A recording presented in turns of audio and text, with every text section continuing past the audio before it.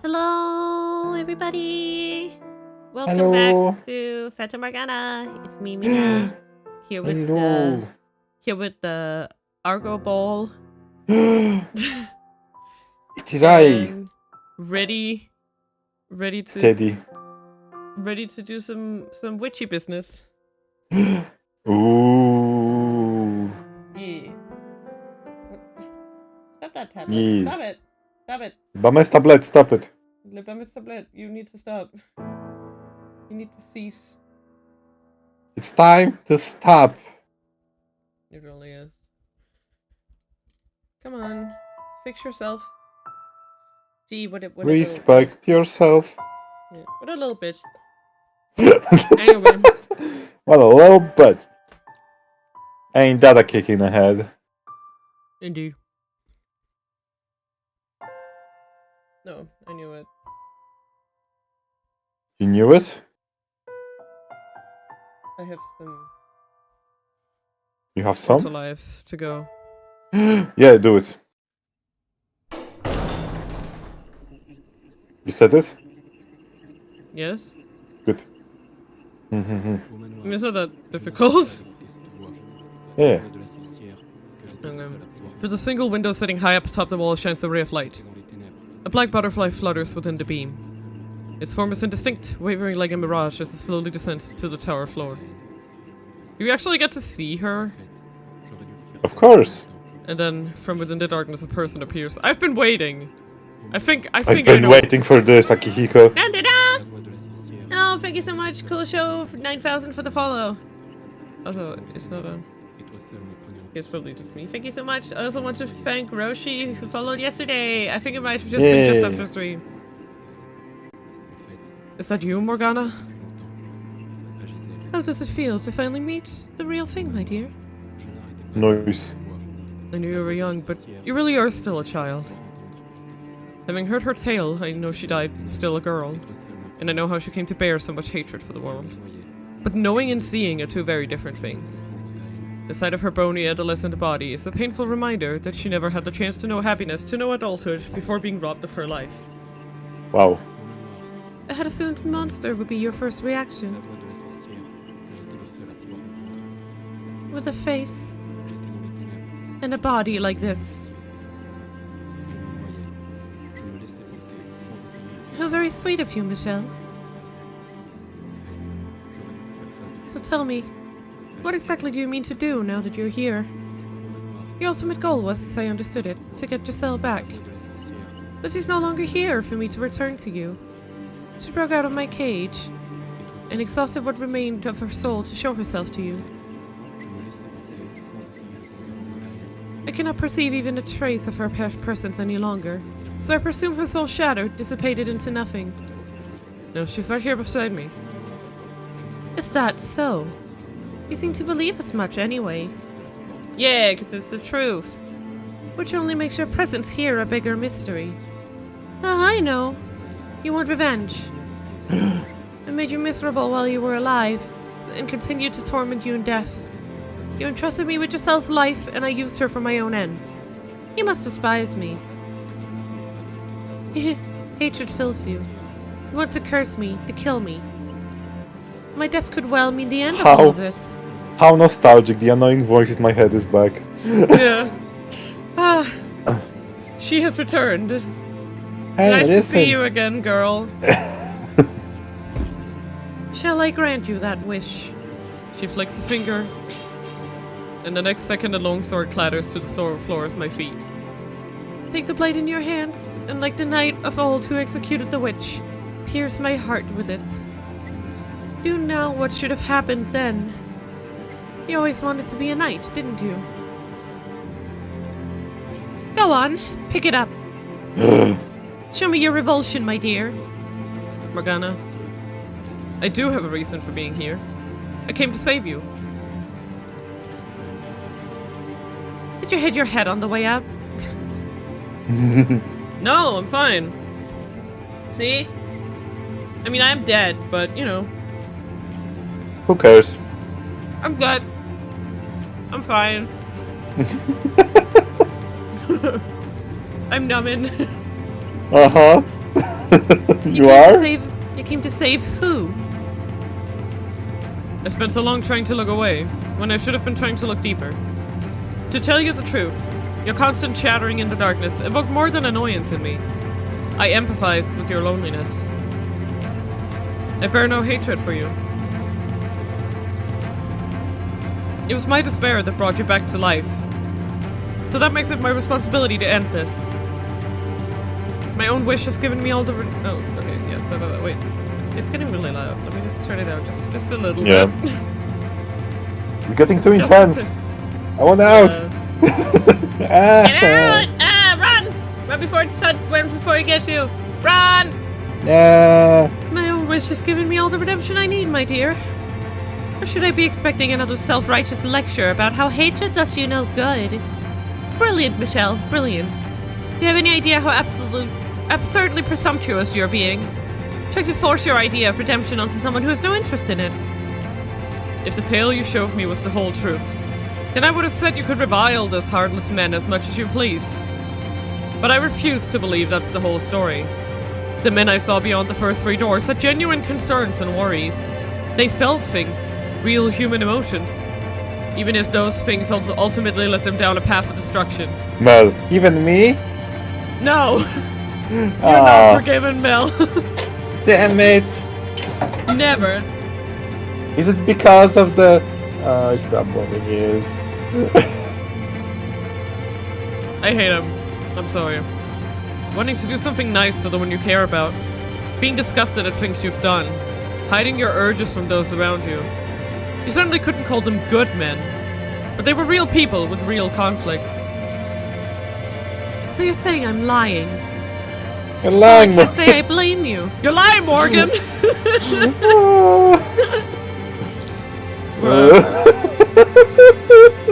You're lying! You're lying, Morgan. Morgan, well, I can say I blame you. Who would believe the word of a witch? I don't think you falsified your account, Morgana. The tragedy, no, the grisly reality you described. I don't doubt any of that happened. You wouldn't be here otherwise. But I've learned something in my years. Reality exists from more than one perspective. That doesn't change what happened. That two-faced young man deceived me. The beast severed my arm. And the greedy, power-hungry lord used me for his own personal gain. Events by themselves do not tell the whole story. Only when you take into account their circumstances, what they thought and felt, their perspectives. Only then can you say you've reached the truth. Your point being? Are you going to march down to where their souls are and ask them for their perspective? Don't waste your breath. They'll only tell you what benefits themselves the most. Then we do it our way. We open the door to your past. And if I refuse? This is my domain, my world. It operates in accordance to my will. The door won't open unless I allow it to. Were you aware, Morgana, that I recovered my first memory in front of a mirror? You what? The same mirror Giselle used to practice her smile. And in all those hundreds of years, bits of her memory came to reside within it. Every time she stood before that mirror, she had me in her heart. And next, I saw one of my own memories play out in my bedchamber. It was the first day after we opened the windows, when she lit the morning sun into my room. That day was a turning point in my life. And why are you telling me this? Because it means this world doesn't belong only to you. It's also hers, and mine. and that is why she was able to break free. Your wish is, without question, the most powerful of anyone's here. And you have more authority over this place than anyone else. There's no denying your position as master of this mansion, but Giselle and I, we too have influence over this domain. I was the one who resurrected you, and she who served as your guide. So the door will appear, whether or not it is your will. Their souls reside here as well. They may spin convenient tales, but the memories ingrained upon their souls can tell no lies. All the pieces are on the board. The door will open. Say the door does open. What does that change? Nothing those men may have thought or felt can take back what they did to me. This rotting, broken creature they turned me into. I don't care what was going through their heads. They will never have my forgiveness. My hatred is unwavering. My wish will not be undone so easily. Their souls shall suffer for all eternity. Before we begin, Morgana, let's get one last lingering question out of the way. And what might that be? Who the white-haired girl is.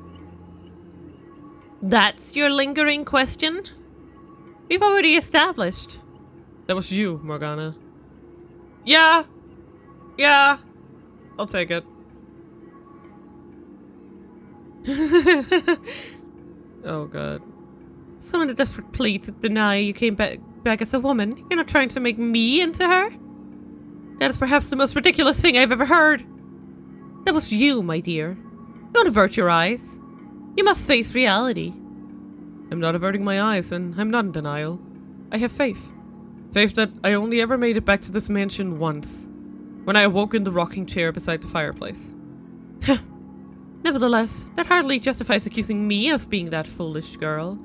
How could you possibly think I was her? Never have I not been present in these walls, not even while she was alive and in the claws of tragedy. My hair is not white, nor are my eyes red. And look at this horrid, festering face. How could I ever become her? How your soul appears is irrelevant in this case, Morgana. I will uncover the truth about you. Things even you don't know. And if I can show that you were, in fact, the white-haired girl, in that moment will your reality be rewritten. If you're so confident, then be my guest. Find out for yourself. Just how little you're capable of. Blackness fills the observation tower once more.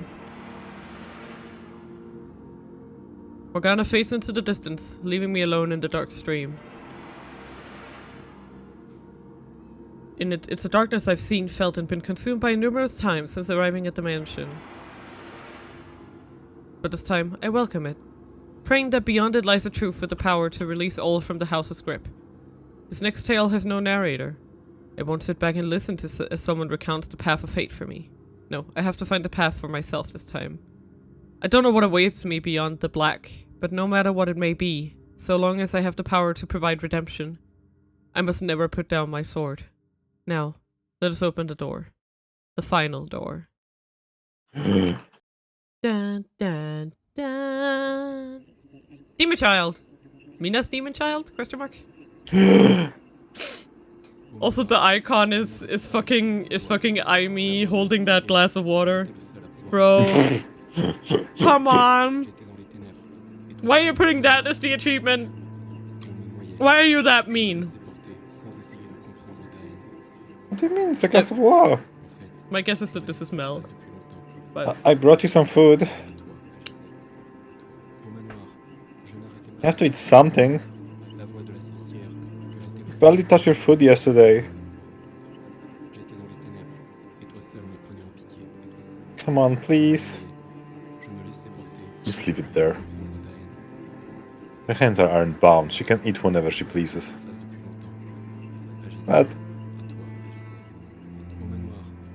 it's not going to last much longer. The boy has a point. If she won't eat, we lose our supply of blood.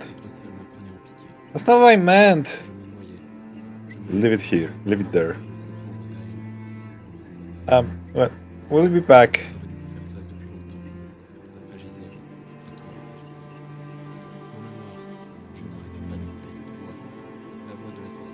oh shit! It's Nelly! The Oh. real Nelly! Do you really have to go? Sweats. Yeah, I think I'm pretty hectic right now. And when do you suppose you'll be back? Tomorrow, same time as today. And you'll have enough time to talk then? Will you? Yeah. Are you hiding something from me? You're acting kind of funny. You're my sister. I wouldn't keep anything from you. Wink, wink, nudge, nudge. You're not yourself, though. It's because I'm hungry. He's hangry. What's so different about He needs me? a Snickers. Chomp. Chomp. Chomp on that Snickers, bro. Nom, nom, nom, nom, nom. Well, you're not acting much like a prince. Right, of course. Don't worry, I'm still your prince, same as always. Good night, Nelly. My princess. That was a close one.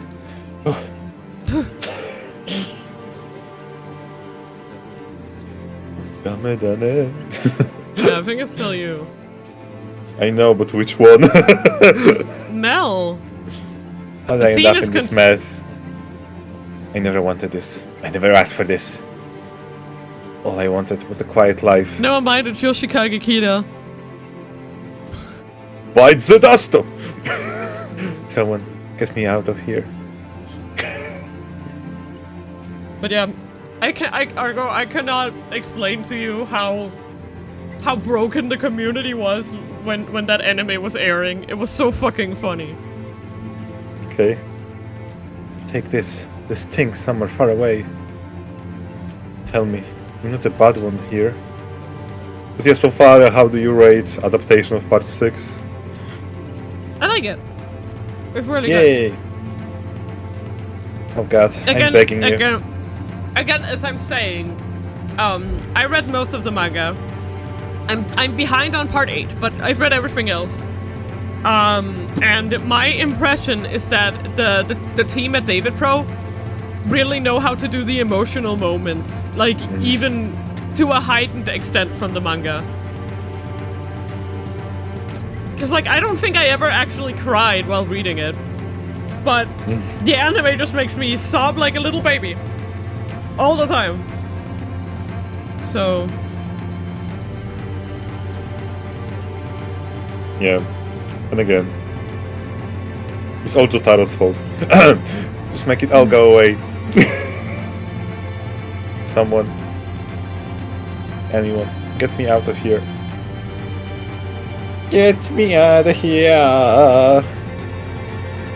oh, that's the nun, is it? None?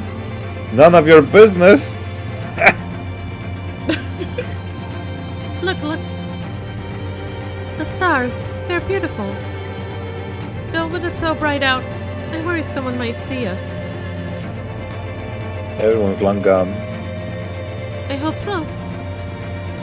Are you ashamed? Is this Jacopo? I don't know. A little, but I still want to be with you. Yeah, that's the thing. I have no sense. I'm just going to do this because Yeah. Have you ever considered leaving the Covenant? You can't just stop being a nun, you know. What do you mean? It's not that simple. I've made Yeah. vows. Sworn my life to the service of God. I was not aware. I don't know much about this land's traditions. Oh wait, no, Yeah, it's yeah, it's Yukimasa probably. Yukimasa, yeah.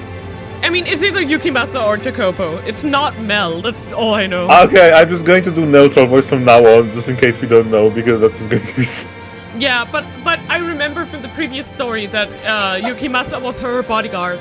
I So know. It would make more I sense am if she's aware. with Yukimasa here, but If I were to leave the church, it would have to be my next life. I'd like to be a normal girl, lead a normal life. Get married, have kids, and before I know it, I'm an old lady. no, sorry, I thought I was wondering. Okay, it was like it looked like she was. Oh God, stop laughing. I love how you panicked now. Like, No, but you just started laughing, and I just want to say I was gonna tell you that I thought she had a bag here, and I was gonna check if it was a bag. yeah. That was what I wanted to tell you, but then you just start laughing, and I'm like, why? You know? and then you just laugh, and it's like, come on.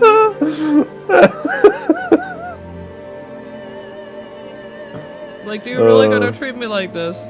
What do you mean? Sigh. Let's sigh. Listen. Thinking, it was an uneventful life, but it was the best I could have asked for. That's my dream. That sounds very peaceful. I hope we can be together in our next lives too. Have a nice, quiet life together. It'll be a city on the water, looking out over a beautiful, glimmering emerald sea. The blue sky spreading as far as the eye can see. The sound of the seabird squalling by the port. The two of us sitting shoulder to shoulder, just looking out over the city. Doesn't that sound wonderful? It certainly does.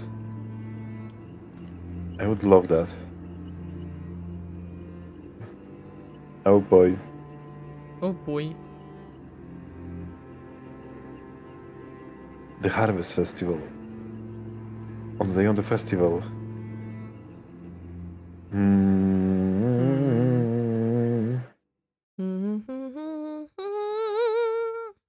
Days 3 days until her death. Bruh. Who's 3 days dying? on. You already know. What? What do you mean we know? Spoilers? Yeah, spoilers. Jesus, Mina. Wake up. Wake up! Please wake up. Oh, that's yours. Come on. I hear something that sounds like a dog. Is there a dog barking on your end?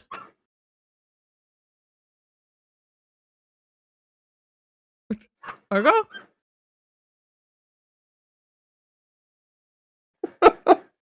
Is there?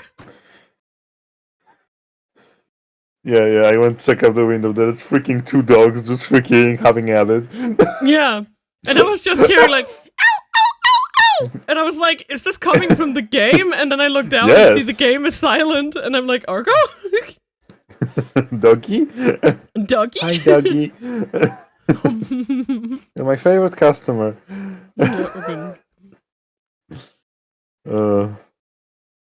Open your eyes. What do you see? Hell. Whoa! What the hell is this? Why am I inside the text box? No! First portraits, now this. It's so bright. I'm outside. The light feels like needles in my eyes.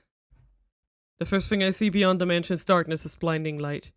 The sun glares mercilessly overhead. A gentle breeze blows past and I can hear birds chirping from several different directions. Each breath I take fills my lungs with the scent of earth and grass. So much time has passed since I've been in the light. I almost feel like I'm alive again. No, not almost. What's going on? What on earth is this? The era Morgana lived? Is this Michel? Michal! Oh. Michal. Oh, thank goodness you can hear me. Hello? Hello, over. Good morning, Master. I hope you slept well. Giselle. Is that voice really you? I swear it's me, 100%. Not that mean old phony. So don't you worry. Okay. No, I believe it. Okay, I believe you. Okay, I believe you. Yeah, exactly. I just was not expecting to be able to hear you here. I did say I would always be by your side. I'm relieved. But where are you, Giselle? I can't see you anywhere. Well, I'm not exactly sure myself. You don't know? I don't know how to describe it. It's pitch dark all around me, like a black smoke churning in the darkness. It feels a lot like inside the mansion. But I don't think I'm actually in the mansion. So you're still trapped in the void then? I can see shimmering light off in the distance through the fog, and I can hear sounds coming from that direction. It's like the outside world is leaking through the light. I can see the trees rustling, hear birds singing. I can't see you, though, so I assumed I was seeing through your eyes. And I thought I'd try getting your attention. So that means you can see everything I can? Seems Ain't so. that convenient? I don't think I can see quite as clearly as you. I wish you could be here to feel this too. Experience it in my place even. It's a bizarre sensation. While I could see and feel the world through the other doors, it was strictly in the capacity of an observer. We were merely watching, not actually present in the tales. But this time, it's like I've been resurrected and dropped into the world as a participant. Oh my god! It's an Welcome to open the world game! metaverse! Yeah. It's also vivid. Everything the mansion lacked. It's all here and I can feel it so clearly. I wish you could have been the one to experience this. It's okay, Michelle. I know you'll dispel this darkness I'm in, won't you? I will. I'm more than happy just being able to hear your voice. And being able to see what you see. It's like a miracle. I too am glad to know you're there. To have the chance to hear your voice again. Thank you so much for saving me. If you hadn't shown up, I wouldn't be here. Oh no, I should be the one thanking you. I was overjoyed to learn how much you really cared about me. I thought you didn't give a shit! What they actually do? But you actually do give a shit! At least one solitary shit, you know? And that's better than zero! Yeah, it's healthy. Yep. Better than nothing. Better than nothing, better than nothing. There's so many things I want to say right now. So many things I want you to know. What? All that a joy. What did I do? What did I do? Na na na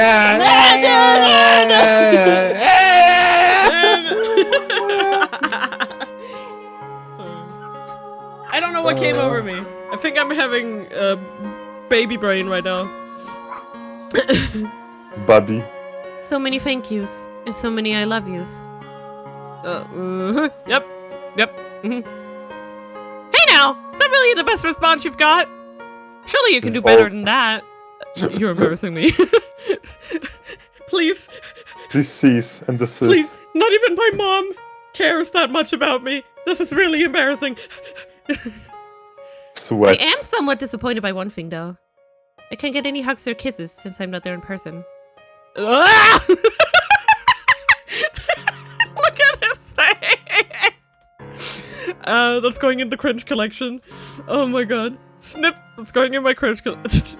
Nice. Oh, come on! You're not very good at this, are you? And you're not very good at picking up on how much you're embarrassing me! I'd expect at the very least a me too. No. We should start by figuring out when and where exactly this is. Yeah, this is like a no. Look at that. Yep. He was going to. You're not even trying, are you? I'm doing the best I can.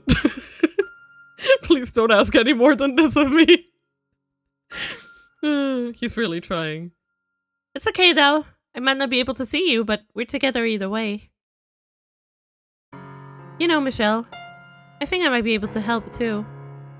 Well, I can't be there in person. I can give you ideas. Another point of view when you're not sure about something. With the two of us together, we'll find a way through this. Yes, we will. Where to begin? What do you say we get our bearings? List out exactly what we need to take care of. That's not a bad idea. I'm a bit frazzled at the moment, to tell you the truth. What? Why? I had assumed we would just be observers, like with the other doors, searching their memories for clues. I never expected I'd actually be thrown into their era. True, it's not like all the other doors. No matter how the rules may change, I'm seeing this through to the end. If our guess is correct and we have arrived in Morgana's past, then we need to uncover the truth behind those events. Or rather, the Freeman's circumstances. What they felt, what drove them. My gut tells me there's something to be found there that even Morgana doesn't know. I could be wrong, and it's possible even if I am right, what we find won't do anything to quell her hatred. But we won't be talking her out of it, that's for sure. Words won't break through that kind of animosity. We need something bigger. Something she could never have imagined. Something that will turn her entire worldview on its head. The white-haired girl might be a good place to start. She showed up at the mansion again and again, as though led by some supernatural force. And she was involved with all three men in some way. I can't think of anyone else with such deep ties to both the mansion and the men. But at the same time, I have a hard time convincing myself that the Morgana we know and the white-haired girl could be the same person. They're about as different as two people can be. Which actually leads me to believe there's something there. There must be something. Some secret we haven't figured out yet that we can use. So let's find it. It won't be easy. If we are in the past, though, I wonder maybe we could change it. This could be a huge chance for us. Change the past. Yeah, we could prevent Morgana's death, or we could stop whatever led them down this path. That's an idea? If it's actually possible, maybe we can do something. The question is this world really... Now I'm getting kind of pumped. I've got my game face on and I'm ready to do this. Doesn't do much good as no one can see it. Wow. Nobody cares about your face when you're kids. Wow. It's a figure of speech. Okay, first things first, we need to find the mansion. Morgana should be at the top of the observation tower, and the three men shouldn't be far off either. So the question is, where are we? You recognize the surroundings at all? I never really left the mansion, so I'm not especially familiar with the lay of the land. Give me a little spin, would you? As she requests, I suddenly spin around in a circle, and through the dense woods I spot a cluster of what appears to be stone formations. Squinting to get a better look, I realize they're buildings. It's decently far off, but it appears to be the edge of a city. I think that might be the village I stayed at for a while. It's a bit big for a village. Don't you remember what Amadei said about the village's history? Amadei. That bastard! Oh! Michelle, you didn't think something uncharacteristically vulgar just now, did you? Wouldn't dream of it. And you just flash to Michelle's mind, and there's like a picture, there's like an image of him just smashing Amadei's head in with a nail bat. It's like, no, I would never think of something so indecent as murder. No, never. Never. It's so sweet. Yes, I remember. He said it was once much larger, and that it was destroyed in a single week by the witch's curse. Except rather than a curse, it was probably disease. It was the plague! Surprise! It's the plague! Again! If that's the same city, then it fits with what Morgana said happened. I believe he also said something about there being a large bridge on the outskirts of the city, and that following the path from there would lead to the mansion. So let's head down to the city. Alright. You don't sound very enthusiastic. Are you nervous you might have to talk to someone? Don't worry, you got me here. Don't treat me like I'm antisocial! But you are. You're not?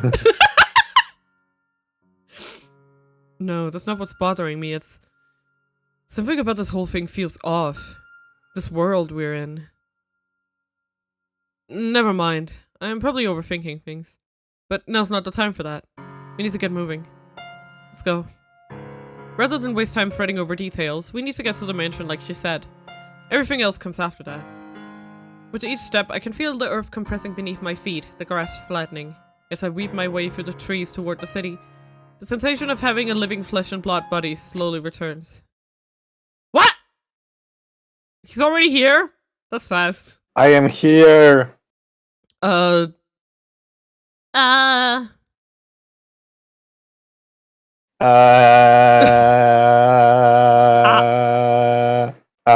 Gura. A white-haired man just appeared out of nowhere. And he's talking to himself! He's just been listening to Michelle talking to himself. I gotta get away before he does something. Hold it right there, Mel. You don't get to call me crazy and then just run off. How do you know my name? Mel is just having the weirdest day of his life. How? Why wouldn't I? We were just in the mansion together. I'm not your buddy friend. I'm not your friend, Huh? pal! I'm your pal, buddy. I'm not your buddy, bitch! I'm not your bitch.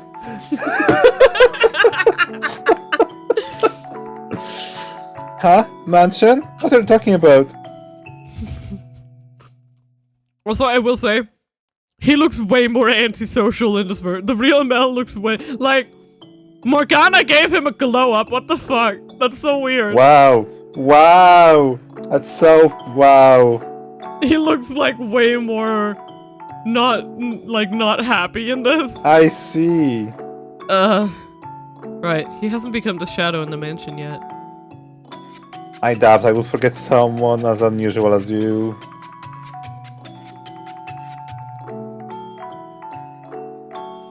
Who are you? And where did you come from? I mean... I'm just... the white-haired man of the woods. I came here to impart you with my wisdom. Stop being an asshole! Sorry. What do you mean? I'm not an asshole. Where? I'd like to know that myself.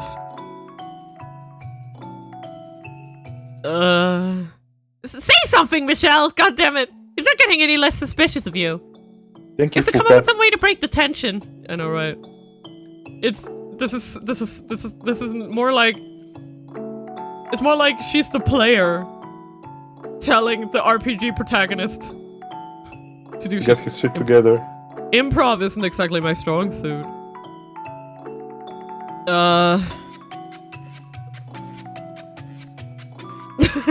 I am a god! Safe. Save. Save? Okay. Yeah, just save. It Okay, says you are a god. Okay, let's see what happens.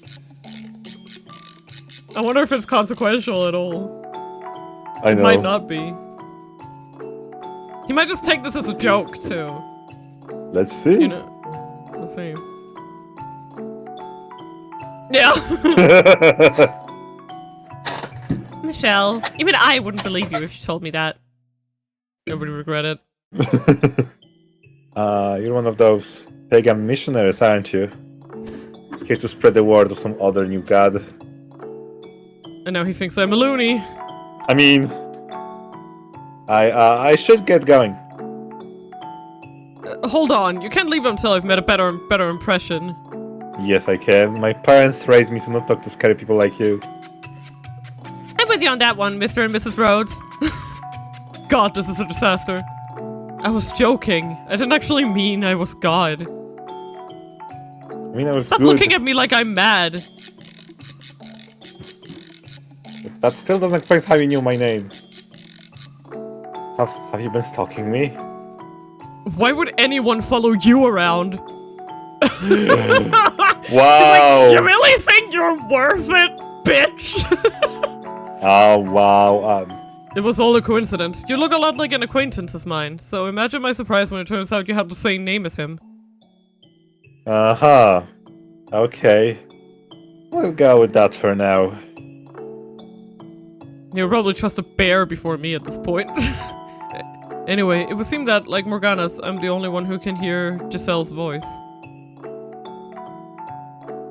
Regardless, you wouldn't have any luck converting anyone here anyway. Again, I'm not... Wait, hold on. What do you say that? Everyone around here worships the Saintess. Sometimes I think she's got more followers than God the Father himself. Oh wow, her Twitter is popping off. Especially the obese rats. It's probably her own religious figure.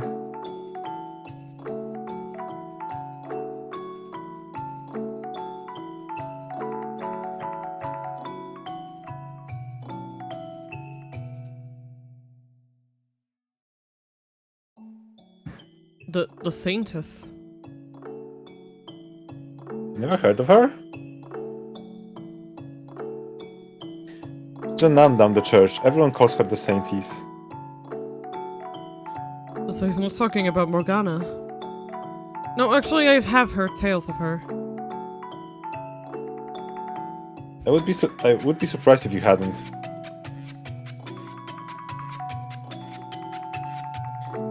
Anyway, in a few days we're going to hold festivities at the church to celebrate the spring's harvest. So while that's going on, I don't think you'll have much luck Proselytizing. proselytizing. Yeah. Yep. I'm forever doomed to be a missionary in his mind now, aren't I? I'm just Michelle, man of the woods. Uh-huh. I have a wife, but she's only inside my head. Uh-huh. She I talks see. to me and gives The me advice. The concept of wife has reached even you. When exactly is this harvest festival? In 3 days. You should stick around for it. 3 days. Morgana died when the bell tolled noon on the day of the festival, which means she's got that much time left. This will be the first time we've held a festival, so everyone's excited to make it into a big event. Something's really memorable. And a young girl is dying behind the scenes of this seemingly pleasant celebration. If her death is 3 days from now, that might give us enough time to do something about it. Could I ask you to show me the way to the church? I would like to join in on the festivities. Sure, yeah. Of course. Friends and family and hidden missionaries alike. It's not far, follow me. Thank you. I'm not a missionary. It didn't occur to me until now, but this really is a strange experience. It's like I'm a game character. In a video game. In a video game. Dropped into the video game world by being self-aware. This is a boy from a completely different time period, who I would never have had the opportunity to meet. If he's here, then presumably the other two are as well. Which means Morgana's wish for their reconstruction was actually granted. His Mel doesn't seem any different than a person than the one I observed through the first door. I don't know. I think he looks a lot more downtrodden, personally. Wow. Like, I don't think his personality is much different, but I feel like she gave him a visual glow up. Wow. Yet he played a part in Morgana's imprisonment. I have trouble believing he would voluntarily involve himself, though. I was scared for a minute there. That could have gone a lot worse. Plus, we managed to make contact with Mel in record time. She's interacted with him and the others before, so I guess this doesn't feel as strange to her. Ah, you don't want him to hear you talking to yourself again. That's why you're not saying anything to me, isn't it? Actually, I think I can talk to you without speaking. Can you hear me? How are you doing that? How are you doing that? Like... And how are you doing that, Giselle? You're really gonna start questioning this? Are you for real? For real?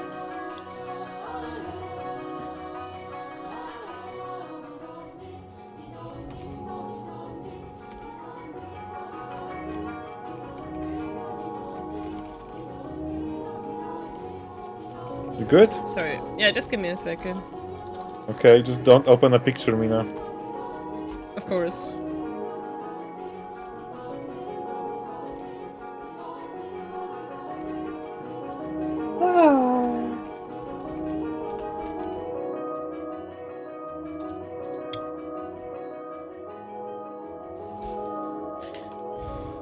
I have a lot of experience talking to ghosts.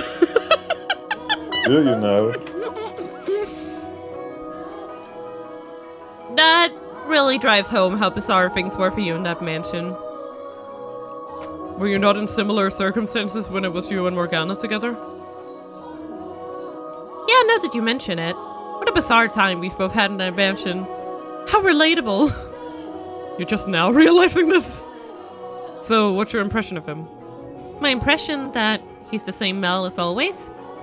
Wow. In a little more that's detail? He's an amicable young man. Nice enough to show a complete stranger around. I agree. In Morgana's version of the story, he betrayed her. But he doesn't seem like the kind of person who would enthusiastically do something so malicious. He had to have had some reason. And we need to figure out what that was. The question is, how do we go about it? We hardly have enough time to earn his trust and convince him to tell us himself. I'll just have to put the knowledge I already have to good use. Oh, that reminds me. Something that might explain it? No, about Morgana. When you were alive, she was always right there with you, like I am now, right? Whenever it struck her fancy, yes. She didn't seem to care when or where. She would just start talking whenever she felt like it. Whenever? For the most part, yes. Anytime she wanted. Giselle? You don't have to worry about that with me. I know when to keep my mouth shut, promise. What? You said you feel like you're alive again, right? My 5 senses all seem to be in working order. Which means you'll also be getting hungry, tired, sleepy, and you'll, have to go to the bathroom. I love how she just brings up the most inconsequential. It's like, I don't give a Oh fucking no! crap. No, I have to go shit now. No. That's the face of someone who's just been through it, man. I'll be polite and close my eyes and pluck my ears while you're doing it. Thanks? What would possess her to bring that up?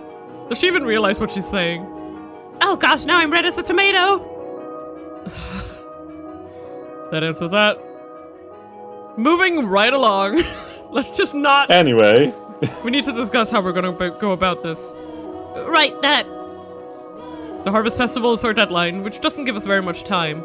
We need a plan for when we arrive at the mansion. How about we spill their secret? Tell everyone about the girl they've got locked up in the tower and force them to set her free. Surely they wouldn't stand for that. Perhaps, but would anyone believe me? If I walked in and said I came from the future and that I know what's gonna happen, would anyone actually buy that? Sure, with enough convincing. Even if I did manage to convince them, the tower door was locked in Morgana's rendition of the tale. You'll need 3 keys to get inside. Mel should have one of them, but stealing this hiss alone won't be enough to get into the tower. True. If Giselle is right and we can save Morgana and change the future, then that would indeed solve everything. But something about this whole situation still doesn't sit right with me. I have to do more than just set her free from that tower. I have to find the truth as well, as I initially set out to do. Regardless, I would like to try and stay on everyone's good side as much as possible for now.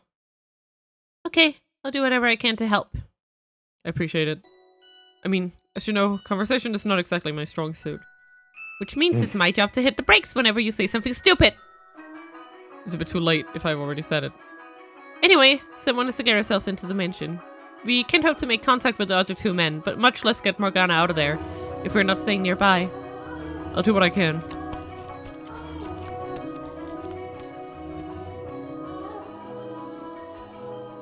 We're almost there. See the big building in the distance? That's the church. It is the same mansion as I suspected. Seeing it now, knowing what horrible things happened there, it's so disheartening. Are happening as we speak. In the tower we see it in the distance. Morgana's locked up all alone. I wish we could just march in there and set her free. If getting into the tower were our only goal, we could probably force our way in with a little work. Is something the matter? Mel, I could probably overpower him and get his key. He is scrawny. Wow. Wow. Okay, statistically out of the 3 guys, he is the least dangerous, let's be real. And the most dangerous is Yukimasa by a long shot.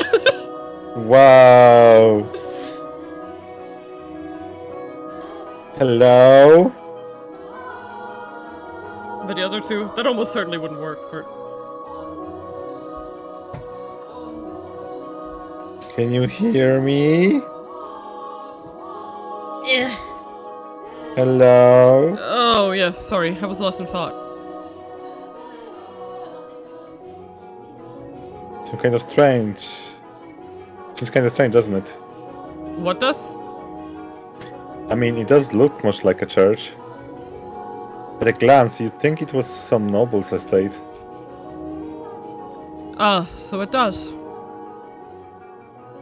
It's been so long there, it never even occurred to me.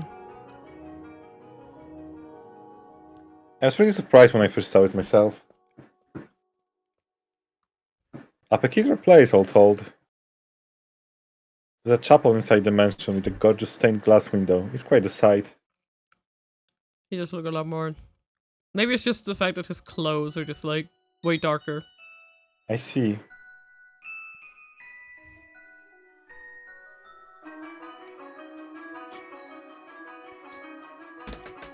Just one of them. Sorry. Do you know why it was built like that? I'm not actually sure myself, no.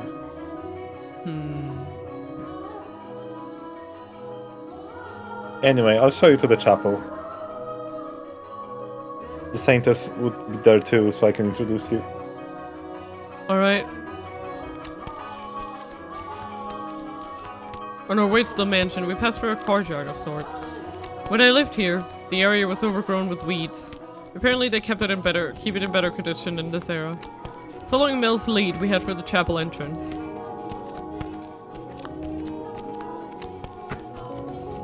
Oh my. I'm at a loss for words when I see what lies on the other side of those all too familiar doors. Well, it was barely recognizable as a place of worship in my memory, just two columns of battered pews and some piles of rubble. The room I'm looking at now is unequivocally a chapel. So this is what it used to look like. I wonder how far back this is from when we lived. It has to be more than a decade or two. Maybe 100 years or more. The views and beliefs about the world prevalent in our time are not so different than those at this time. Perhaps the chapel was destroyed in the aftermath of the Harvest Festival. When I was first into the mansion, there were signs that repairs had been attempted. The stained glass window is behind the pulpit, I'm guessing, though we can't see it from here. And right next to it is the door to the observation tower. Ah, there she is. There's no priest here. She runs the church. You want to talk to her first if you're planning to participate in the Harvest Festival. I'll go fetch her for you. Whisking his way between the pews, the boy disappears into the back of the chapel, returning with a nun in tow. When I see her, my face twists for a brief moment. Good afternoon. You came to see the festival, I hear. Right. It's wonderful to have you. Is that who I think it is? I'm all but certain at this point that all the major players from behind the three doors are present here. Not just the three men whose shadows remain in the mansion, but also the women who were important parts of their lives. Though dressed differently, the way she speaks and the way she holds herself resembles the woman killed by her lover behind the second door. Yeah, so this is... Yeah? Yeah, this is Pauline. I Yeah. was sorry. I was just blanking on the name for a second. I was like, Pauline. Paul! My brain is, yeah, this is Pauline. Okay. They're all connected. It's all connected! Three separate tales, all stretched back to a single point in time before our own. And that also confirms that the man she was talking to was Yukimasa in that other scene. I think that all but confirms it. Right? Is something the matter?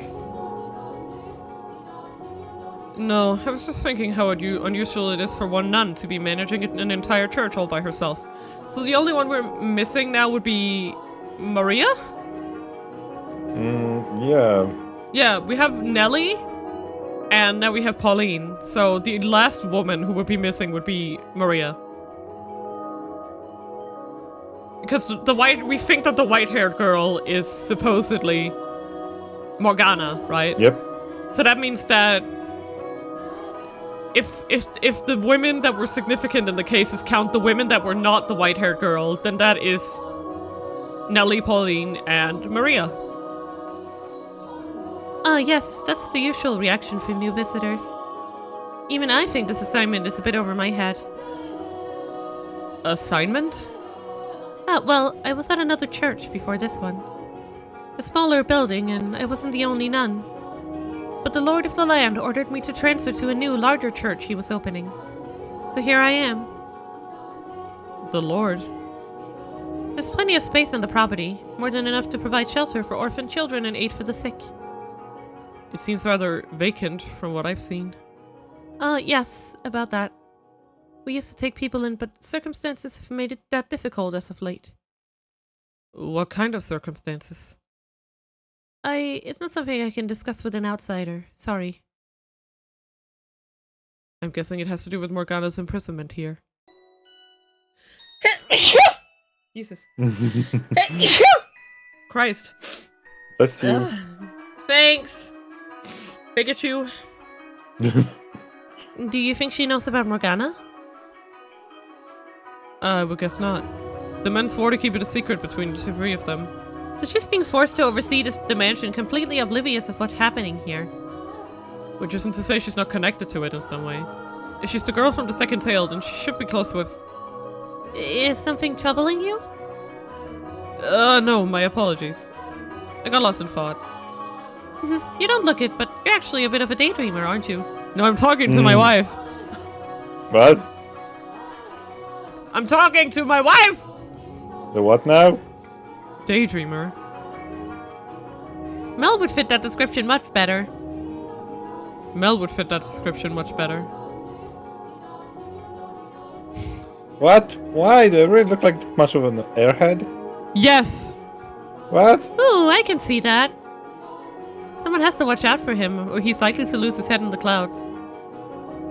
I really don't think that I'm that spacey. I'm not trying to say you're spacey, I just feel like I've got to keep an eye on you at all times. It's a lot like what I imagine having a little brother would be like. I'm an oldest child, you know. But you're younger than me. What's the big deal? You don't want a big sister? This kind of reminds me of the dynamic between Pauline and, Oh, I'm blanking on his name. Jean? Was that his name? Jean? I forgot. The Jean? kid. From Yukimasa's store. You remember who I'm talking about, right? Yeah, I do.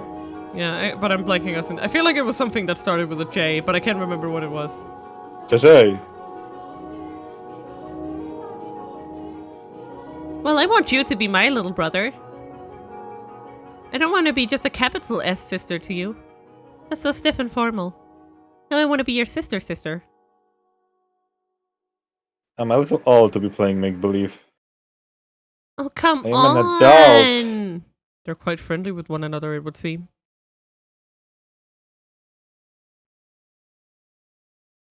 Oh, I know. Why don't you become her brother then? I'm even... What? Mel, I'm even older than both of you. What do you Mel, mean? I'm an old man, Mel. You sure? Will you? I will not! Besides, I'm clearly the oldest one here. Why not? I don't think it matters who's older than who. Then become my little sister, Mel. Fuck you. Hell yeah. You don't really act that old anyway. True. I have at least 10 years on you. Your youngest child in security showing. Wow. That's why he acts like he does. Because he's... Technically, Mel is... Yeah. What? Insecurity? It's pretty good friends, huh? We can discuss the veracity of that claim later. I would like to ask you a favor. What is it? I'd gladly help you with anything I can. Could I perhaps borrow a room until the day of the Harvest Festival? I don't have anywhere to stay. Or a source of income, for that matter. I knew we'd be taking advantage of your generosity, but I only mean to intrude for a few days. I would be more than happy to offer you a place to stay at any other time. But right now, I can't let you stay here. I'm so sorry. Well, damn, so much for that. Don't let one little no stop you. Keep pushing. Put on the show. Earn her sympathy. She's the lady of the cloth. If you make her feel bad for you, she'll offer you her aid. Put on a show? You expect me to act? I'm having another episode. Like, I'm so sure this chair will be able to help. That's not gonna convince anyone. Quiet you. It's perfectly fine along there. I'm gonna strangle him. Shut your mouth, boy. As I said, we did once offer a place of respite for the ailing and needy, but regrettably, for the time being, we are unable to take anyone in. What I can do, though, is give you medicine. Since we can't let people stay here, with the Lord's generous assistance, we've been handing out medicine instead. So all you do here, then, is give people medication? Yes, I suppose that's what it boils down to. I'm honestly not sure why we're not allowed to offer shelter right now, but we are still able to provide assistance to those in need, so... I assume it's just a temporary measure and we'll be able to take people in again before long. And with how much he's done for the church, it's not really my place to complain about his decisions. I truly am sorry, I hope you understand. I'm supposed to ask for a tip in exchange normally, but just this once it's yours, free of charge. Could you tell me more about this medicine, please? It's called Saint's Blood and it'll cure any disease. Saint's Blood? It's not real blood, of course. That's just what it's called. The lie detector determined that was a lie. It sure sounds divine, doesn't it? Yeah, I'll drink to that. Cheers. CP. Right, from that clip we watched. Yep. Of the stream, where she drinks and she goes, Ah, yeah. yeah, like that, right? Like, Uh. oh, that isn't good to do with a drinking. That isn't good to do with a drinking bottle. I can tell you that. Not a good idea. No, that's not true. Huh? It is real blood.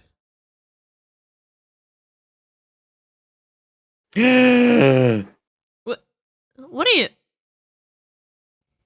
Sorry to butt in. Do you mind if I bring him back to my room? I don't think I mentioned it, but he's an old friend of mine. So old. Like 10 years.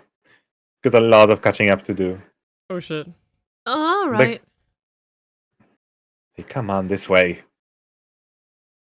Well, that sure got quite the reaction out of him. I know he's incredibly leery of you. When she mentioned the blood, I couldn't stop myself. I probably should have kept my mouth shut, though.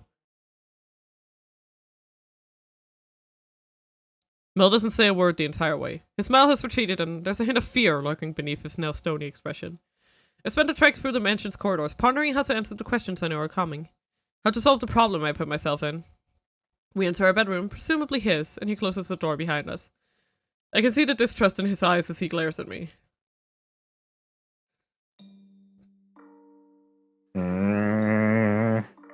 I have to ask. Who exactly are you? Why did you say back there that Saint's blood is actual blood? In response to his pressing,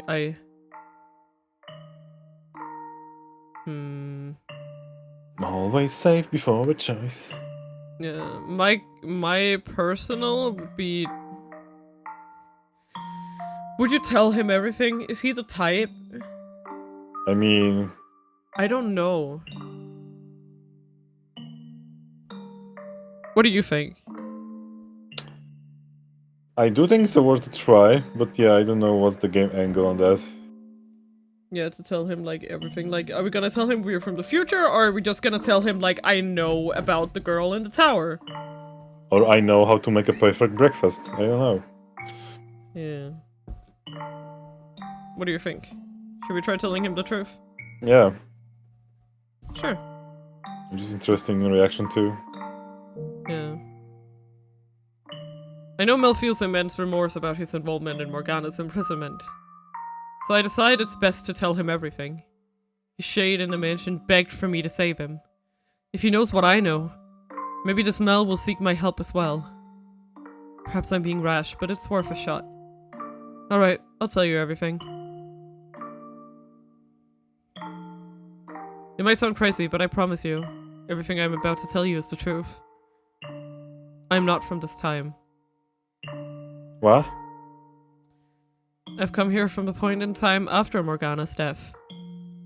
How do you know about... I know everything. Morgana told me what happened here, what will happen here. You and 2 other men imprisoned her at the top of the observation tower, eventually leading to her death. At this point in time, she should still be alive, but she will not be for much longer. When the bell tolls noon on the day of the Harvest Festival, Morgana's life will come to an end. And when she dies, she will do so in the grips of overwhelming hatred. A hatred that will transform her soul into a true witch. The 3 of you will become targets of that hatred, the targets of her curse. And by the power of that curse, you will be drawn to this place, in your next lives, where great suffering and misery awaits you. Everything you're saying is going right off my head. Our next lives, her soul, a witch? Yes, what I'm saying, Mel, is The that audacity you are of that bitch? The wardrobe, the witch, and the audacity of this bitch.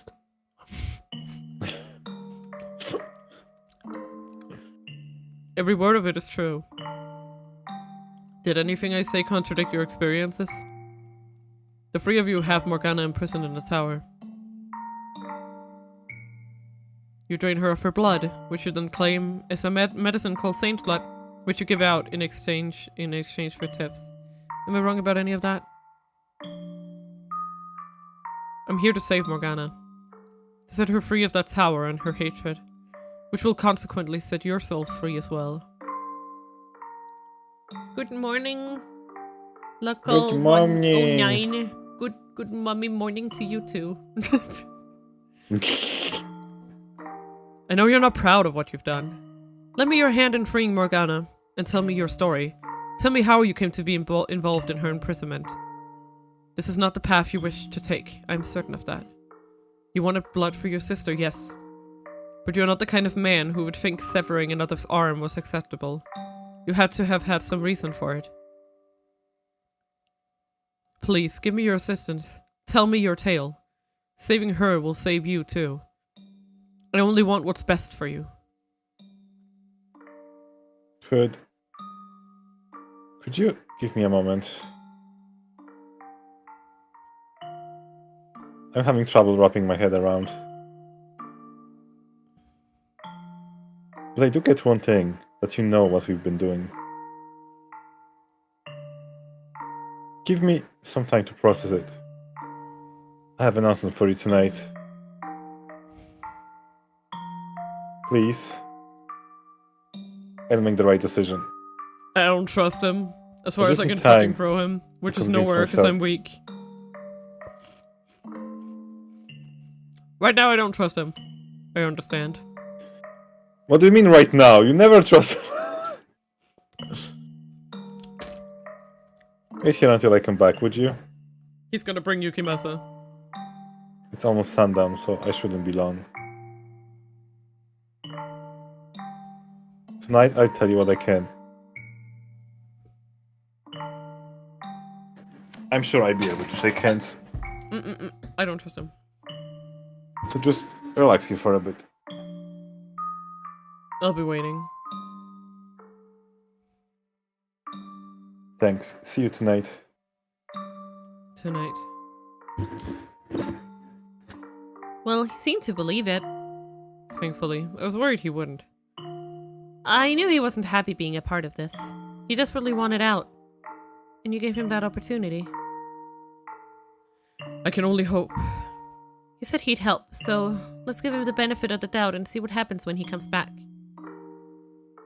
Perhaps I'm just being paranoid, but it feels like that went over too easily. No, I made the right decision. Good thing I saved.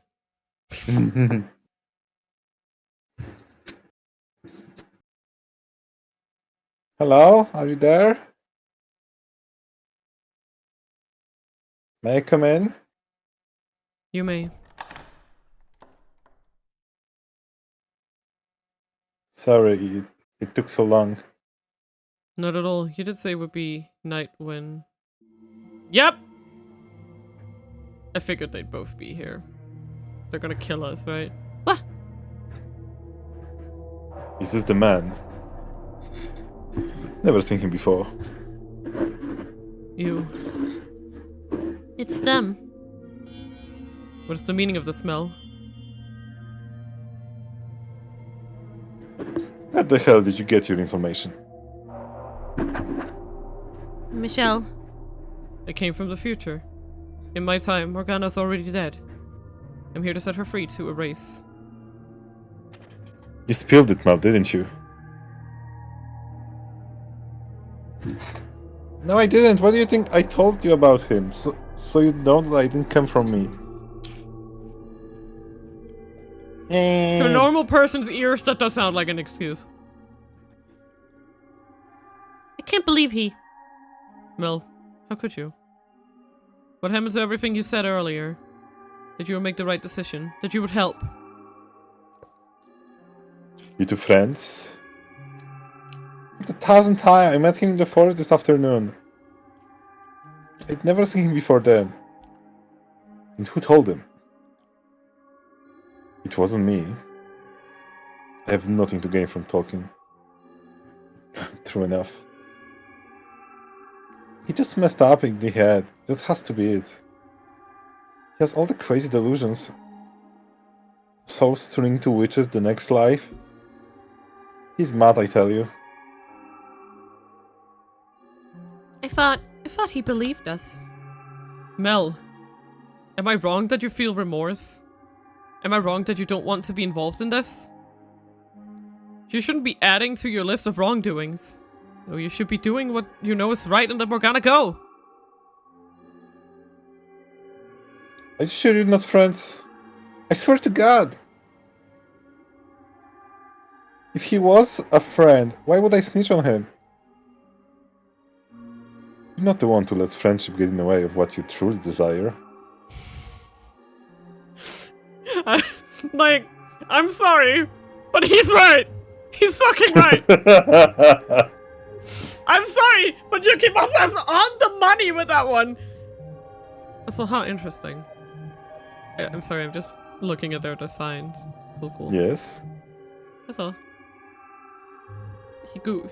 I would never. I would never. Michelle, we have to get out of here. She so much as twitches like he's going to run. Call him in half. That tracks. Yep. Yep. Michelle. Maybe you'll come to your senses if you know exactly how what you're doing will affect your next lives. Morgana comes to bear such an incredible loathing for each of the people that you care for. Who, pray tell, lives lives, fearing how it will affect their next? Damn it. You were right, he's out of his mind. Listen! He's just the wrong man for his little ceremony. He's even worse in this one.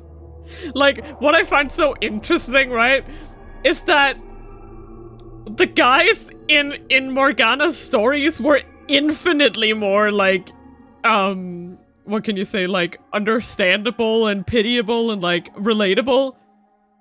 But, like, these guys are horrible. They're worse. Like, I don't understand how Morgana managed to redeem them in those stories.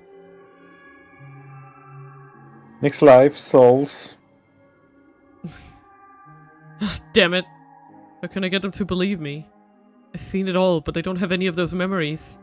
How can I convince them to believe something that hasn't even happened to them yet? How can I get them to release Morgana? How can I save her? Michelle, please, you have to run. You're in danger here. I would love to, but the door's blocked.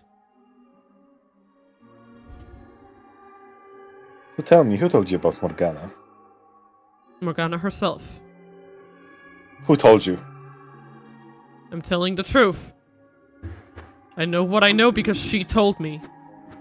I suppose it doesn't matter where you got your information. Getting rid of you still means one less person who knows. Michelle! Kill him. Don't. Can I play it with him first? No, do it quickly. I'm tired of listening to this madman's ramblings. No, please don't do this. We're only here to save your souls. Because we believed you weren't truly evil. So why? Alright, I'm not happy about it though. You're putting more than just your next lives at risk. You'll lose the people you care about in this life too. People are gonna die on the day of the Harvest Festival. Many people are going to die. You may be able to avoid that if you set her free. And also change your own fates as well. Do you want to fucking die? I can't listen to this anymore. Kill this madman now! Don't, please! I'm begging you, don't! It really is a damn shame. I was hoping I could have some fun with you. Ah yes, that's the Yukimasa we know and love. Michelle! And that was in the blink of an eye. They made it forward, and the moment his sword's out of his sheath, I'm toppling backward. Michelle! Oh, Michelle, no, why? No, please, no, this can't be. Michelle, say something, Michelle, please! Michelle! Tell me why. Giselle scream fades into the distance. As the three men watch, I make a heavy thud against the cold floor. You clean up the mess, Mel. The last thing I want is Dame Nun suspecting anything. Don't you vomit, boy. Make any more of a mess and you'll be joining him. All three of their voices are growing muted now. As my vision goes red, I realize I can see my own body off in the distance. What pains me most, though, is that Giselle had to witness that too. But everything is slipping away from me so quickly. I don't have time to come up with anything to say before it all goes black. Gemu Oba! Okay. Yay! Let's try from the last choice and see if that's enough to change our fate. I doubt it, though. We finished the game! Yeah, we got an ending. Woo, we're done.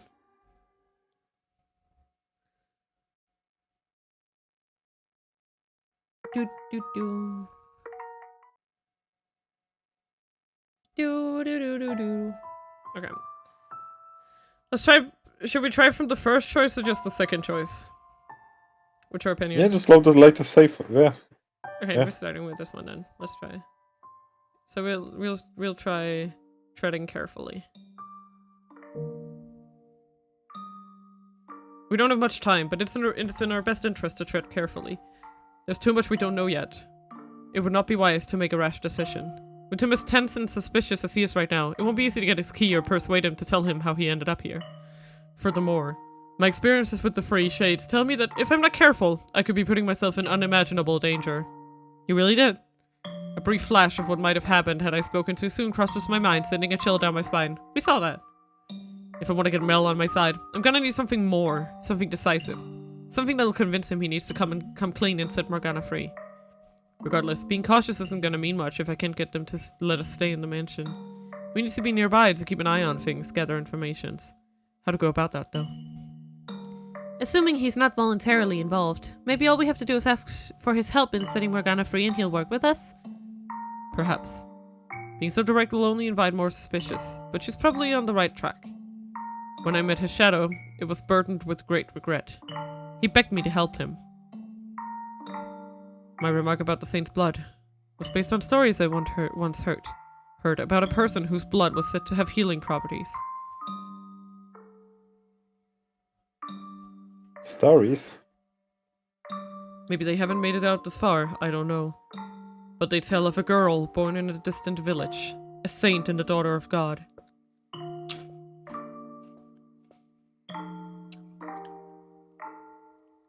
I thought that perhaps the nun might be the saint spoken of in the stories. I was hoping for the opportunity to see a miracle performed with my own eyes. Yeah, this angle is a lot better.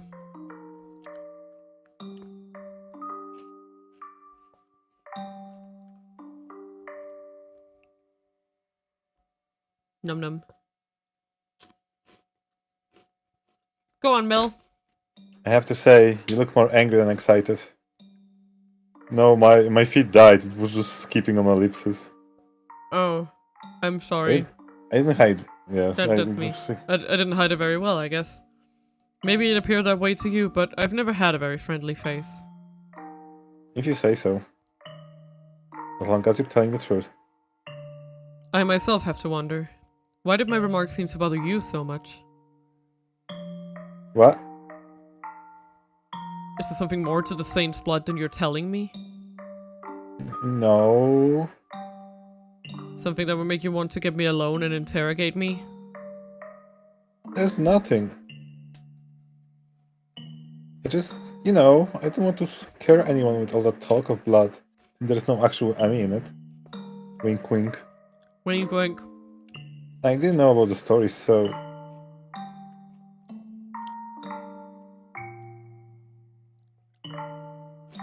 Just medicine, I swear. As you say. Got nothing to do with the saints in your stories. To change the subject, could I ask you to convince the nun to allow me to stay here? Huh? Weren't you listening? We can't take anyone in right now. Which is why I'm asking for your recommendation. You live on the premises, don't you? I'm more a supervisor of sorts. Then you should have some say in the matter. Why? Until the Harvest Festival is all I'm asking. Why not get a room at an inn? If you need money, I spare you some coin. I must stay in this mansion.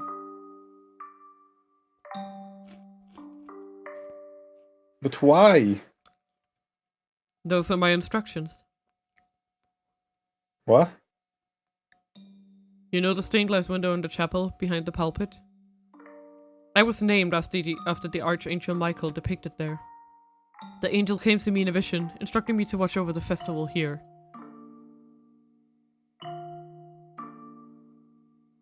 From where you were standing, you couldn't possibly have seen the window in that much detail. You couldn't. How I get it. You went to the church before, and you're just acting like you haven't. There's a metal door off to the side, leading to an observation tower. Yeah? You can see the tower from outside. Inside is a long spiral staircase. Not made of stone, but wood. Yeah. That would be something only someone who's been in there would know. There's a single door at the top of the stairs. How? What are you really here for? I thought vision stuff is a lie. I'm not here to cause you any trouble. In fact, I am on your side.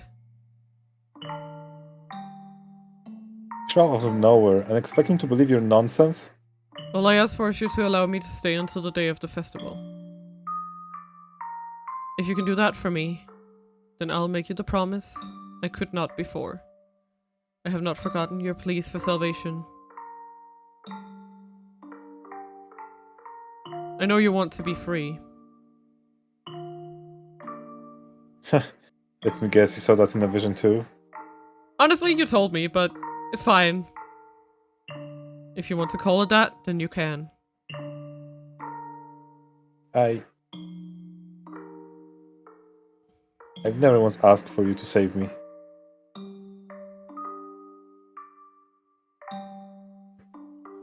You're mad. But fine. I've got nothing to hide anyway. I'm a good boy, I swear. I swear. If I say your friend, the saintess should be willing to accommodate you. Wait, I already told her you were my friend, didn't I? I tried and persuade her. I know what your deal is. but try not to cause any trouble, okay?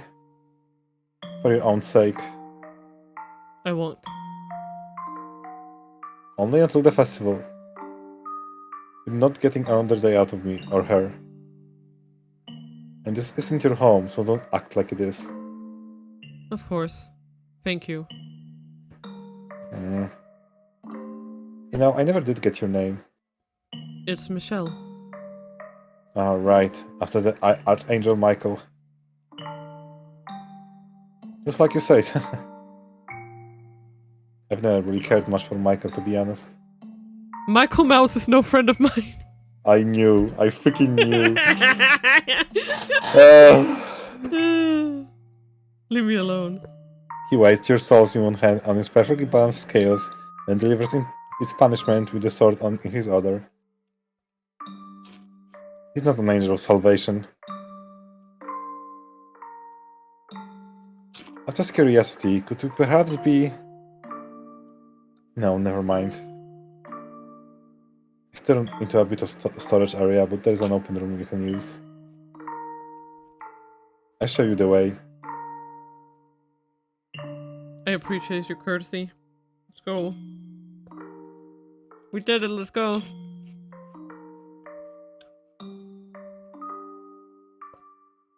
Well, this is just lovely. There are cracks in the ceiling and the walls peeling off. There is a bed at least, but it's coated in dust. This was a storeroom room when I lived here, as I recall. Sorry about the condition. I didn't choose a bad room for you on purpose, I promise. If you want to sleep somewhere more comfortable, you're not going to find that here. Not a problem. I'm grateful to have a room at all. If you say so. Well, I have work to do, so I should be on my way. I take me to Saint as I promised. I imagine she'll make supper for you at some point. But do keep your crazy talk to yourself around her.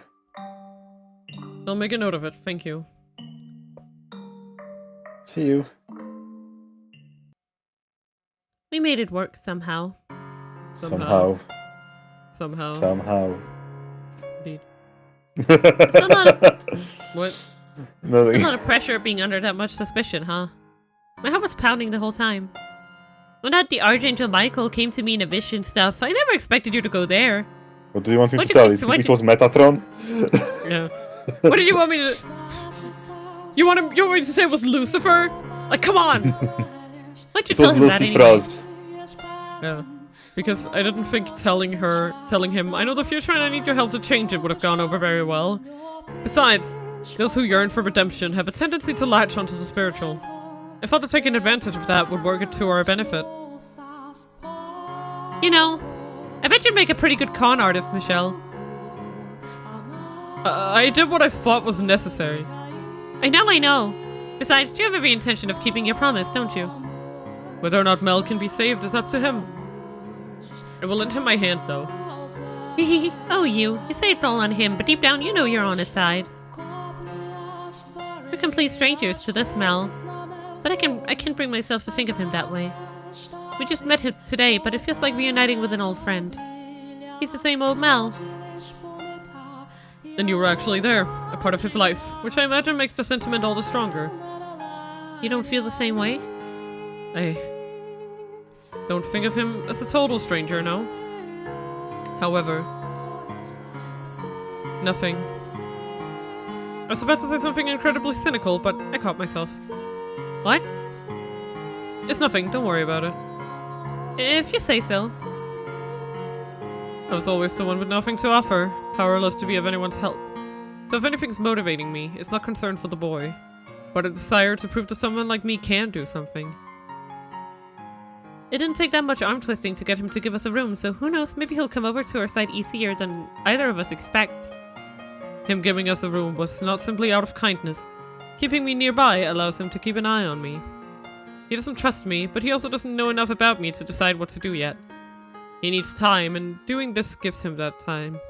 If he decides keeping me around is not to his advantage, he will add accordingly. Do you really think he'll do anything to hurt you? Oh yeah, he will. Mel is a kind boy, and, well, to be frank, I don't think he has the spine for it. But he That's has the the problem. spine. But he has enough spine to tell someone who does have the spine for it, doesn't he? It's hard to say. But even if he doesn't, we still have the other two men to worry about. Nevertheless, his cooperation will undoubtedly be the easiest of the three to gain. We were fortunate to run into him first. Well, what makes you say that? Did you ever have a chance to see the shadows trapped in the mansion? Shadows. The true selves. I might have, but around the time Hayden Rhodes passed away, I wasn't really there anymore. I stopped thinking, stopped trying to make sense of the things inhabiting the house. I'd become merely another part of the cursed mansion. I was only able to converse with them after I had reclaimed myself. I suppose, much like the rules differ between the realms of the living and the dead, so too do they differ for those who have lost their grip on reality. As I was searching for a way to get you out of the tower, I encountered and spoke with the three men's shadows. Of the three, Mel was the least threatening. He bears a great deal of regret. He yearns for someone to save him. I heard him muttering, "This isn't what I wanted." He doesn't want to be involved in this. Someone else is holding the reins. My first guess would be the Lord, but regardless, they are not equals in this endeavor. If he wants out, then maybe he would have agreed to help if we told him we're here to save Morgana. Carelessly revealing our hand at this stage did not seem wise. It would have never gotten to this point if it was so easy to stop. So I guess our first task is to earn Mel's trust. Morgana's death is in 3 days. We have until then to get all 3 keys. It won't be easy. I mean, we weren't even present in this world until today. Exactly. We have no one to vouch for us, no one who even knows who we are. But we have knowledge, quite a bit of it in fact. We not only know what happens in this era, but you showed me their next lives as well. From that we can deduce how they might behave and to whom they have ties. You're right, we do. We know things we should have no way of knowing. But we can use that knowledge to our advantage. Their various interpersonal relationships are where we can get our edge, I think. They each have their reasons for locking Morgana up, and if I'm right, they're doing it for other people. It's these powerful bonds driving them. Mel's driving force would be his sister, for instance. Are they mere bonds, or is it fate that ties them together? You're right, we should find and talk to his sister. Mel's more likely to act if it's coming from her than us. I agree. If his darling sister tells him to stop, he won't have any reason to continue his involvement. Knowing how the first tale ended makes me slightly uncertain. But for now we can work under the assumption that he does genuinely care for her. What do you want to bet she's somewhere nearby? I mean... She will be. It was her death that sparked the chaos on the day of the Harvest Festival. Right, it was. No, you're exactly right. But what I was going to say is that people tend to keep those they care about most close by. It would appear I have a bad tendency to focus too much on the facts. That was entirely unnecessary of me. Giselle did not need to be reminded of that. I'm sorry. Huh? What for? For being careless with my words. Inconsiderate. No need to apologize for the truth. Besides, you and considerate are like oil and water. Oh my god. She just roasts him every fucking chance she gets. And today you're the fire to my oil. You're gonna make me so angry!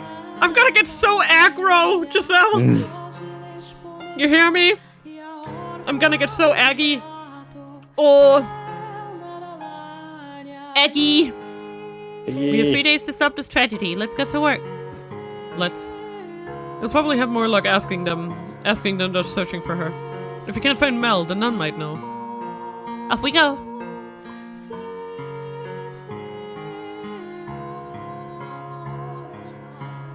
Oh.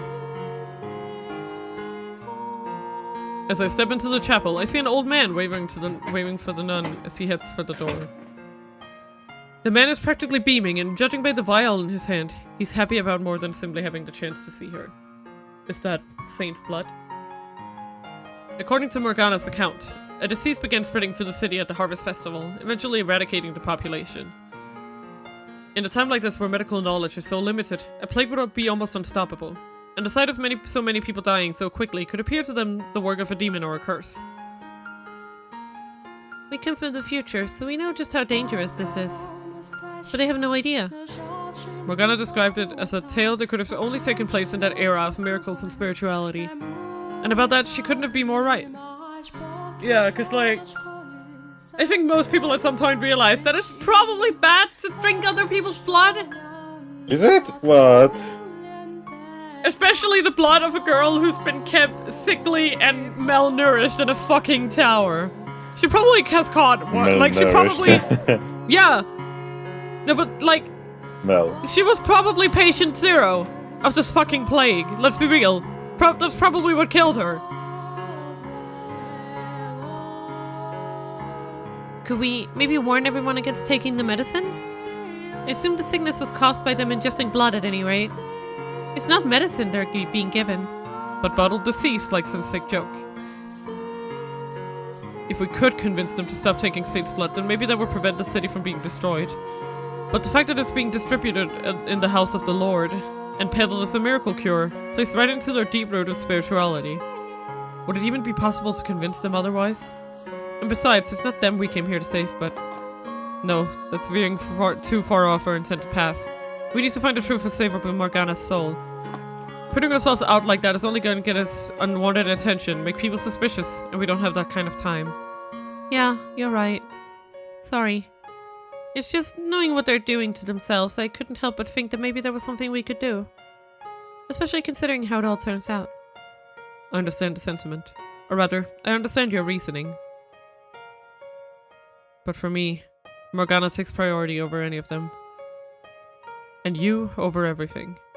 Releasing Morgana's soul should save yours as well, Giselle. If we can eliminate Dimension's darkness, then you won't have to be trapped as it's made. I have no interest in being the hero of the masses. Let's go ask about Mel's sister then. Okay. I turn my gaze back toward the nun to find her kneeling in one of the pews. She bows her head and begins to whisper a prayer. There's no one else in the chapel. Now's the perfect time to ask. Hearing me approach, she falls silent and turns to face me, wearing her usual disarming smile. Hello, Michelle. Mel was just here. He told me everything. Can't turn away a friend of Mel's now, can we?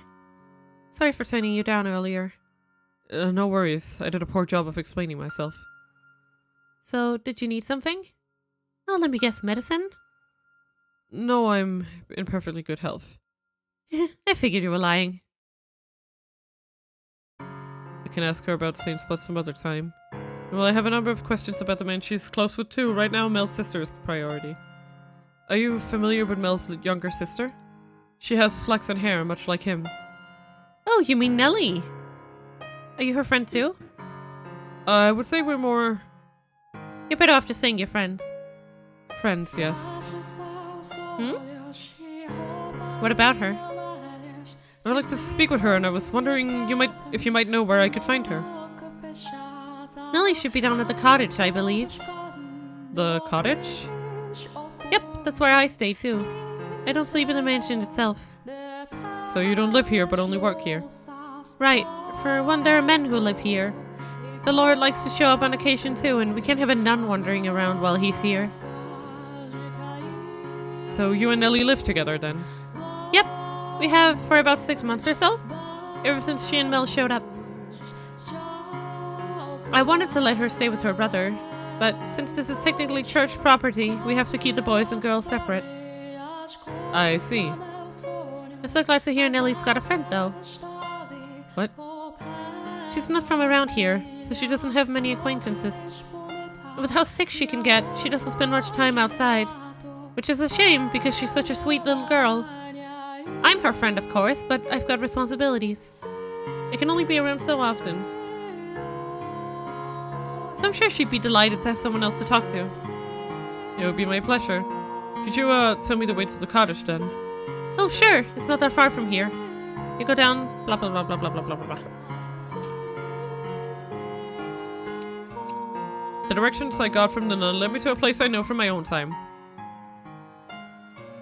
It's the same building where the man who had been ordered to keep me under surveillance stayed. Sunlight seeps relentlessly through the trees, and I find myself having to look down at my feet as I follow the path. It's blindingly bright, painful. How are you holding up, Michelle? I'll be alright. The sun's past its peak. In a few hours, it won't be nearly as bad. Don't push yourself, okay? Okay. The trek is a reminder of just how inconvenient my body always was. And having this chance to experience being alive again comes with both the good parts and the bad. But now is hardly about the time to complain about my sensitivity to the sun.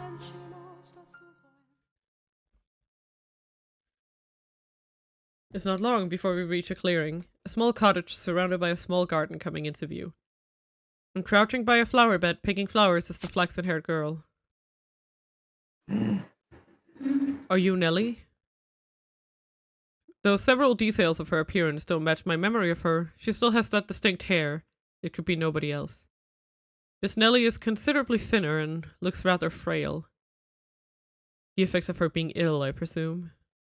Who are you? My name is Michelle. I have a few questions to ask you. Can we talk for a bit? I would have thought she'd have said something by now. You're being way too blunt, Michelle. You gone and scared her. What else was I supposed to say? You have to approach slowly, carefully. Go on, give her a smile. A nice, soft smile. Smile. I'm only here to talk. There's nothing to be afraid of. Okay, that's definitely not a nice smile. You can't even see it, and I can still tell. What do you expect? I can't just smile on demand. Eek, it's a Batman! A Batman has come to kidnap me. Save me, dearest Mel, before this Batman does bad things to me. Calm down, please. I'm not gonna do anything to you. Eek, don't get any closer. I know you're trying to do bad things to me. I'm not gonna do bad things to you. I couldn't even if I wanted to. Don't move or I'll call the guards on you. Please calm down. I mean you no harm, honestly. That's what all bad men say. Giselle, do you want to swatch? This would be a fantastic time for a little advice. Do your best. Got it. Maybe she'll calm down if you mention Mel. You're a genius. I'm a friend of Mel's. What? He was telling me about you and how you wanted someone to talk to. He asked me to go keep you company. Mel asked you to come talk to me. He did. Do you trust me now? So that makes you his friend then. As much as it pains me to admit it. Michelle! What on earth possessed you to say that? Logic. Slip of the tongue. You and him. Is that so? Yes? You're pretty old to be friends with my Mel. Are you really, really, really his friend? She's just like the real Nelly. That's so good. Really. Then prove it. It is a real Nelly, Mina. Yeah. No, but I mean, she isn't very different. Like, at first she seemed like she might have been a bit more timid in this version, but it turns out that she's just as dastardly of a little bastard as she used to be. I like that. How so? If you're really his friend, then you should be able to tell me all about him. Why in God's name would you ever subject me to that? Do you not like Mel, Michelle? Nobody does, Giselle. That's not it. We're just incompatible. Oh yeah, for sure. Okay, here we go. First question, what does my Mel like most of all? Literally you. Same. Like, I'll say it, but I know that's the Yeah. right answer. Yeah. Like, I don't need you, Nelly. Huh. You think so too? You think I'm his favorite thing in the whole wide world? Oh boy. Hehe, I like to believe that's what he thinks. I think it'd be wonderful if I could always be his number one. Her Uh-huh. excessive love for her brother is still out in full force, I see. Second question, what kind of person is my Mel? He's a spineless chump. Yes. Right? But I mean, from her perspective, I would say he's a nice guy. Like, it's one of the. He's not a sycophant. I would not say that he's a sycophant at all. Yeah. I mean, yeah. Do you want to try? He's a spineless chump. Sure. It's the truth. We can always reload. How could you? I misspoke. You claim you're his friend and then you can call him spineless? That's what friends Okay, do. No, I am. Okay, fine. I'm loading. No, just go. I just believe in order to be friends with someone, you need to acknowledge and accept the good and bad aspects of them. Or that's what Didier says anyway. Fair enough, I suppose. I don't think he's spineless at all, but maybe he acts differently around you. He's my prince, after all. You are bad at picking your princess. That's all I'm saying. I don't particularly care for that word myself. It reminds me too much of Morgana's incessant harassment. Okay, final question. Describe what he looks like for me.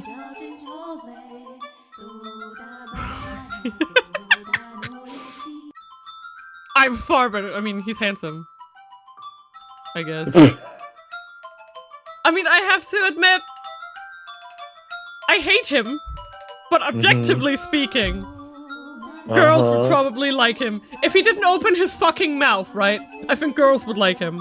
I'm just saying. I would say he's handsome. Probably. I know.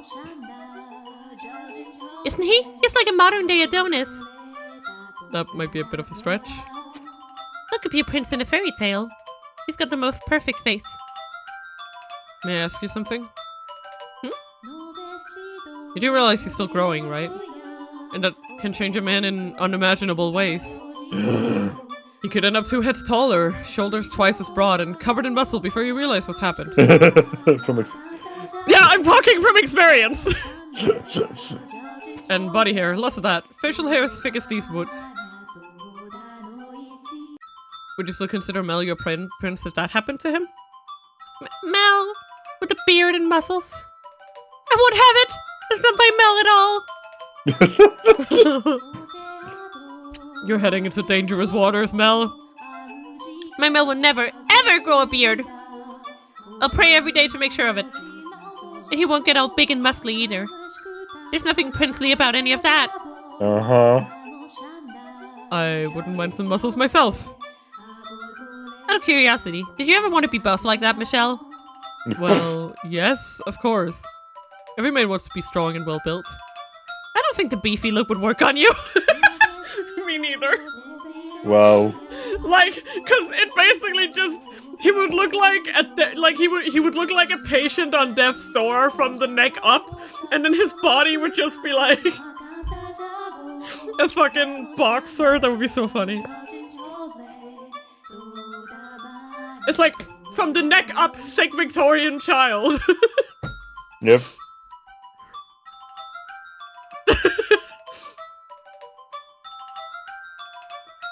Well, this is the last of my questions. You're not a complete stranger, it seems. Sure, why not? You can be my Mel's friend. Why, thank you. This is great. I was sure you were Batman. Why is it that the first impression everyone has of me is never that I'm someone decent? Because you're such an idiot. But I love you. Any friend of Mel's must be a good person. No, an amazing person. That's quite the faith you have in him.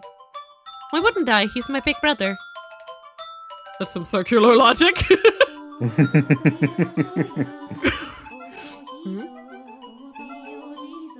Is it just you? Is Mel not coming? He's rather busy at the moment. Oh, he always has something to take care of, that Mel. He's hardly given me any attention these past couple months.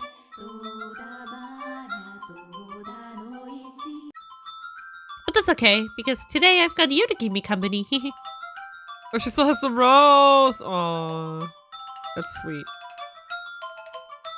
Yes, you do. I can't stay long, though. Alright, just stay until sundown, then.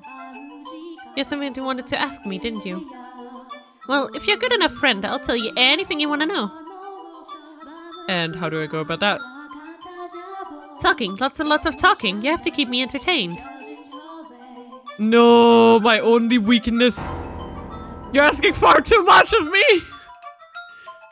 She's not asking much at all. She just wants to talk. No. Do you think someone who spent 13 years in isolation knows the first thing about holding a pleasant conversation? Hey now, I was there for a year of that. I'll help you come up with topics, so go on. Do you not want to talk to me? No, I do.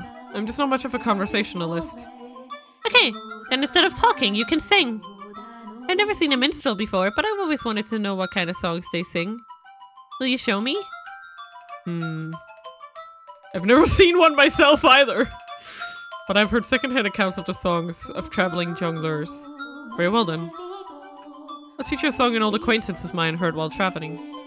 Whee! I can't wait. Here goes. He's just the most tone-deaf person on the planet.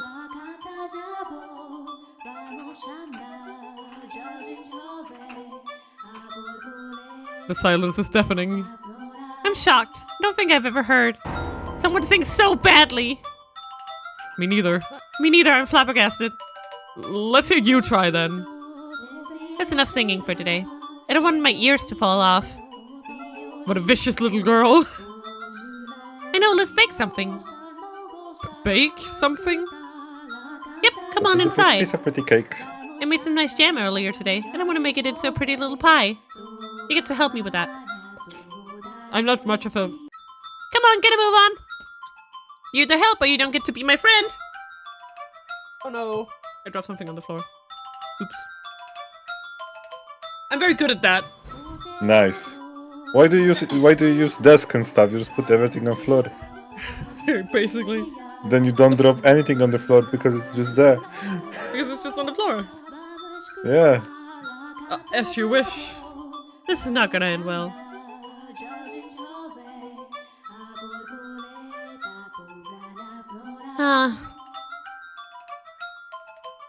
Unbelievable. Absolutely unbelievable. How on earth do you manage to turn a pie into this monstrosity? He's your core. I gave it my best shot. There's only one explanation. You're possessed. It's true he is, But I'm a perfectly good chef. Michelle's just naturally terrible at it. God, could this go any worse? I can't give this to Mel. Jerk, dimwit, loser. I'm sorry. Well, I guess we got no choice but to eat it ourselves. I'll set the table. What? And I'll make us some tea while I'm at it. You know, I've always dreamed of this. Sitting around a table with a friend, having snacks and just talking. Oh? Yep, and for that I could deal with a little awful, disgusting pie. It's just too bad I couldn't share it with my Mel, too. I see. Hehe, for all her complaining, she seems to be enjoying herself. I can only imagine how lonely she is out here. Well, she may act all bright and cheerful. Beneath it is a real sense of isolation. But the same can be said about the girl behind the first door. As vivacious and pushy as she could be, you could see hints of loneliness behind it all.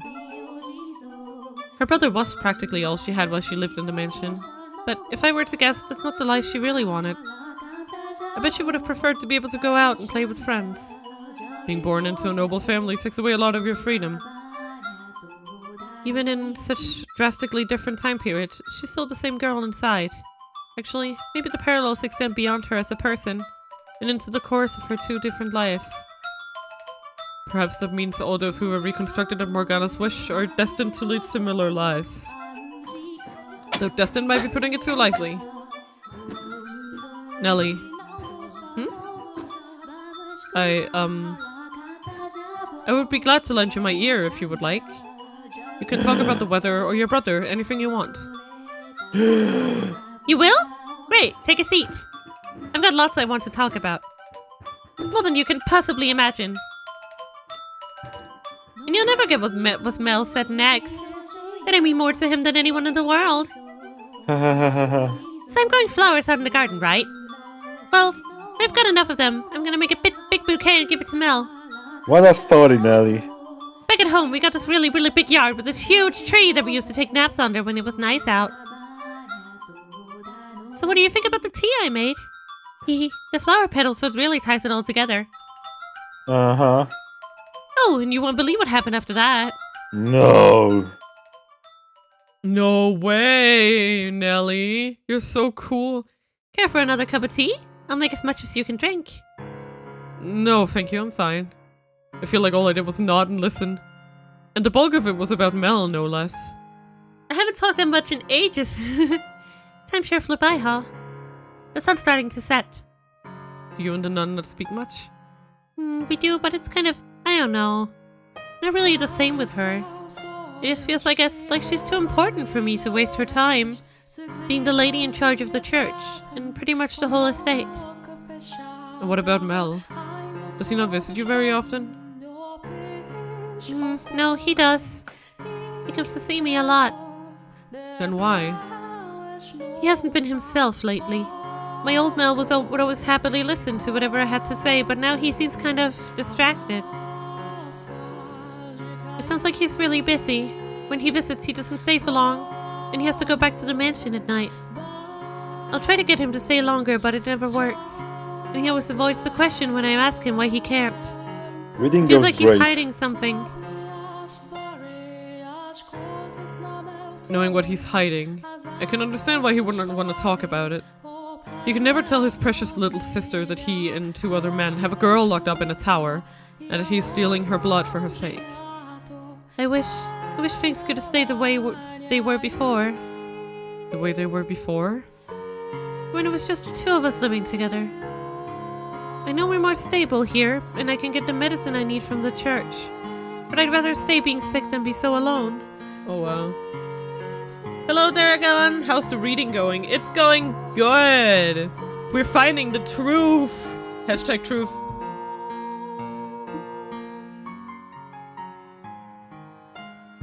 You said you came here around 6 months ago? Yep, it was just the 2 of us before that. Well, before that, or at our old house, we had a bunch of servants. But I never really liked it there either. With that many people around, I just felt more alone. I liked it so much better when it was just me and Mel. Is that really what you want? To be sick and in constant pain? It's better than being alone. Mel just doesn't get it. He doesn't understand that the loneliness is so much worse. Or maybe that's just a guy thing. They don't get what it's like to be ignored. What it feels like to be left in the dark, not knowing anything. Doop, doop, doop, doop. Give me a sec. Yeah. Give me a sec. Yeah. Yeah. Yeah. Yeah. Yep. There you go. I just realized it's been capturing my cursor. That must have been incredibly annoying to see me moving blah, blah, blah, blah, like an idiot.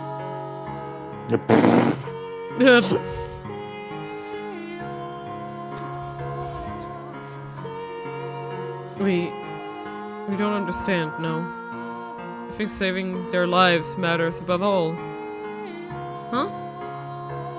Even if there's a cost to saving that life, we're incapable of gauging how great it is.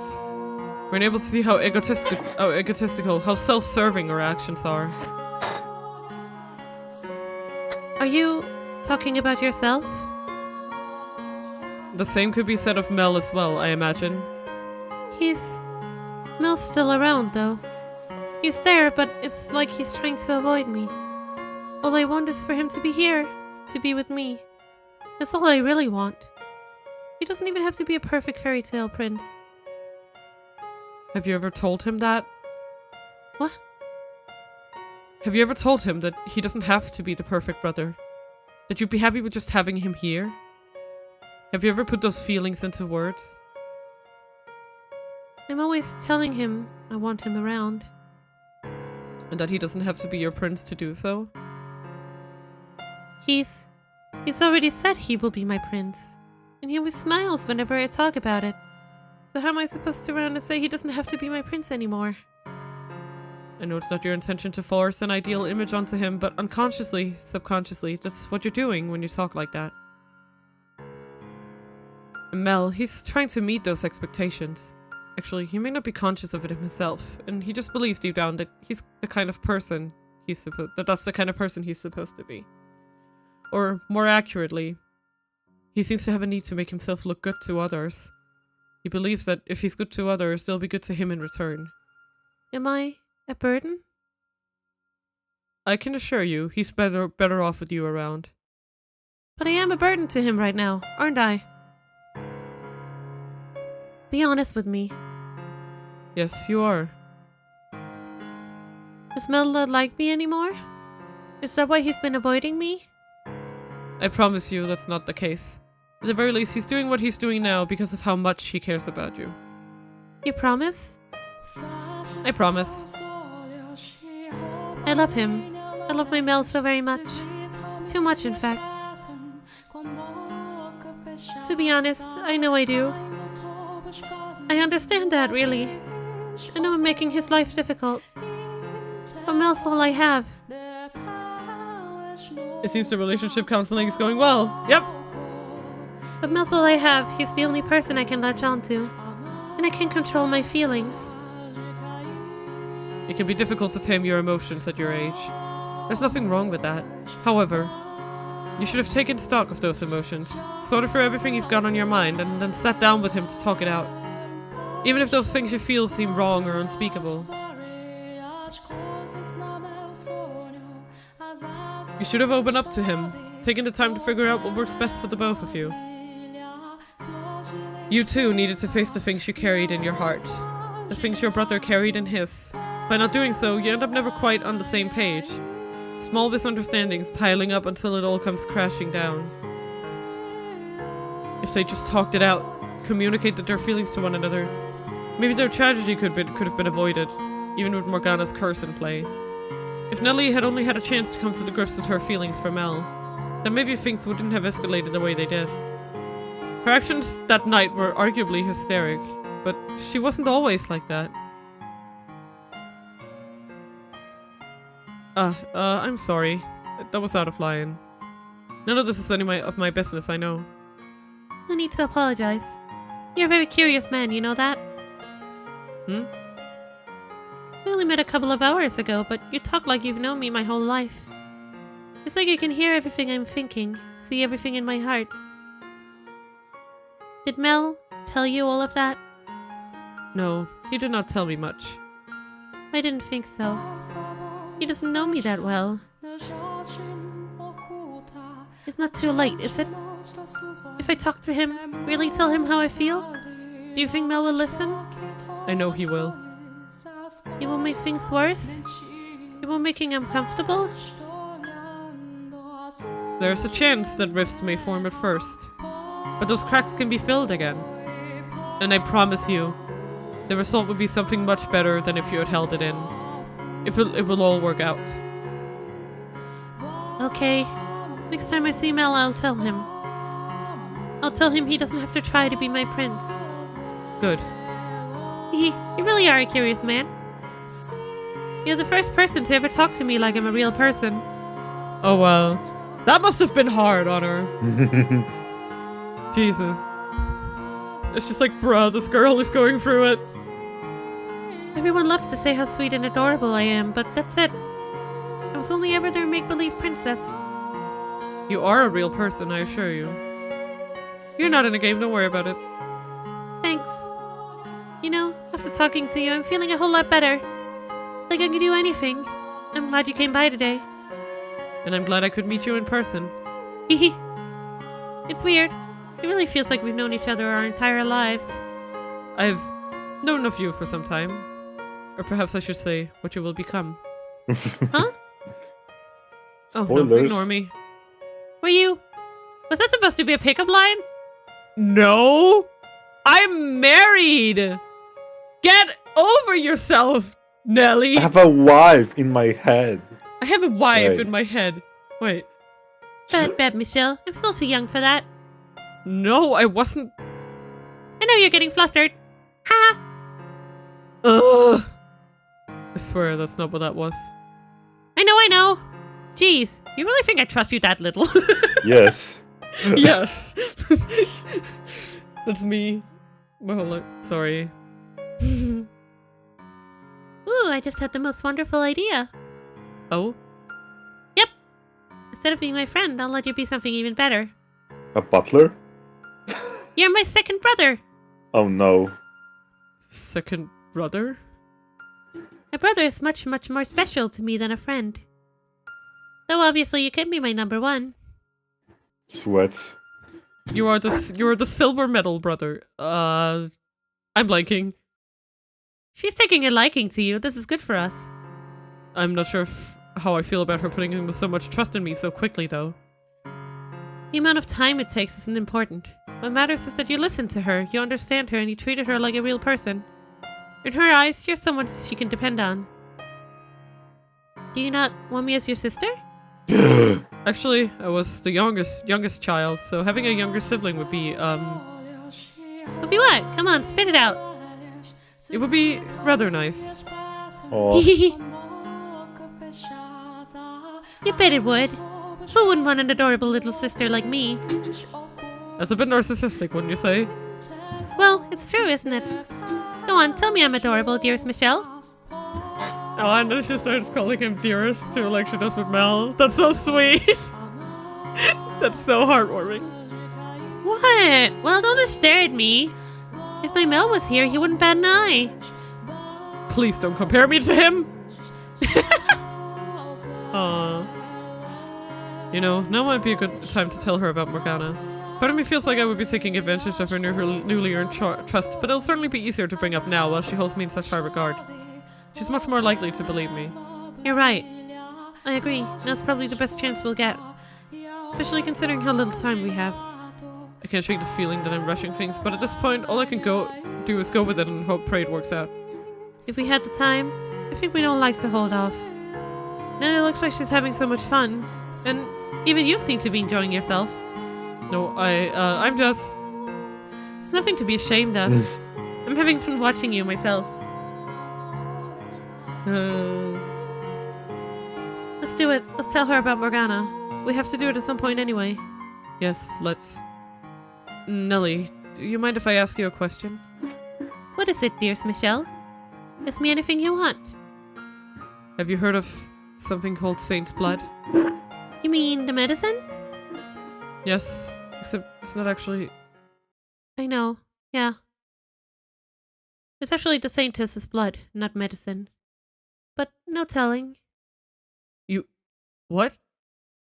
One day, before we moved here, when it was just me and Mel, the Saintess came to visit.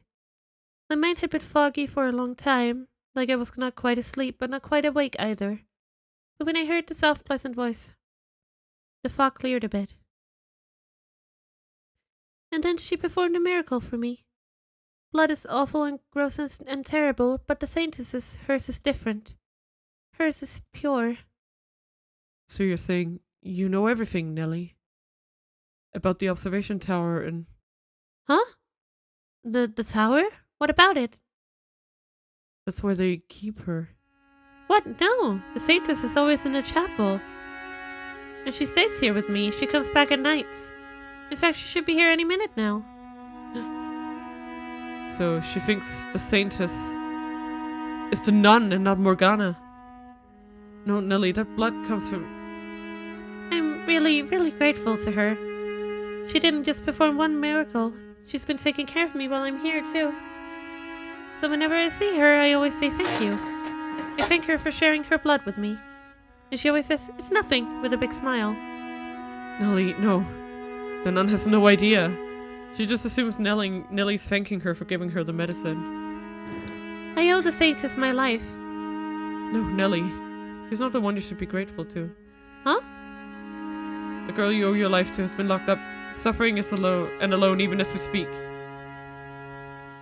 But the Saintess is at the church. The girl who came to visit you is not the nun everyone calls the Saintess. Her name is Morgana. What are you talking about, Michelle? The Saintess is locked up? Stop that. I have no idea what you're talking about. Everything I'm telling you is the truth, please believe me. While you were lying in bed, sick and barely conscious, did you get a good look at the Saintess who gave you her blood? You didn't, did you? You couldn't make out any details because your mind was a haze. And then, when you arrived at this estate, you met a woman, who people called the Saintess, giving out medication known as Saint's Blood. So you assumed she was the one who had cured you. That's the story you chose to believe. If what you're saying is true, then where's the other Saintess? The one who came to see me? At the top of the mansion's observation tower. The door to the tower is locked. She's imprisoned there. And how do you know this? Because It wouldn't be wise to tell her I'm from the future just yet. That would only serve to confuse her further. All I need is to convince her right now is that Morgana is being held in the tower. There's an idea. Perhaps I can borrow from the story the white-haired girl told Mel. I received a letter. A letter? There's a single window, far out of reach, in the chamber at the top of the tower. A dove flew in through the window, and so she wrote a letter, tying it to the bird's leg and releasing it in the hope someone would come set her free. That letter ended up in my hands. If that's the case, then who locked her up? Was it the Saintess, the one I know? No, I don't believe the nun is aware. I think she's simply doing her job in good faith. Then who? Michelle. I know very well that what I'm about to say will likely crush her, but I can't let that stop me. Who would do such a terrible thing? Nellie, I want you to brace yourself for what I'm about to say. There are 3 men participating in Morgana's imprisonment. And one of those 3 is your brother, Mel. I understand that that's the last thing you wanted to hear, but please believe me, I would not say something so upsetting lightly. I wish to save Morgana, the true saint. And I would like your assistance. Without your help, I can't get her out of that tower. I need you to get through the Mel, otherwise both he and Morgana will remain entrapped. That's not true. Nellie.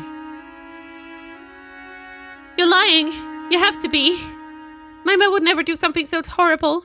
You're a terrible liar. It's true, I swear to you. You think I'm going to believe that? My Mel? My Mel's an amazing, wonderful person. He's not cruel and evil. He's good and kind, like a prince. And a prince would never lock someone up. I know you're not blind, Nellie. You can see that all your prince talk has been putting pressure on him. So? You think that's gonna change my mind? He has no reason to do any of that. But he does, Nellie. He's certainly not happy about it, no, but he's doing it for you. What do you mean? He needs her blood to keep you healthy. So to ensure he always had a supply. But no, he... And despite that, Saint's blood probably doesn't even have healing properties. No one benefits from doing this. Not you, not Mel, and certainly not Morgana. And I don't think anyone can stop him except you. When Mel won't listen to me. Did you not just say you would talk things through with him? Just shut up! Stop talking already. I'm done listening to you. Nellie. I'll never believe you. You're not my brother anymore. You're just a horrible, horrible man. Who do you think you are to march in here and try to make my Mel into the bad guy? And after I made you my second brother, what's wrong with you? I trusted you. I ate nasty pie and had tea with you. But you're just a mean, evil man here to turn me against my Mel. I know you don't want to believe me, but I'm telling you the truth, every word. I beg you to open your eyes. Ask him yourself. If you don't believe me, then ask Mel about Morgana. I guarantee you he'll panic. Enough! Enough already! Get out of here! Get out this instant! Nellie. Don't say my name. Just go away. Get out of here. Now! I don't want to see you ever again. I should have chased you off the moment I saw you. Get out now! I pray you can find it in yourself to open your eyes and face the truth. Get out! One last thing before I go, Nellie.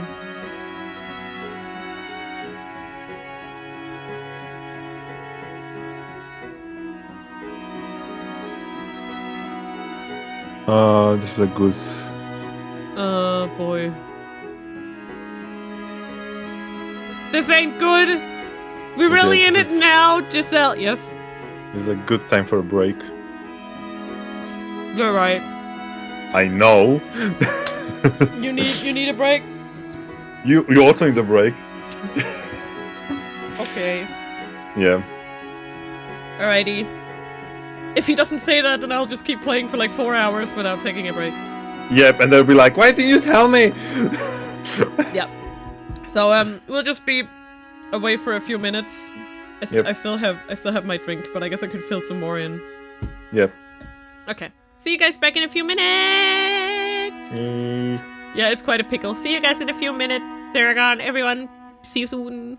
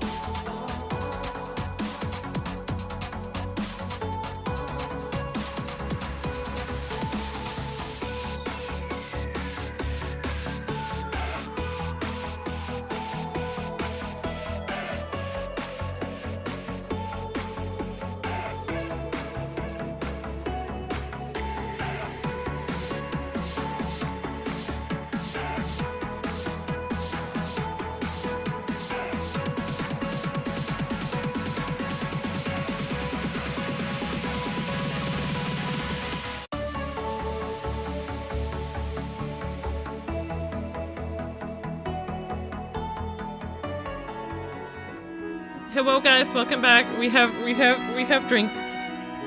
We went do. to the bathroom. All that good stuff. We did? Well, okay, I do, because I know that because of my autism, I have a hard time telling when I need to go to the bathroom, unless it's like 5 minutes before. So even if I don't need to go to the bathroom, I just go to the bathroom. That sounds like a plan. Yep. Ah! Sorry. You don't mean with the plan. It was my only option, I know that. But I feel like all I accomplished by telling her was bringing her more pain. It's a difficult balance. We just have to pray that you were able to get through to her. I'm sure she'll come around. If only we had a little more time. In 3 days, it will all be over. Morgana and the entire web of people connected to her will die. That's not enough time. Let's return to the mansion and look for Mel. I would like to speak with him. If there's a chance we can get even the smallest bit of Nellie's feelings through to him, maybe he'll have a change of heart. Hopefully.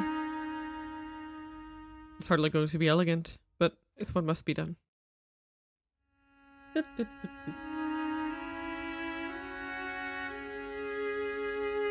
Ah, did you just get back? The Saintess was telling me you went to see Nelly. What do you think? Sweet girl, isn't she? That she is. Though she can be a bit of a handful at times. No shit, Sherlock. I'm glad you could keep her company for a bit. Now, just to be sure, you kept a lid on all your crazy talk, right? She treated me to some tea, nothing more. Ah, the stuff with the flower petals in it, yeah? You think it's some kind of charm to make it taste better? You seem to have a thing for stuff like that. Mel, Hmm? could you spare a bit of time for me? We need to talk. Oh no.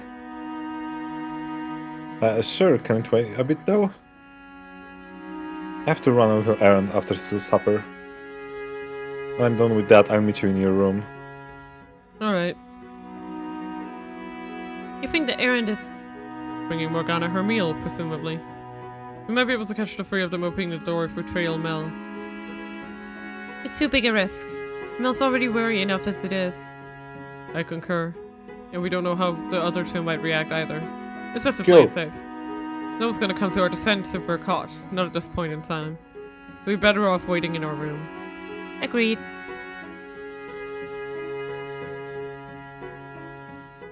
Though winter has receded and spring is well upon the land, there's still a sharp chill to the night air. Even with the window shut, the wind still manages to slip through the cracks, making the candle flame waver. Neither Giselle nor I say much of anything. But nevertheless, when she does speak, the sound of her voice, soft and pleasant, relaxes my nerves. The faint sound of her breathing reminds me I'm not alone, that she's there, always watching over me. When the candle is about half gone, the door swings open. Sorry it took so long. What did you want to talk about? You didn't bring anyone with you? No I didn't. What do you think I would bring? No one. I was just checking. No, I'll get straight to the point. You're afflicted with a great deal of remorse, are you not, Mel? Pardon? Pardon? I know what you're doing, what you're involved in. I know the girl at the top of the observation tower very well. Her name is Morgana, and you have her imprisoned in the tower. The door requires 3 keys to open, of which you possess 1. You need her for her miracle blood. How? I came here to stop you. How do you know any of that? It's not possible she could have told anyone. Did one of them tell you? No, it wasn't them. I was told all this by Morgana herself. How could she? What I'm about to tell you is going to seem impossible, but every word of it is the truth. I'm not from this time. Many, many years after her death, Morgana's soul told me what happened to her. What? What are you even talking about? she's still alive. You're not from this time? What? Are you mad? Can you come up with any other explanation for how I would know everything I know? There's a single window in the room at the top of the tower. A small insignificant thing that sits high upon the wall.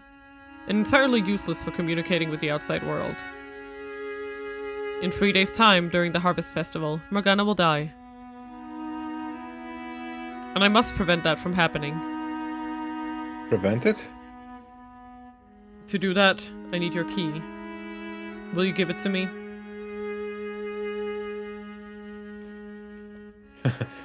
There you go, talking nonsense again. You know, I warned you not to kick up any dust, for your own sake. But I guess it didn't go through, huh?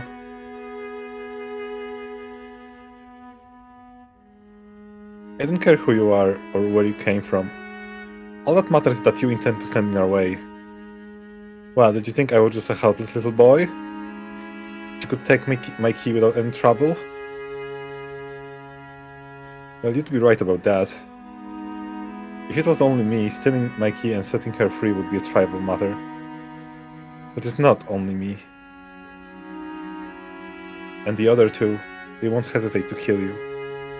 Your life, anyone's life, mean nothing to them. Don't know what they're like, how terrifying they can be. They're killers.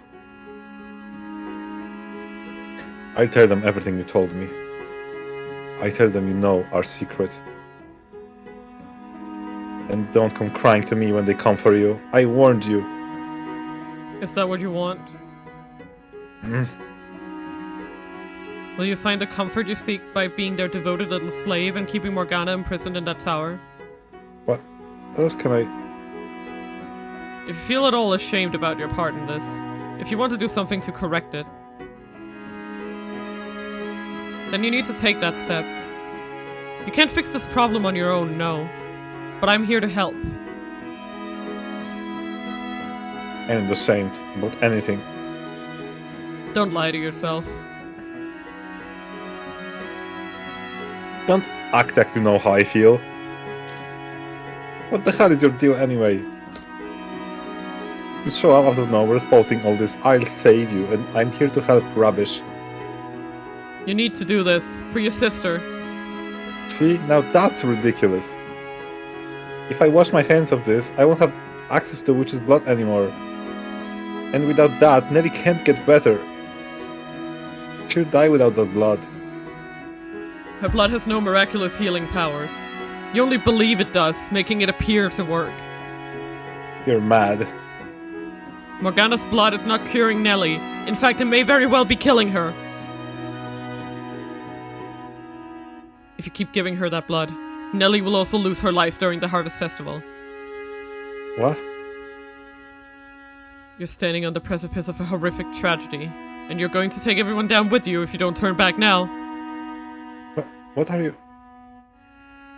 All three of you are going to lose everything on the day of the festival, and there's only one way to prevent that. You have to set Morgana free. You're insane, if you think I would believe that. Nelly's going to die? Could you have told me more, mean-spirited lie? You're the one who's trying to kill her. I'm just trying to save her. And you're going about it the entirely wrong way. Do you have any idea how lonely your sister is right now? You should be at her side. That's what you should be doing instead of stealing a poor girl's blood. I've heard enough. What do you know? A whole lot, to be fair. Nah. If I lose Nelly, I'll have no one. My whole world would collapse.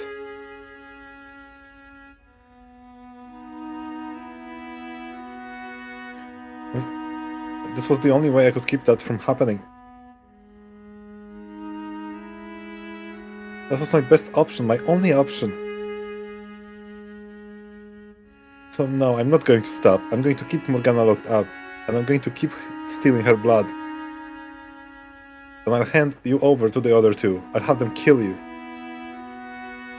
You'll regret ever showing your face. Mel, is that really true? What? Holy shit! She really does. She really did believe him deep down. Do you really have the Saints locked up? What? Why? What are you doing here, Nelly? Oh, that's what he said. He asked her to come here before he left. Like, if you want to hear the truth, come to my room, come to the chapel or something. You think that's what happened? Yeah, I think so. That man told me I had to talk to you. And he said if I didn't have the courage to do it myself, to wait outside his room tonight because he was going to get the truth from you. You conniving son of a... You're planning this all along. Why would you tell Nelly? Why would you bring her of all people into this? Because it's literally killing her? That's so unfair. Mel, Ugh. tell me, Mel. Is it true? Nelly, Are you really keeping the Saint as prisoner and stealing her blood? Mm, And you said you would have him killed. I never thought you were such a terrible person, Mel. Ugh. I can't believe you do such despicable things. No, you're not my brother anymore. Nelly! Michelle, go after her. Na na na na na na. Oh no, what do you think, Argo? Should we go after her? Yeah. Yeah, okay, we're going after Nelly. We have to stop her, bring her back.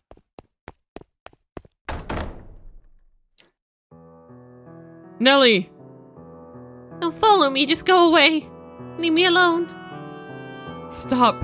If you run away from him now, Mel will never come back from this. Then why did you tell me? Why did you tell me what he was doing? If you hadn't said anything, everything would still be fine. We wouldn't be in this horrible mess. If you hadn't said anything, I could have kept on believing in him. No, things wouldn't be fine. Why can't you not see that? You shouldn't put your faith in your ideal brother, but your real one. The boy in that room, stricken with regret. If I hadn't said anything, the facade would have ruined you both sooner or later. No, in truth, your relationship was already broken. You were simply ignoring the spreading cracks. I know on some level you had realized that Mel was keeping something incredibly important from you, and that secret was tearing you apart. There's nothing good about this, though. No, we'll never go back to the way we were. Michelle, the honorary therapist. Yeah. Honorary therapist. We can never go back to what it was like when we were kids. Just the two of us playing together every day, having fun. Everyone's childhood comes to an end. If lost time is impartial, you cannot fight it. What you can do, what only you can do, is choose how you change. But... I will admit, I am the one who opened your wounds, and now I'm putting the responsibility of tending to them onto you. It is cruel, I know, but if you don't come to terms with Mel and make him withdraw his participation, even greater suffering awaits you far in the future. It's not over yet, and you cannot let this be where it ends. The bonds you formed over the years are not yet broken, and you can do what I was never able to. You can still repair your relationship. But I'm scared. Scared that my brother, that my Mel could do such terrible things. That he could say... he would kill you. He used to be such a good brother. He was always so kind, so friendly to everyone. But it was all a lie. It was a big act to fool me. No, it was not all an act. There was truth to it. He is a kind-hearted boy, an ordinary young man, whose kindness was twisted by circumstance. And it doesn't matter how good a person someone is. Everyone has the potential to do terrible things when backed into a corner. You think you know everything? I know that much. Nelly, if you want your brother back, you have to act now. Please, you must take action. But I'm scared. What am I supposed to say to him? I don't know. I'll be there with you. You don't have to face this alone. There's more to the story than we've heard.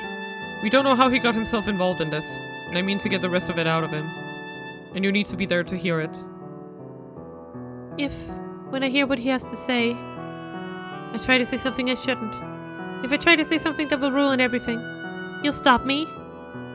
You're the one who told me to open my eyes and face him. You're the one who made this whole mess. What am I supposed to do if all this destroys everything I have? You said you'd be my brother, right? So be a good brother and help me out here. Promise me, you'll make sure nothing goes bad. You'll do that, won't you? Michelle, just say yes. We won't let this go bad. Have faith in yourself. Faith that you put their relationship on track to recovering. Promise her. Give her the courage she wants from you. You have nothing to fear. I'll be there for you. I'll help you both. Okay, I'll do it. I'll go back. Thank you, Giselle. No, don't mention it. Now let's go see what he has to say for himself. Let's draw back that curtain. Yes, let's. Malvet. Yeah. Mina. Argo! Mina. Yes. You ready? Sure? God damn it. I wasn't ready. Well, I was!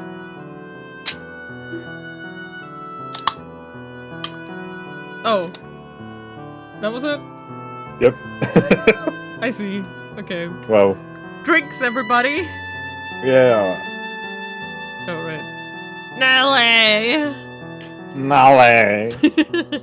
Nelly. Oh, Nelly. Why did I go wrong? Mel, Mel. Oh, Mel. Why did you come back for?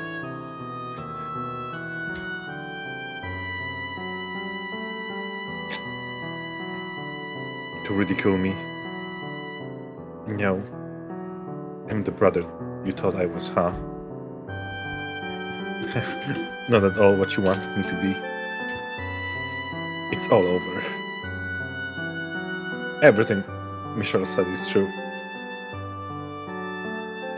There's a girl imprisoned in the tower. A completely innocent girl. The girl who saved your life, in fact.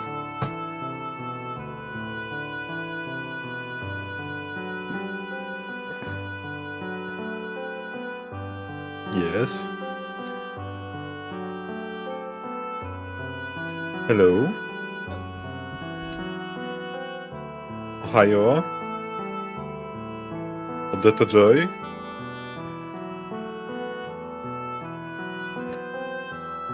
I see. Sorry. Roomy troubles. I'm kidding. What do you mean? Momo just wanted to borrow my bathrobe. Don't worry about it. Oh. Oh. Yeah. What a nice crossover. Yes.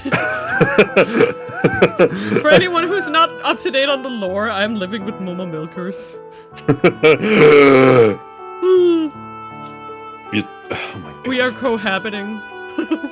Cohabitant. Yes. Go on, tell me how cruel and terrible, evil I am. I'm no prince. Here's an idea. Why don't you make him your new prince? You can do it, Nelly. Ask him. you have your reasons, don't you? You have some reason for being a part of this, right? Yeah, I am a little bitch, that's a reason? I have a reason, alright. I wanted to save your life. I used her blood to cure you, so I had her locked up. Tell me the truth. I don't remember much about when the Saints came to visit, but I do remember a little. I remember her saying she would gladly give whatever she could to the sick and needy. Which means you had no need to lock her up. It would seem the tale Morgana showed me was true. She really was a saint. Yes, she was. Mm. Tell me the truth, Mel. Tell me everything. There's nothing to tell. There is, I know it. There's more to a story than just the facts. The things you thought, the things you felt, are all pieces that combine to make a whole story. Isn't that right, Michelle? You're exactly right. If you hadn't said anything, we could have gone out with our lives as normal. No, you couldn't. No! You are literally dying in 3 days! No, Mel, we couldn't have. I thought so at first, but it's not true. You Like, just literally because could you're not going to do anything, it doesn't mean that nothing will change. Yeah, like that is... Nope. It's actually the opposite. Our normal lives ended long ago. It's Tell my me the mango truth. Pepsi. Yeah. Tell me the truth, Mel. No matter what it is, I can handle it. Wait, let me do... Mm, There we nice. go. Noise. Rate the sippy sounds. I'm sorry, that's Yeah. annoying. No, it's not. It's perfect. No, Nelly, you can't. A girl like you, who dreams of becoming a princess,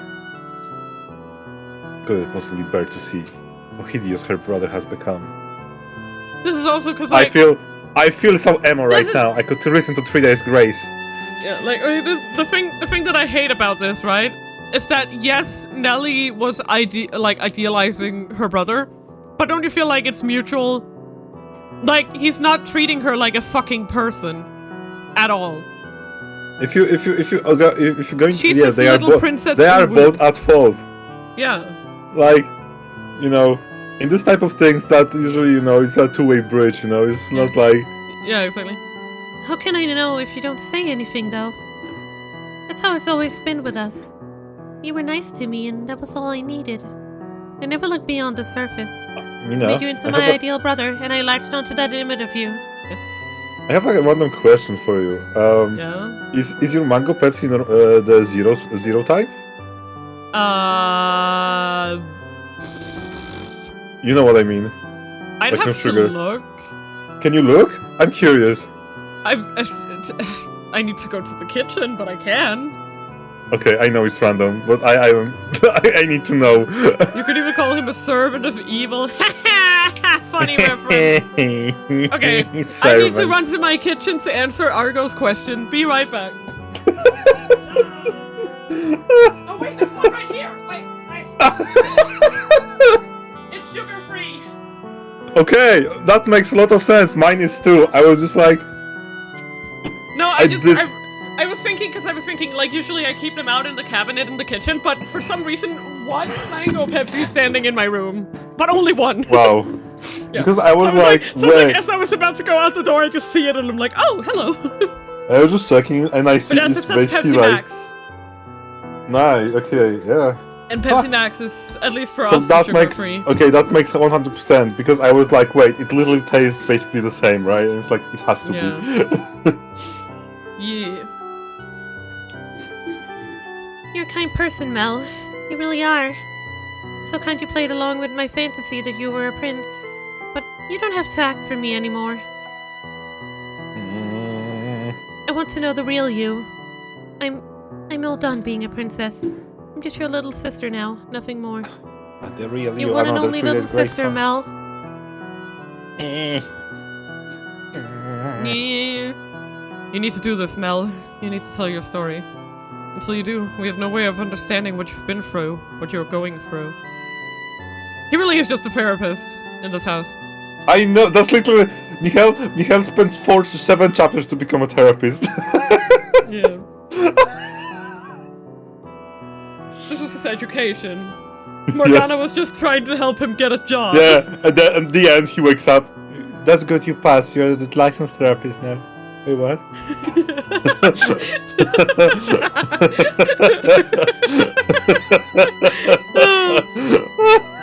That's good. I like that. No, no way. If I tell you, you lose any hope you had left in me. As Nelly has, you need to release yourself from your own idealized fantasy, Mel. You have someone right here who will accept you for who you are. I know good and well just how hard it can be to have someone dear to you see a side of you that you didn't want to show them. I think you want to get it off your chest, though. And I think you want forgiveness. Fantasies are not everlasting. They all crumble eventually. Show us the real Mel. Tell us your story without embellishments or omissions. Mel,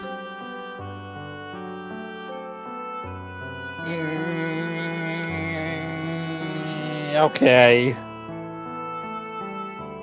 I tell you, not like I have any other options. I will say, to be fair, I did kind of clock the Evilest Chronicles vibes.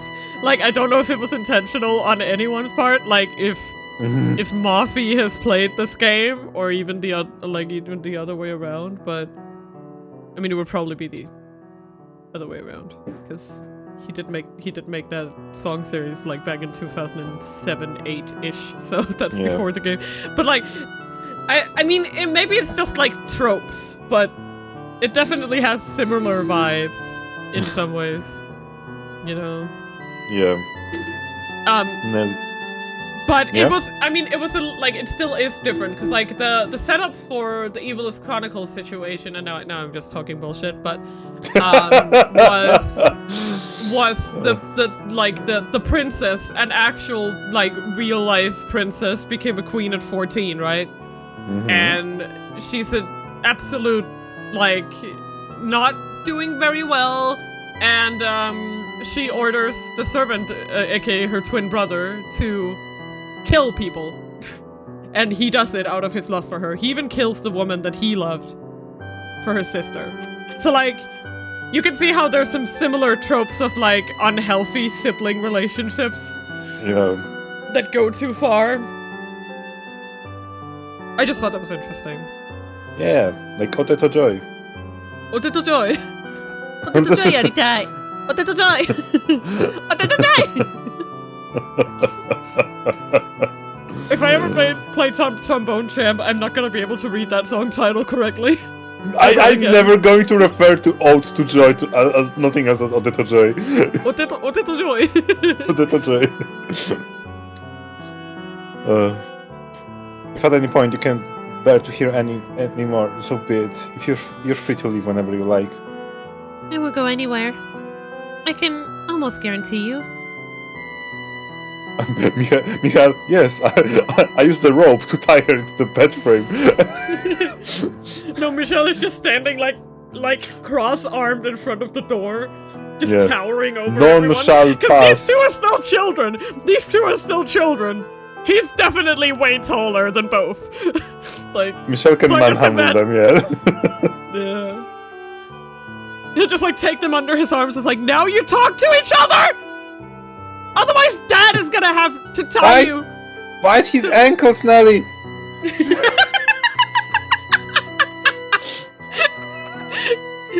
And that's how they make up.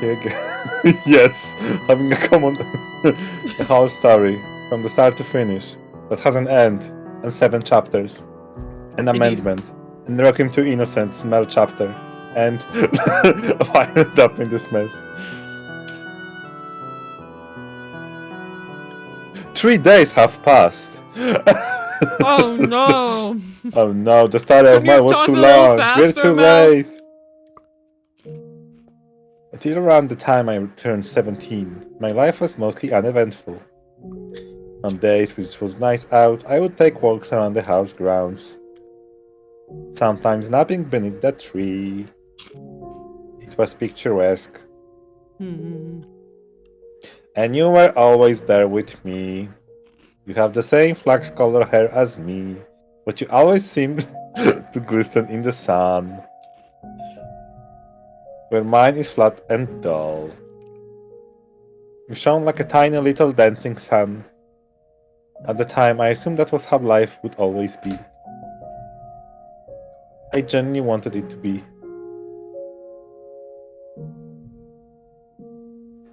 Following my 17th birthday, though, I was met with a deluge of changes. First, father fell ill and passed away shortly thereafter. With his death came the question of who would be the next head. As the oldest sons, normally it would fall on me to take his place. I was 17, by all means enough of an adult to handle things myself. Or, well, that's what I thought anyway. Nobody else did, though. After discussion I had no part in, it was decided that my uncle would be the next head. But they weren't confident I had the spine to do the job properly. Rip. I wasn't sure what to think. Part of me wanted to know why nobody bothered talking to me, and part of me was relieved. Somewhere inside I knew I didn't have what it took. So I was more than happy to let someone else take that responsibility. If it meant I could go on with my quiet life, I didn't care who they picked. My uncle though seemed to have caught into my apathy, which he did not take kindly to, and in response he formally disowned me. I'm not the only one who still had some growing up to do, Nelly. I wasn't quite the adult I thought I was either.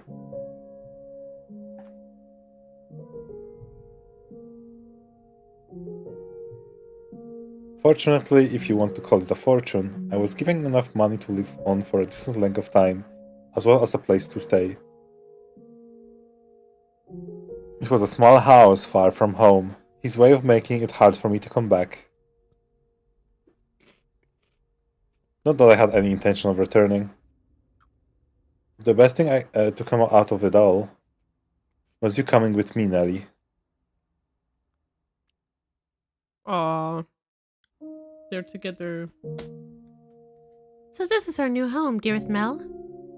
Yep, so it is. It's amazing how little there is. No big yard, no painting, no vases filled with colorful flowers, no silver bowls full of fresh picked fruit.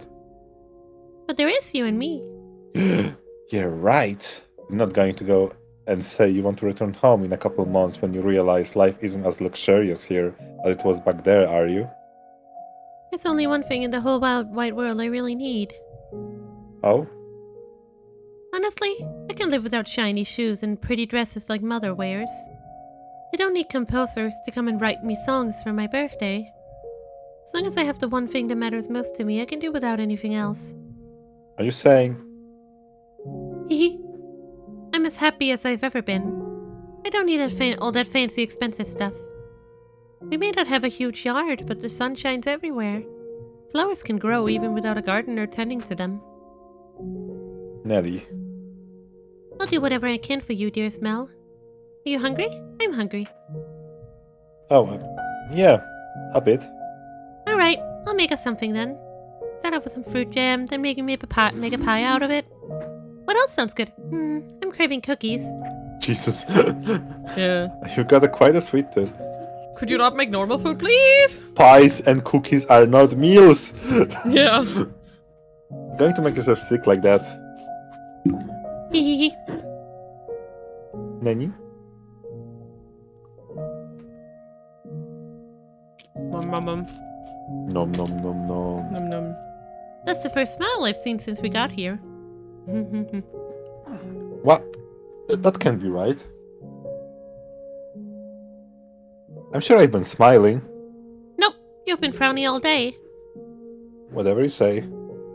Forget about all that stuff at home. We've got each other, we can do this. Who cares if we're not rich anymore? We'll figure things out in no time. And then we'll have even more fun than we did back there.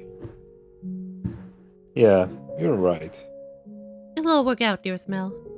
I'll always be here for you. You've got yourself an adorable little princess. What more could Where? you possibly need? What? Cheer up!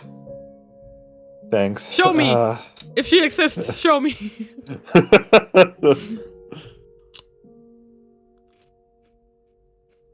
I'm really glad you decided to come with me. Oh ho ho, did you think for a second I wouldn't? I'm your princess, dearest Mel. And princesses belong with their princess. Bep. I suppose so. until that day. Oh, that's you. I've gotten so Until used that to day, reading narration. I had never known how good it felt to have someone who wanted me in their life. Who saw me for me. Yeah? Yeah, I've gotten so used to that. Also, I think it hit me why this door is so long. Do you remember us talking about that? Yeah. Because it's technically we get 3 doors worth in one. That's why. Yes. Yeah, I know. It finally hit me now. Like, because we're definitely gonna do this with with the 2 other guys, right? We're gonna hear their stories. No, you're just going to kill Yukimasa. I mean, fair. We were just like, no, I do not want to deal with this shit. Yeah. I realized for the first time how blessed I have always been. Whatever baggage you're carrying, I want no part of it.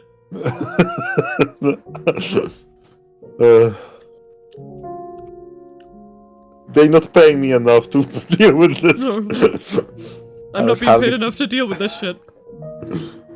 I was hardly prince material. I wasn't strong or handsome or regal enough for that. But Nelly calling me her prince gave me the illusion of being worth something. It made me feel like I could keep on being that richly blessed young man, even this far away from home. Aww, I can be a brat so far away from home. Yep. I had been given some money, my supply was far from infinite. I knew I would eventually have to find some kind of work, some way to support myself and Nelly. So I started streaming on Twitch. To be quite honest, I couldn't gather the motivation to do much of anything. My whole life had changed so abruptly, so dramatically, that my mind just wasn't able to keep up. It had knocked me out of my backside, and I didn't have the strength to get back up. I couldn't tell Nelly that, of course, so this is what I said instead. I'm staying home because I want to be with you as much as possible. And she happily took me at my word. Our new life together was quiet and unremarkable. Even so, it was still a constant stream of new experiences for the 2 of us, having been pampered our entire lives.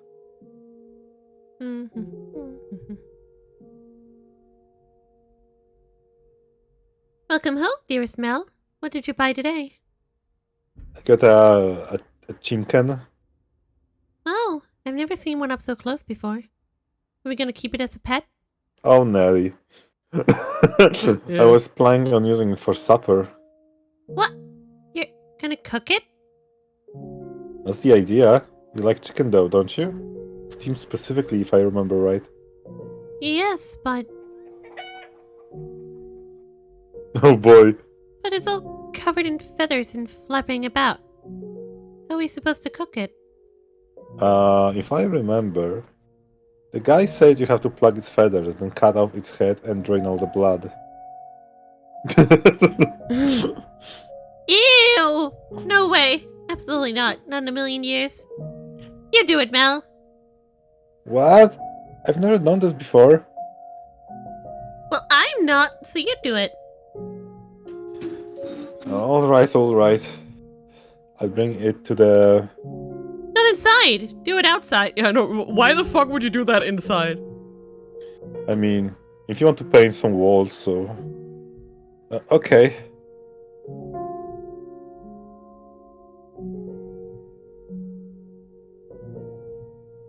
I've never had to slaughter a chicken before. The chefs back home always took care of it. God, I hope I don't screw this up. Well, I'm not going to accomplish anything if I just sit here worrying. Just gotta give it my best shot. Oh, please, please don't put up a fight. I can't watch! On the count of 3, okay? The count of 3. 1, 2, 2.5. Wait! Come back! It's gone. Oof. At first, I was just fumbling about in the dark, constantly messing up everything I tried. In time, I started getting more comfortable with things, and I stopped pinning for my old life. For the longest time, I couldn't shake the memory of the fact that I had once been a noble. I was constantly wondering how I ended up there, why it was this happening to me. Nelly had seemed to have adjusted fairly quickly, but I wasn't faring so well. I was surprised, honestly. I figured if anyone was going to have an issue with our new lifestyle, it was going to be her, not me. Back home, Nelly had tended to be, well, a bit of a princess. She was frequently harsh with the Abigails, scolding them for the smallest of things. There were times I thought she might be biting her tongue for my sake, but every time it crossed my mind, she would say, "I've got you, dearest Mel. Everything's just fine." And it was those words that kept me going.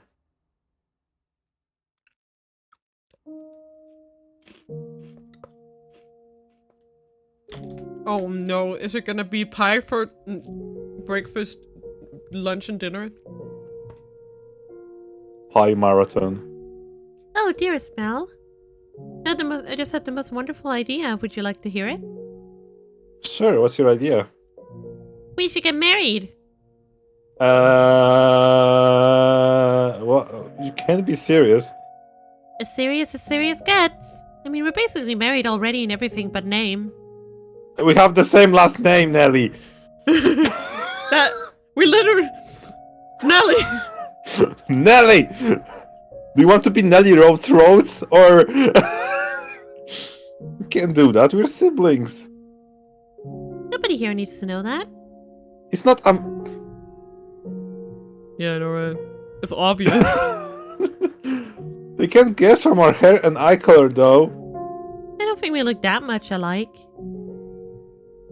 Anyway, whatever gave you that idea? If we get married, then we can be together forever. Okay, Nelly, I think you need to go outside more. Yep.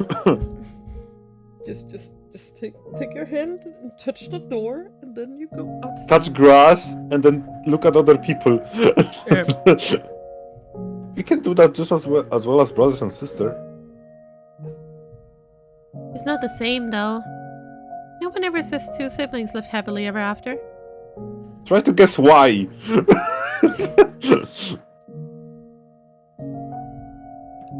Bruh. It's because of you, Nelly. Yeah, Mina, it is a bro moment, yes. I want to be with you for the rest of my life, dearest Mel. And the best Mel. way to do that is to get married. Mel just having a freaking red flags on his back of his head. He's like, no, Nelly. Nelly, no. Nelly, no. What are you so hesitant for? Is there someone you pine for? No, but Then there's no problem. there is a major problem. Many. And God forbid you want kids. Holy shit. Yeah. We're blood-related siblings. I mean, that was what the royals did back then, but Yeah, that's why the many children were fucked up genetically. yeah. That's why so many kings were fucked up. Like, because like, okay, like, for anyone who's not like freaking learned about stuff, right? So, let's assume because Everyone who doesn't know anything about European monarchies. Oh yeah, but like European monarchies, but I'm saying in the base with genetics, right? Because Yeah. because if you have kids with someone that is blood related to you very closely, right? You basically multiply the chance of your kids having genetic diseases. Having any genetic disease that you might be carrying. Yes. And the more times you continue doing that, like down generations, the worse harder that multiplication chances you get.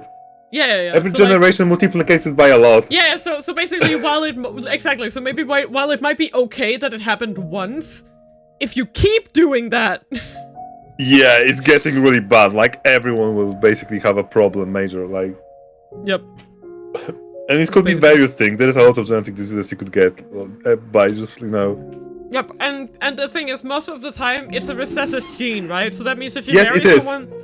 Yeah, Yes. so if you marry someone who's not related to you, then that's never gonna be a problem, because they will not have... No, they will not never, but extremely unlikely. Extremely unlikely. It's way more unlikely that they will have the exact same recessive gene, but you know that your sibling will have that recessive gene. And that means that the chance that went now from very, very tiny is now literally 25%. Yeah. It guaranteed 25%. Yeah. And it's just like... Anyway. When a family tree is shaped like a circle. It's Ouroboros. Yeah. Pretty yeah, much. it was like It's a problem. because like not talking, of course, not like throwing Family the tree is freaking just a straight line. throwing the morality stuff and and other things around Yeah. out of the window and just talking about logical like kind of practical means, right? Yeah. It's just like I can understand why it's illegal. 100%. But at the same time, if two adult siblings decide to get up to some bullshit, I literally cannot stop them. yes, you Even cannot. if I Yes, want. Like, like I don't like it, but it's none of my business. Like, I can't get in between a relationship that happens between I'm two just adults. extremely scared when I hear about like those type, relationship having like children, right? The blood freaking. Yes. I'm like, yes, because that's irresponsible.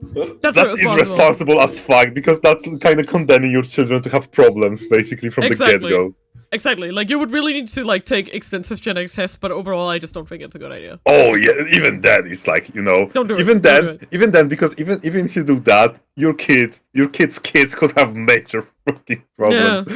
Yeah, exactly. Like, even if they don't get any, it's Just stupid. because, oh my god.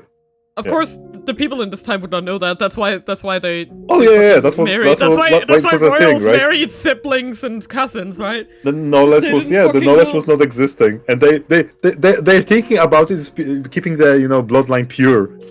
Yeah. You know. But it's the opposite. And when this stuff happens with the kids, it's just like their bloodline getting weaker because they're getting more freaking which is funny. Because them getting more genetic diseases was actually proof of the freaking bloodline being actually more pure, quote unquote. Yeah. It just. Yep. Does she realize that getting married means eventually having children and everything that leads up to that? That goes against the teaching of the Lord. Not like the priest listened to the teaching of the Lord, but no, she's just kid chasing a fairy tale ending. She doesn't understand the reality of what she's saying. Sometimes I'm not sure what to do with you, Nelly. So you'll marry me? But right now, I know you need God's word. Starting tonight, you're going to get your own private sermon every night, understand? Bleh. Oh boy. My instruction was as much of my own sake as it was for Nelly's. I'm not going to lie. The thought did cross my mind that her proposition might not be so bad. Bruh. For one, I couldn't imagine spending the rest of my life with anyone else, and it had to be her smile that kept me going when it got difficult. Yeah, I honestly, I despise this idea that, like, marriage is, like, the ultimate ending, whatever. Yeah. That you need to strive for. It's like, you can just stay with your sister forever. Yeah, it doesn't You matter don't need at to, all. you don't like, need to get married and have children. the only reason, like, nowadays, let's say, right, to get actually married, right? Yeah. It's for legal reasons. Tax purposes. Being entitled to their things when they die is also a big thing. Yeah, that's one thing. Yeah, entitled to think, like to be considered a close person. You know, to be allowed to visit them when they're freaking hospital.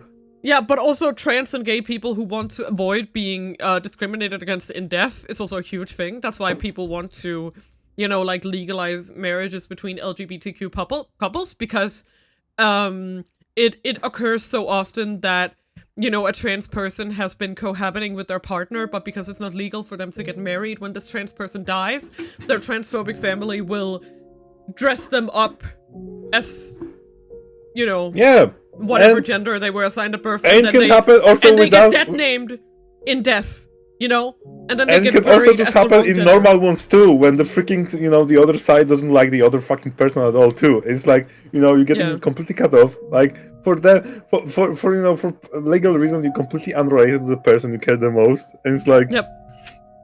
So sometimes the marriage can be more, it's like, it doesn't have to be this romantic union, sometimes it's also for Oh, pure yeah. utility because Of you course. care about each other and want to take care of each other. You know? Exactly. And basically have the grounds up in legal terms to, support that too. Yep. Exactly. Because there's nothing worse than something you care about, but they say no simply because you're freaking not, Yep. paper and it related. Yeah. And it happens a lot in, like, legal situations, medical situations, and, like, death-related situations. Because it's the worst question, right? In this situation, it's like who you are to the freaking, the Yeah, person. exactly. Like, And if you aren't married, no one. Literally no one. exactly, you're in a literally legal no sense. one. Yep. Even if you live together all your lives. Yeah. But I knew that this was a sin, and I didn't think it would be able to live with myself if I crossed that line. So night after night, I taught her, reminded her that we were brother and sister. And that we didn't have to be anything more for her to be most important person in the world to me. Yeah. Sorry, Mango Pepsi wanted to go back. Oh, I see. And after about our 10th month away from home,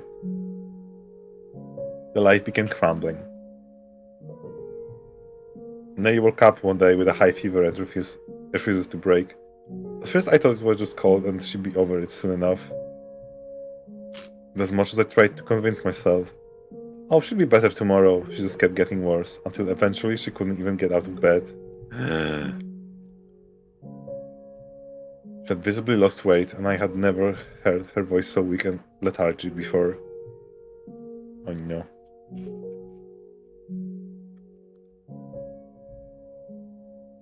Uh-oh. Is there anything you'd like me to get you, Nelly? What's up? All I want is you to be here with me, dear Smell. Oh no. This is almost Christmas. Do you mean to tell me that all you want for Christmas?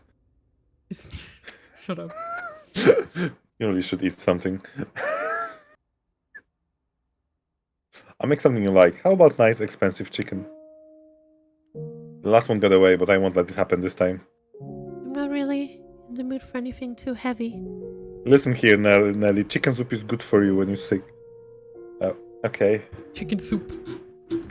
Don't you worry, Mel. It'll be better before you know it. Oh, yeah, I'm sure you will. Damn it. You'll be just fine. Everything going to be back to normal soon.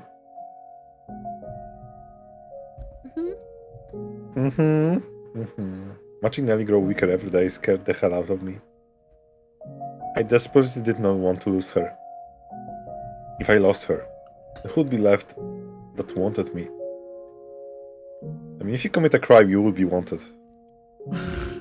Who would tell me I was for the reasons you would like. Who would tell me I was worth something? Wanted posters, probably. They could have a reward for you. Who would say nice things about me? Not the wanted posters, no. Who would be terrible with me every day? I don't look like that! It was when I had started to feel optimistic about this new life, started to feel comfortable in it. It was looking like it might fall apart again. I searched everywhere for some medicine that could cure her. Healthy foods, fruits and vegetables with supposed medicinal properties, anything I could get my hands on. I prayed. And Nelly, you were overjoyed. You were thrilled I would go such lengths for you. But the reality is, I was really doing it for myself. I mean, you know. Yeah. But as much as I searched, I couldn't find anything that worked, and I started to panic. Oh, Mel. Oh, Melanie. I'd go to bed at night, afraid I wake up next morning, and Nelly wouldn't. Yeah, that's fun, restless night time. Yep. I was already grasping at straws, and I was ready to try anything that had even the slightest chance of curing her. Yes? I'm done eating Yes, chippers and I'm trying to put them back Wait, try to put chippers back? into the bag. Wait. The ones that I didn't eat yet. Okay. And then one day I heard whispers. Cheapers, cheapers, cheapers, Cheapers. cheapers, cheapers. Whisper of a witch who lived by the lake. Nice, got the last ones in one go. Wow. It's always, it's always most difficult at first when there's a lot left in the bowl, and it wants to spill over and go everywhere but inside the bag. There we go. Because I also have to eat dinner today. So I just need a moment. Sorry, just a second. Okay. The witch by the lake. It's me. I'm the witch by the lake. What will I say? That is up to you, dear viewers.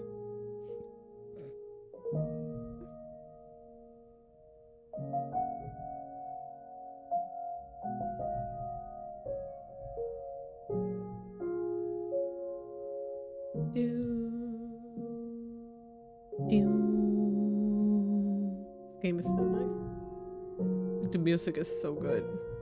It really is.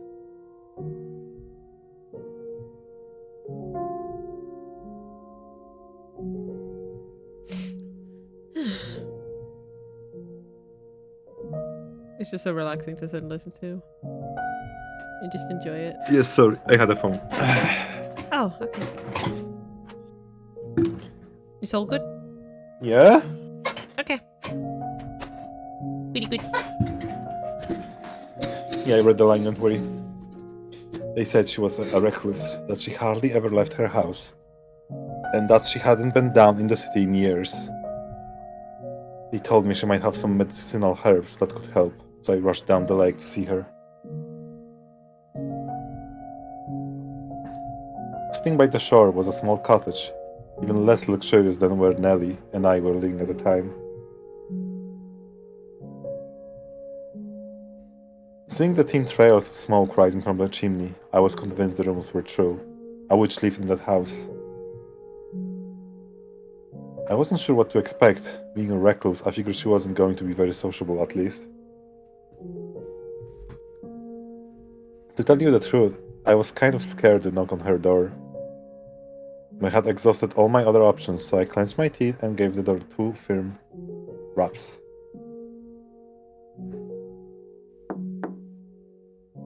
Who's there? The sound of her voice caught me off guard. All I could do was stare at the door with a knot in my throat. Based on the information I had, I assumed I was going to find a winkly old woman. But that was the voice of a young girl. And even though she'd only said 2 words, there was something indescribably enchanting about that voice. I could listen to her talk for hours on end, in some kind of strange hypnotic trance. It was almost like magic, for the lack of a better word. I stood there dumbfounded, like my soul had been sucked from my body.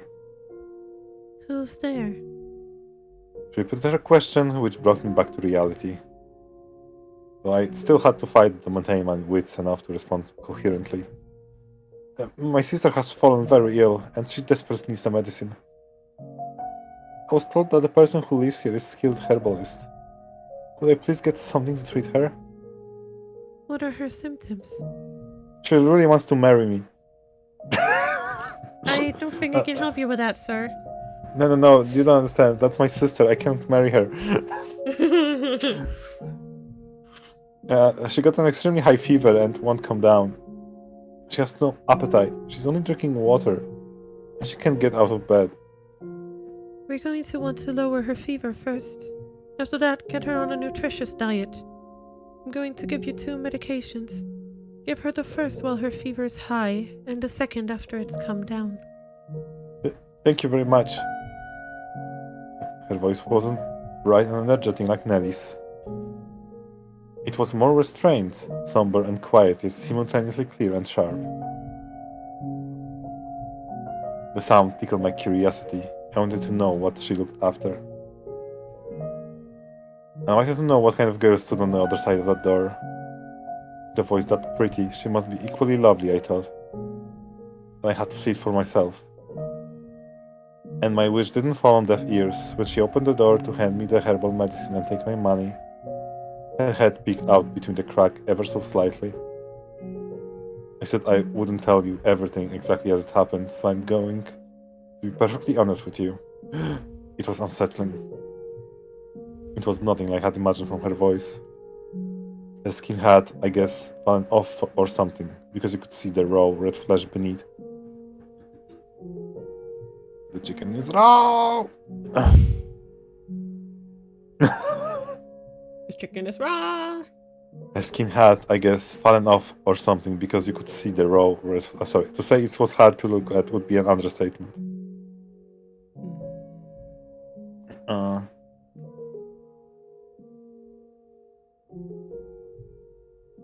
oh. Haha.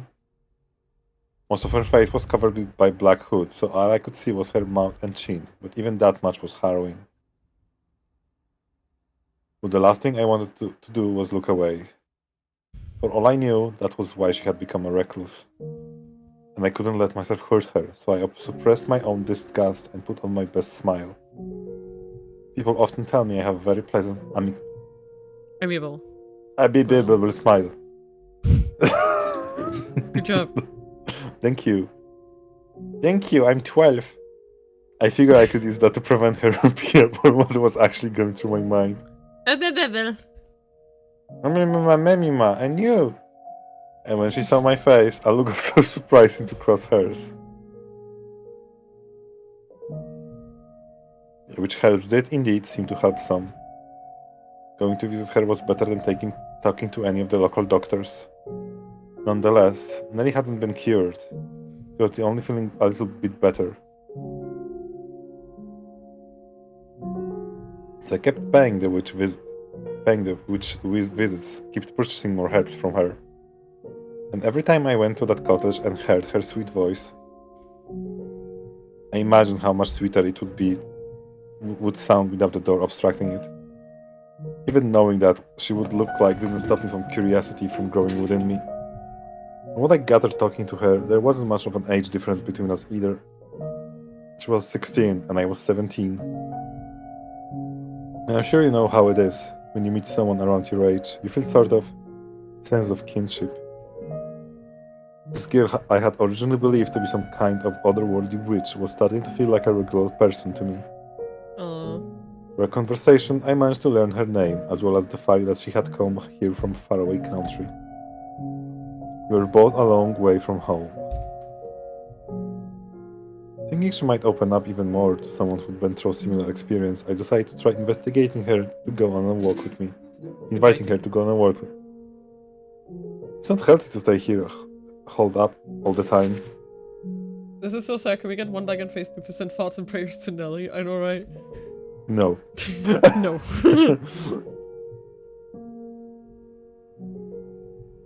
We've got this beautiful lake right here. What do you say we take a little walk around the shoreline? To my surprise, she accepted.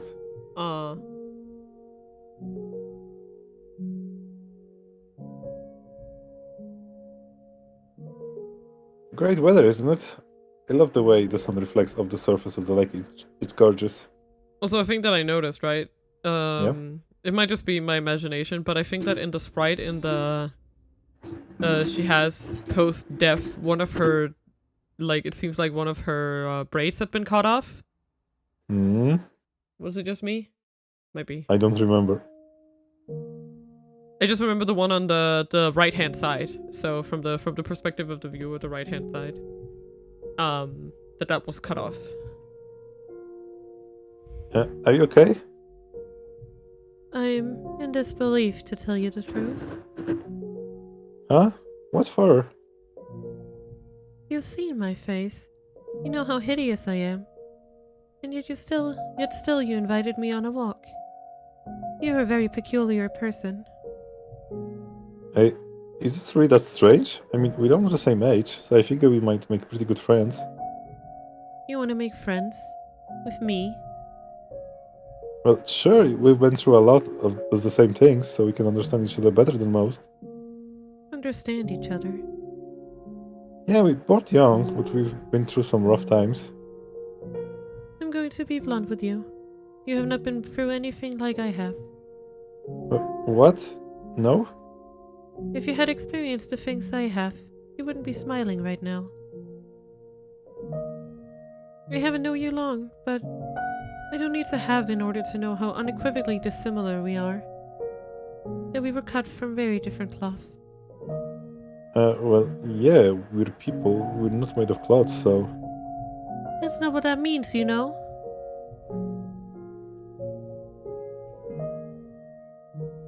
Oh. Oh. I'm sorry. I didn't mean to be so harsh. In fact, I would say you're much better off not being in my position. Sound like you've been through a lot. If you don't mind me asking, what happened to you? I'd be happy to lend an ear. It might make you feel better to get it off your chest. And that is what's so different about us. Huh? I will not tell you about myself, no. That said, I do appreciate the concern. Thank you. Sure, you're welcome. He's not very open with people, huh? I guess that's only to be expected. She hasn't spent much time around other people looking the way she does. I wonder if there's anything I can do for her. Please get her to show a little bit of emotion.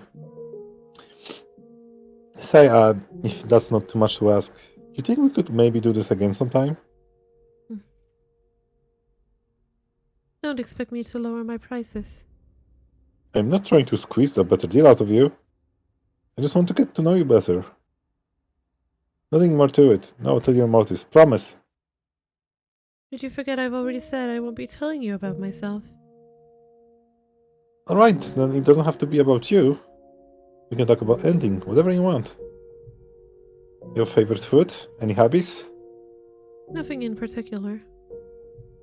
Well, that was a fruitful conversation. Oh, okay, crap. I have no interests or tastes worth mentioning. So if you want to talk, I suppose that leaves you to be the subject. Me? Tell me about yourself. Well, it's not all that exciting. Anything I had to tell you would probably just bore you.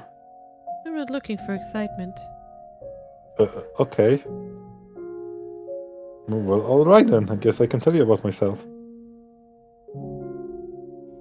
I love flashbacks within flashbacks. Oh yeah. So, I was born, and so I did. I told her about my family situation. I told her about Nelly. And that was pretty much all I had to talk about. Yeah, because we're in a flashback and he's telling us about his past. Yeah, I know. That's what I'm saying. Yeah. For the most part, she hardly even reacted to anything I said, so it was difficult to tell if she was listening or not.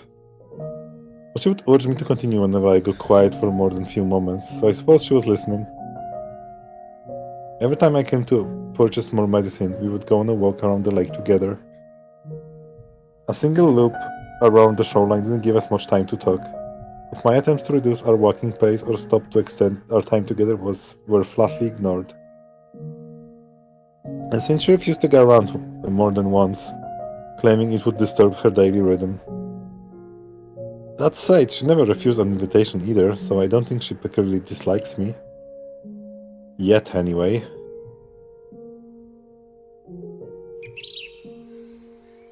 Oh, a robin!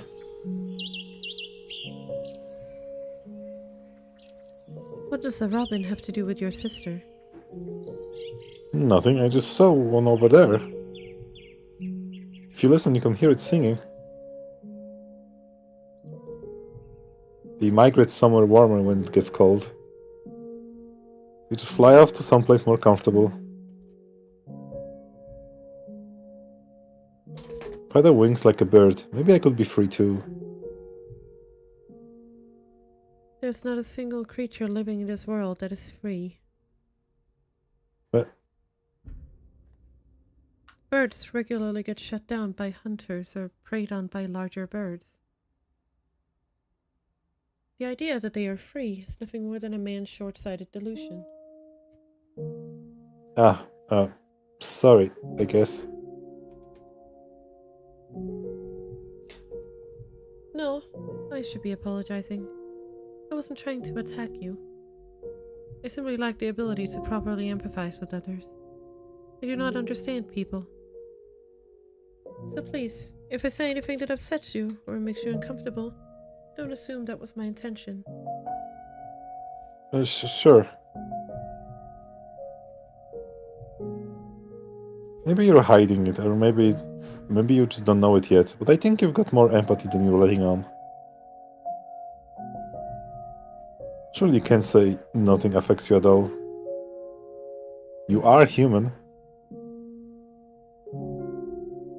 So you don't have to be so closed off. I might not be able to I might not be able to do much for you, but I do want to get to know you better. I want to understand you.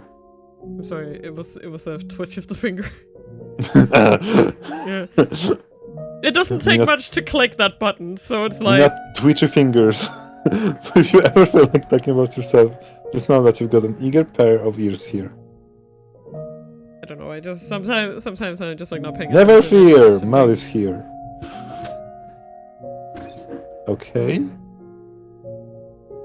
If there were ever someone who could understand me, who would empathize with me, they would not be human. What do you mean? That you would need to be far removed from any idea of humanity to have a chance at understanding me. Regardless, I do appreciate your kind words. Sure. So, out of curiosity, you have anyone really important to you in your life? Not at the moment. Does that mean you used to? I'd love to hear about them if you don't mind. They're all long dead. 4 years ago, something unpleasant occurred. And as a result of that, I was forced to part ways with the people who taught me that humans have the capability for kindness. Oh, I'm sorry. This is her referring to the raid, I'm assuming. Shadow Legends? No. We're not sponsored. Well then, if your sister's conditions worsens again, come see me. Farewell. Hey, maybe we could walk a little slower next time, so you have more time to talk. I want to get to know you better. I'll consider it. Does it really require that much thought? So long. Bye. See you soon. Nee. Things continue on like that for a while. Nelly bounced back and forth between getting better and getting worse. Emotionally, I followed not far behind, getting very little in the way of peace of mind. Having to spend so much time worrying over and looking after Nelly was starting to wear me out. Even though I knew good and well she had it much worse than me. I wanted to be done with it all. I wanted to be free. I wanted her to get better as soon as possible. I could stop agonizing over her. So at some point I started wishing for a miracle. I didn't care if it came from God, an angel, or something less holy. I just wanted someone to cure Nelly and take the weight off my shoulders. And during one of our walks, I let that slip. I take anything at this point to make her better. I even take a miracle if I can get one. I assume she would, as she had tendency to, say that people who believe in miracles were delusional. She was, in my mind, very much a realist. Even while being called a witch. Okay, Mel, what the hell? Which is why her response surprised me so much.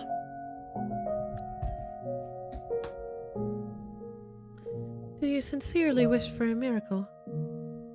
What? Do you truly want a miracle, no matter what form it may take? Well, yeah.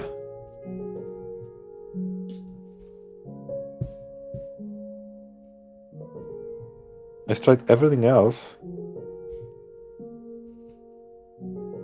God is all I can ask to help anymore. I know what you're going to say. There is no such thing as miracles. Only miraculous. If there were, they would already be better. Oh my god, he's my favorite hero. Miraculous. Miraculous. Yeah, the brother of Testicles. Who's the black sheep of the family?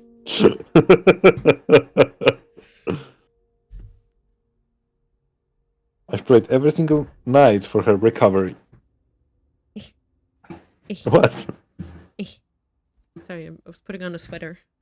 Oh, that's sweater of you. Self-delusion, I know.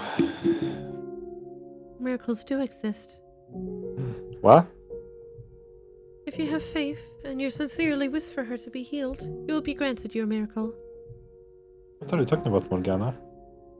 You said many times that you wish to know more about me. Yeah, I have. Well, I'll grant you that wish. As you listen to my story, you will come to understand why I said you will never be able to empathize with me. And as you do, hope will sprout within you. Here in my lakeside cottage, I am known as a witch, but I did not used to be called such. No? I am the daughter of God. A god junior? Most people would dismiss such a claim as madness, and I almost did exactly that. There was something strangely enchanting about her voice. I found myself slowly drawn into her tale, listening intently to her every word. The more I heard, the harder it was to believe she was lying. And before long, I was convinced she was the daughter of God, a saint whose blood had miraculous power. Oh yeah, today I checked. I do have milk. Milk? You do have milk? Yes. You sure? Yes. Her first cry ended a lengthy drought in the village where she was born, and her blood cured the sick. Somehow I want to whisper when there's no background noise in the game. What? I know. I know. She led up one sleeve to show me her arm. What? Practically every inch of her skin, from her shoulder to the tips of her fingers, was scarred from where she had been cut. According to her, the scarring had once been far worse, but had improved with the application of ointment. Every single one of those scars, she said, marked a person who had sought her blood. I believed every word. There was something about her that set her apart from the rest of us normal people, like she was some higher being. There were no self-inflicted wounds, not the marks of someone who had tried to take her own life, but symbols of the great sacrifices she had made. She offered to give Nellie her blood, and without a moment's hesitation, I accepted.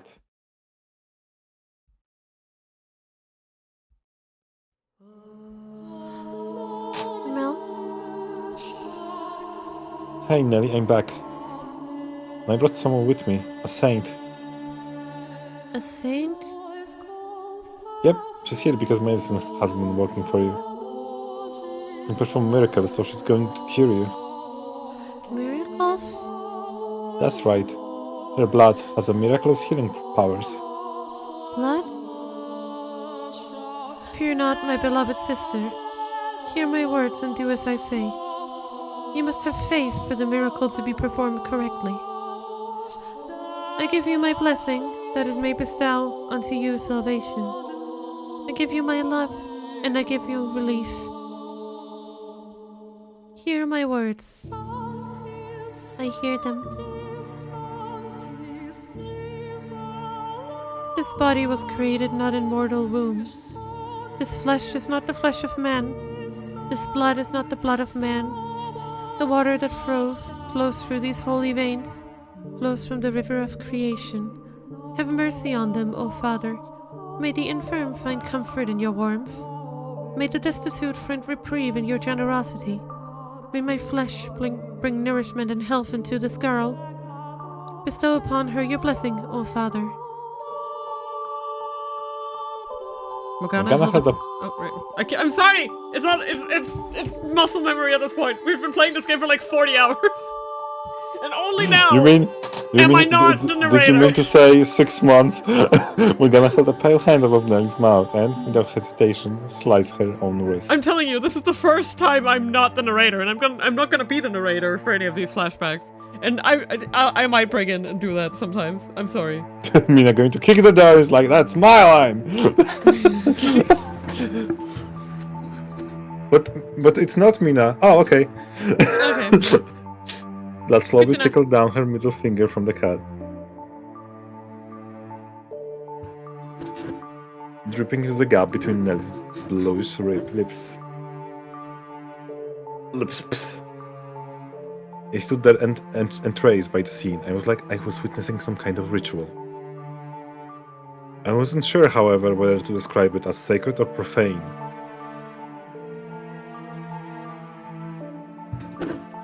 Watching the fresh blood trickle from the cut on her wrist made me break out into a sweat, feeling like I was violating a taboo. My knees rattled and I could barely stay on my feet. Needles prickled my hands, thoughts slipped through my fingers before they could fully form. And I crossed a line that wasn't meant to be crossed. I stepped into territory man was never supposed to enter. In time, I stopped processing Morgana prayers as words. It became nothing but a rhythmical sequence of sounds bouncing around my head. My line of sight grew gradually narrower.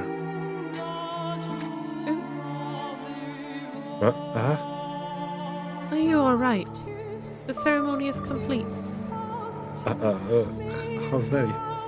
She's asleep right now, but she should awaken soon. Oh, good. My blood has the power to cause miracles, but you must remember that the miracle is predicated on your faith. So you're saying we need to worship you? No, I am merely God's progeny. Your praises and prayers should be directed at my Father, the Lord God. I should get going then. Hey, thank you very much.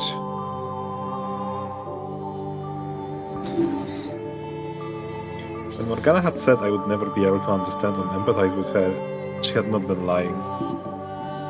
Having only heard her tell of it, I'd still believe that there was a room for me to close the gap between us.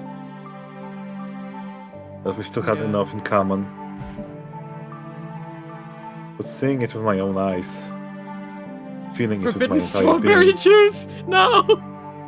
Oh, nice. I like strawberry juice. It's probably forbidden because it tastes good. Are you remembering that video I made you watch about raiding water? Yeah.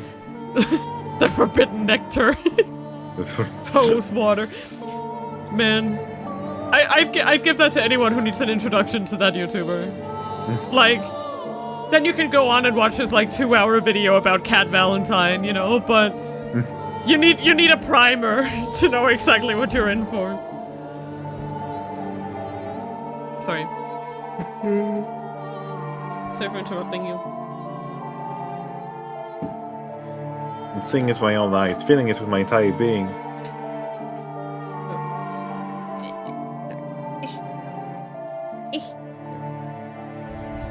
I no longer had any illusions of us being in the same plane. As I gave her my thanks, my voice was audibly trembling. Yeah. Mel, come on, get up, dearest Mel. Yeah. Oh, Mel. Me, L. Nelly? Feel you're awake, sleepyhead. What's with the look? Am I making a funny face? Are you good to be up and about? Yep. I woke up this morning feeling wonderful. Feel my forehead, Mel. See? No fever. Is it? It's gone. She actually performed a miracle. I only remember bits and pieces, but I remember a really pretty saint lady showing up and giving me her blood. That's how she remembers it? Her memory is pretty hazy, huh? And then I got this warm and fuzzy feeling inside me. Then I had this really strange dream. What kind of dream? There were a whole bunch of lights floating all around me, and they were changing into all sorts of different colors. It was the most wonderful dream. That doesn't help me understand at all, Nelly. It was a good dream, and that's what matters. It must have been the Saint Lady's power at work. Must be, yeah. I'm so relieved you're feeling better, Nelly. Yeah, I mean, I would assume that the reason she's saying that she was pretty is because basically she only really heard her voice. She didn't actually, like, see anything. You know? So, like, in her brain, it was, like, coded in as, like, lady with pretty voice equals pretty lady, you know? Mm-hmm. Sorry for all the trouble I caused you. And now everything can go back to normal. Yep, all back to normal.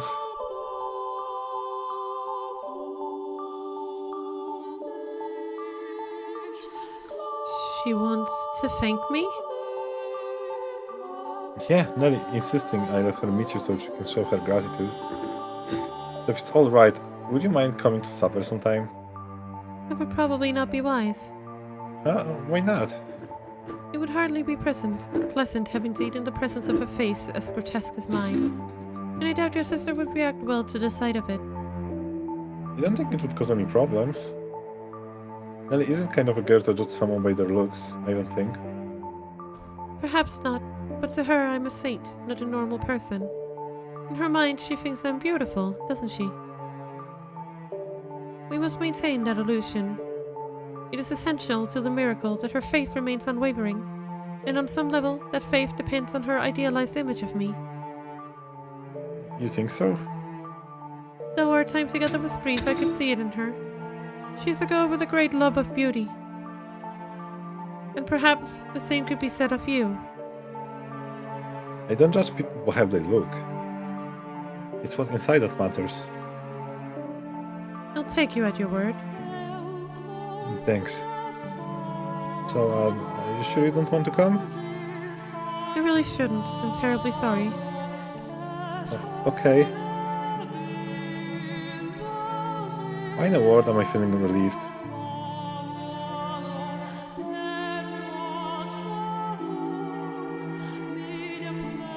Now recovering was a huge weight off my shoulders. Now everything could go back the way it was, quiet and unremarkable. Could finally go out, get a real job, forget about my old life, live like a regular old commoner. That was what I was going to do for the both of us. The problem was, Nelly hadn't actually recovered completely.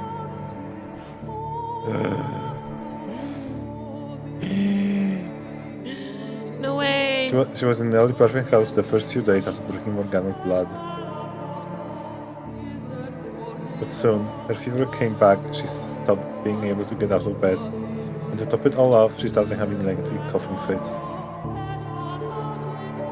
In some of them, she got up little bits of blood film. I nearly had a panic attack. So I rushed down to Morgana's cottage and told her what was happening, to which she responded with a quizzical tilt of her head. Nelly's health meant everything to me.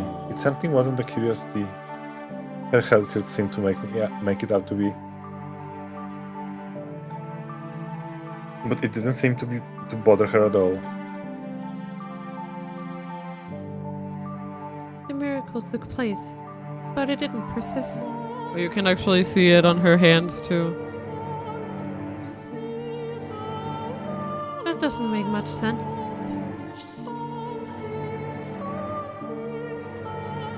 But it's true, she can't get out of bed. It's not a problem with her fate. I've been teaching her the word of God every night. And she absolutely believes in you, in her saint. Lower your voice. I will perform another miracle for her. You do it again? I will not forsake those who are in need. And if it'll stick this time, right? I cannot promise anything. Why? Your miracles aren't supposed to be temporary, are they? Whether they are or not is decided by you and your sister. My only hope, though. Please do not worry.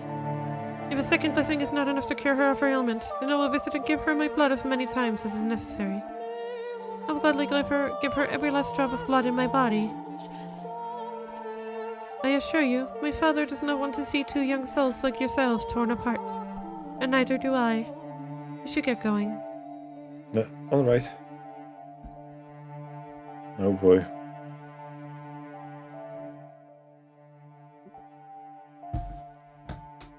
For the second time, Morgana had nearly drank her blood.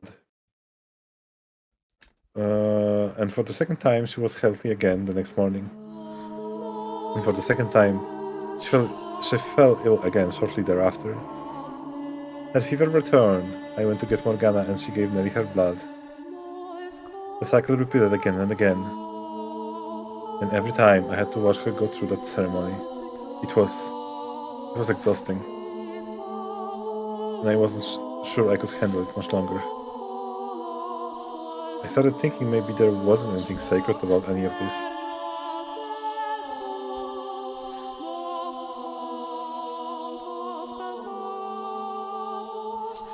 That it was a blasphemous and it looked as it looked from the outside. I was making girl cut her own wrist and fed my sister her blood. Nothing about that sounded right. I had nowhere else to go, no one else to ask for help.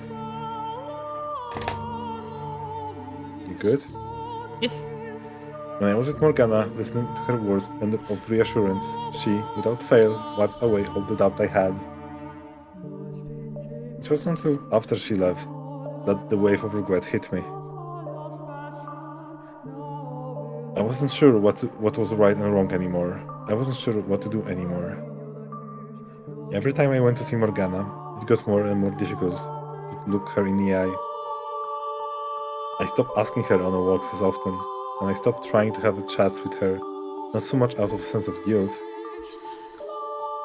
but because I was getting to be afraid of her.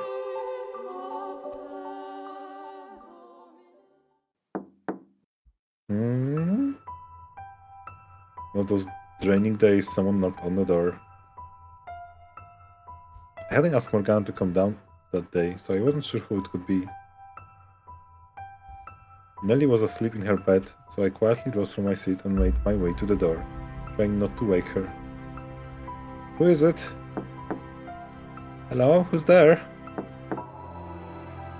I had an inkling of a suspicion, but having been raised in such a sheltered environment, I didn't understand exactly how dangerous it was to thoughtlessly open the door to anyone who came knocking.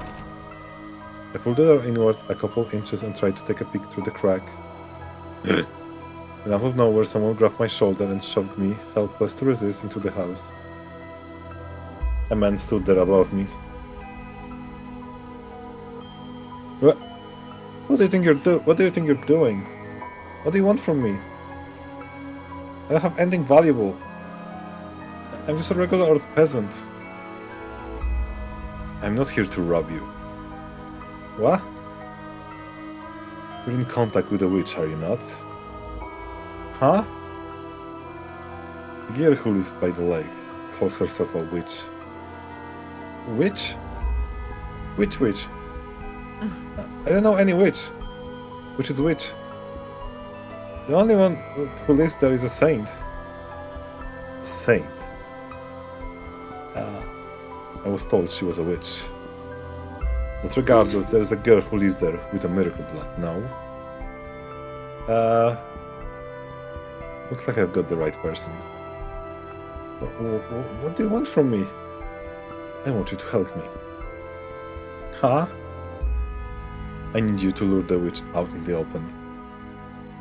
And why do you need that? Because I need her blood. I need to get my hands on the witch's miracle blood. Then go ask her for it yourself. Why should I have to help you? She won't open the door for me. But you, I've seen you talking to her. You seem to be quite friendly with the witch. Taking little walks around the lake. How? I need your help. And what are you going to do once you have her outside? I have orders from the Lord to take her captive. What? The Lord? Why would he? That is none of your concern. You expecting to buy that?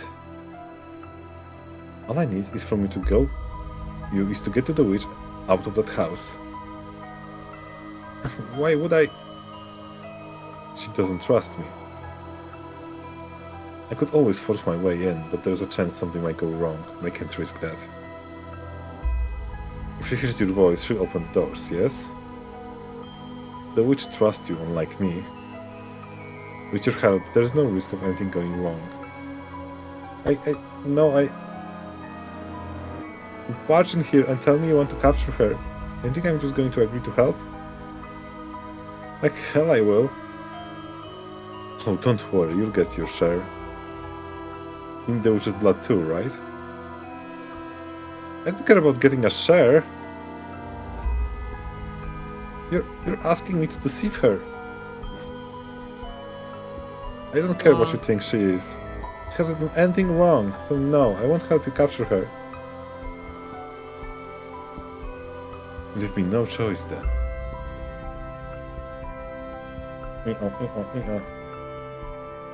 He approached the bed where Nelly slept, drawing his sword and pressing the tip against her throat. It happened so quickly and without any warning, my mind couldn't keep up. I stood there, mouth half open like an idiot.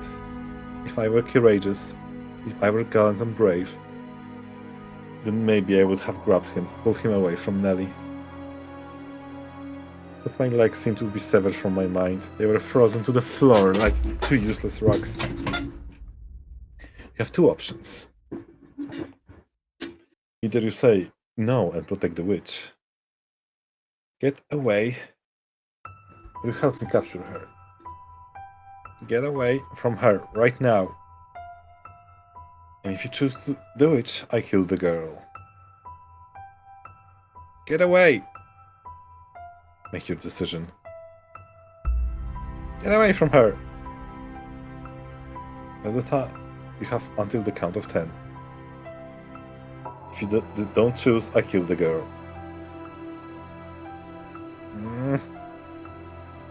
10, 9, 8, 7.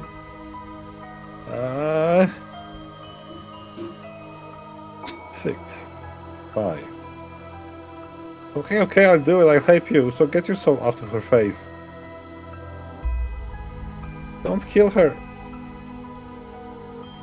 I thought you hold until the last second. Wait, what are you waiting for? Let's get going. I did figure that it was probably something like this, but still. Get moving. You pitiful little boy.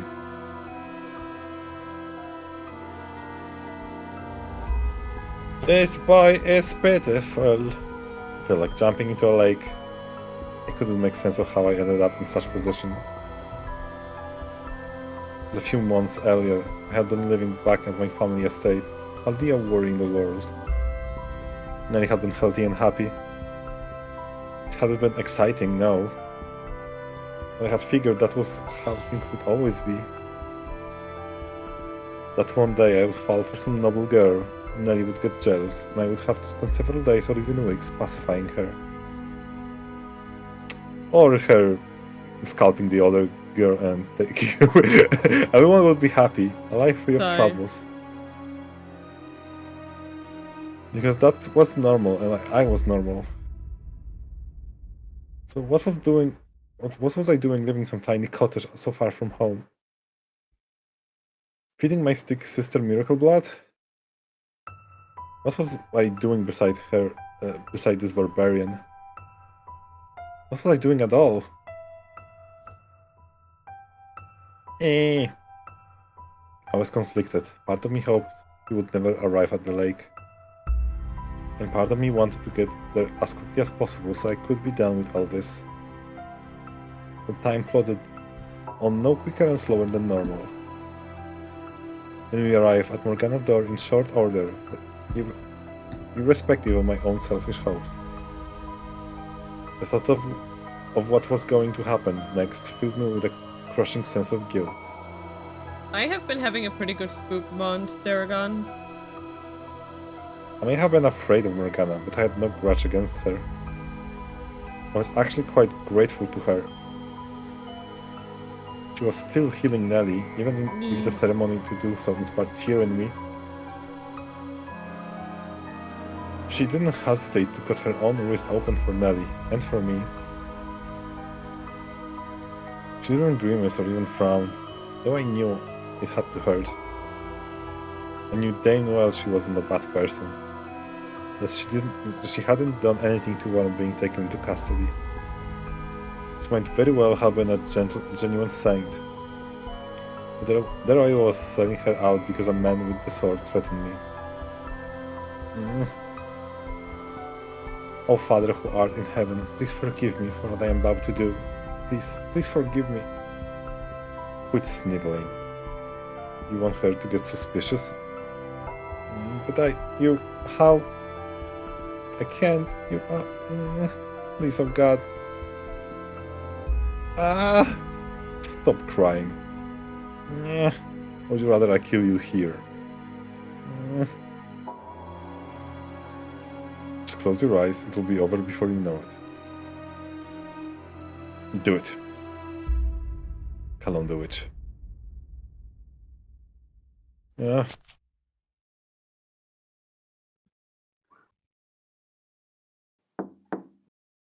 Who's there? It's me. I'm not here about Nelly today. I'm sorry for being so distant lately. I want to talk things over.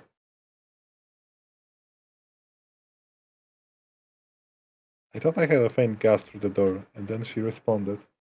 I want to talk to you too. Why? Why did she have to want to talk to me now? I've always been so cold, so rational, so quick to cut down my fantasies. Never want to get emotional or sentimental. Always given off the impression of being something greater than we were mere humans. Always been so aloof, never giving any indications she thought anything of me at all. So why? Why did she sound like a normal girl now? Why was her voice trembling slightly when she said she wanted to talk? Why now of all times?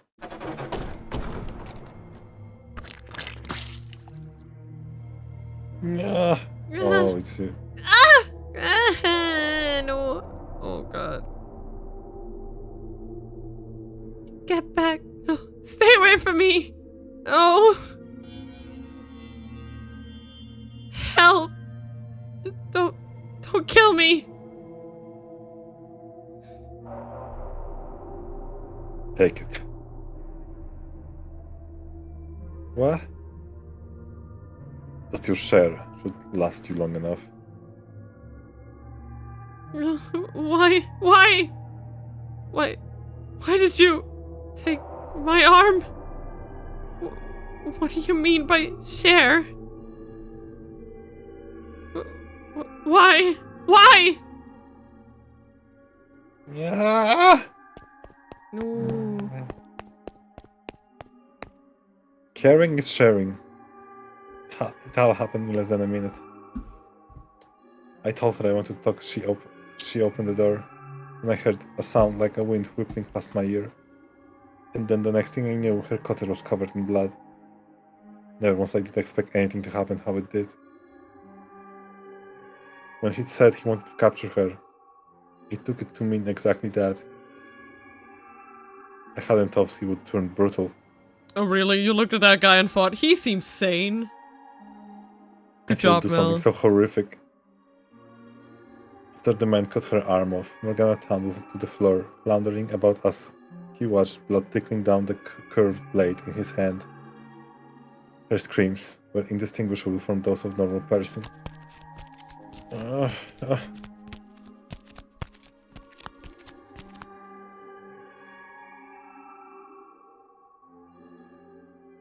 Her arm.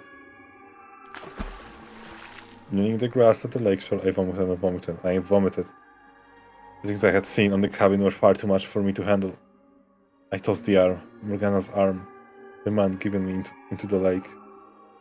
What I was supposed to do with it? It was an arm, a human arm. You would have to be insane to go around carrying someone's severed arm. I tried to convince myself it was all a dream, some terrible nightmare. But I could still feel the warmth of her skin fresh on my hands. The one of her blood on my fingers dragging me back to reality. My mind couldn't keep up with the flood of thoughts and emotion and images. I wanted to close my eyes, but it was too afraid. I would find the bloodbath in the cottage on the back of my eyelids, which left me with nothing to do but wail. I was horrified at what I had done. I knew that I was the one who had set it all in motion. If I'd kept quiet, Morgana wouldn't have had arm cut off. But I didn't want to admit it was my fault. I didn't want to accept that I had caused it. I did nothing wrong. It's not my fault. He threatened me. So it's not my fault, I had no choice. I didn't do anything. I frantically scrubbed my blood-soaked clothes in the lake. As I watched the red clouds spread, I knew I was defying something pure and beautiful, with my awareness of that fact slowly dissipating like the blood through the clear water. By the time I had gotten all the blood off my clothes, the sun was beginning to set. I came back to my senses at the sound of the bird chirping and quickly recalled that I had left Nelly alone at the house. My leg was shaking and I could barely get myself upright, but remembering her gave me enough motivation to drag myself back home. If she hadn't been there waiting for me, I seriously might have thrown myself into the lake instead. Mel? What's the matter, dearest Mel? Where have you been? Mel? I'm so sorry. What? I'm sorry, I'm so sorry. Will you ever be able to forgive me? Dearest Mel? I never meant for this to happen. I'm so sorry. Please, I'm begging you to forgive me. I'm begging you. Were you not able to get my medicine? Is that what you're crying about? Mm. It's not So that big a that- deal, Mel.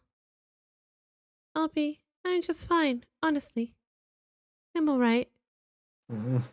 Thanks. I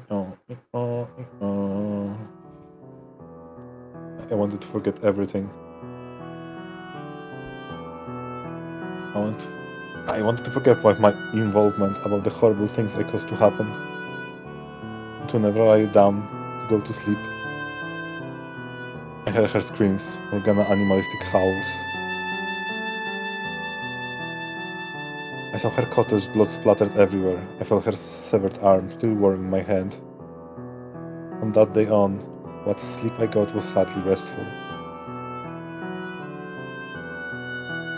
Nelly probably didn't notice anything through her first feverish haze. When moving to bed, it looked like hell. Praying time would cause the memory to fade. I started looking for doctors again. Instead of clinging to a miracle, I would try to have Nelly's sickness cured the way normal people did. At some point though, all that money I'd been given started running low. If I thought about it for 2 seconds, it would have seen it coming.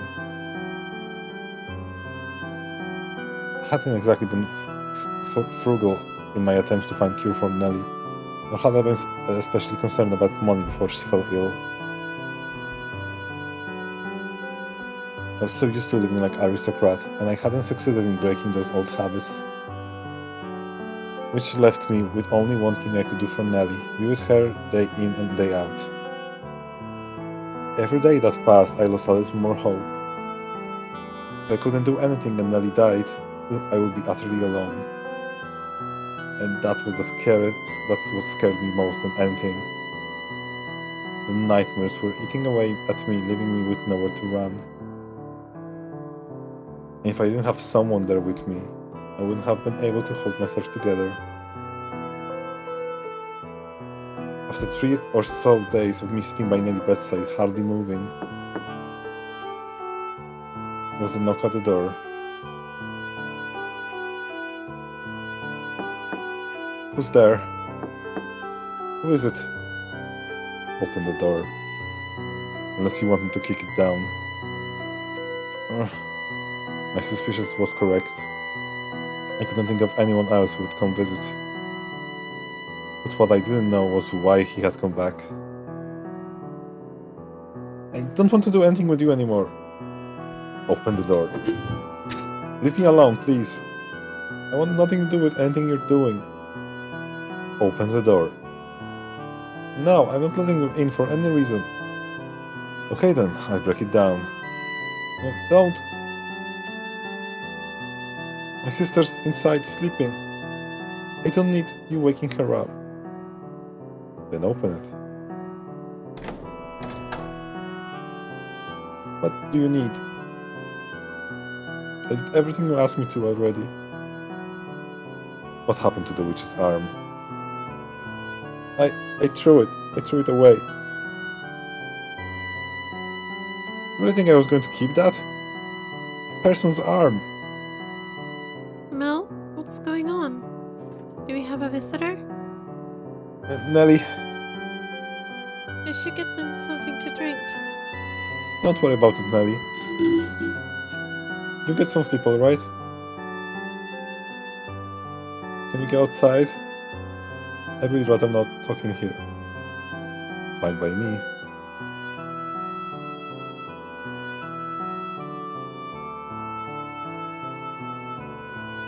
So that's your sister.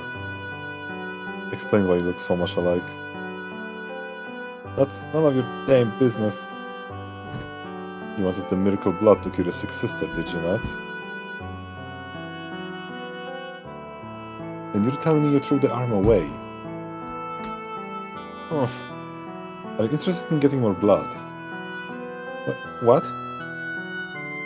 You're taking the witch's blood, turning it into medicine, and selling it through the church. Selling it? You're doing business in the house of worship? No, I suppose we're technically giving it away. But we're asking for Titus, so I really, it's the same thing.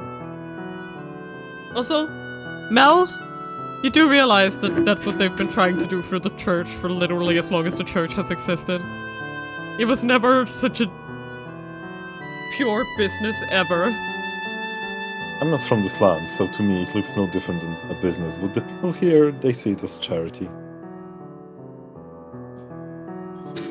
The Lord says if you'll assist us, He'll provide you with the medicine we're making. The Lord? Why would the Lord be... How if I know? It seems like good money. So will you help us? You're gonna make me get my hands dirty for you again? I can't, not again. Oh right, I forgot to mention one detail. You don't have a choice this time. Huh? You know about the miracle blood. Which means we can let you go unattended. If you say no, I have permission from the Lord to kill you on the spot. Bruh. But why? So, will you help us? Or you will die here.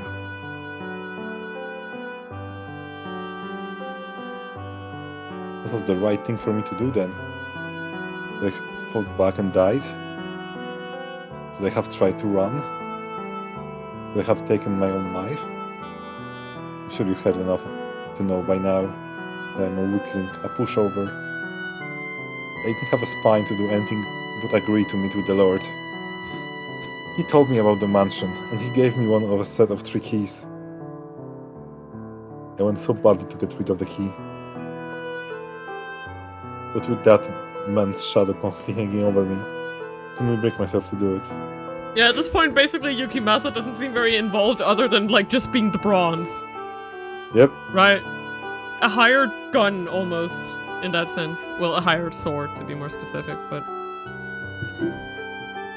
Not when I could be the next one to end up losing a limb or two. There's no way I could have disobeyed them.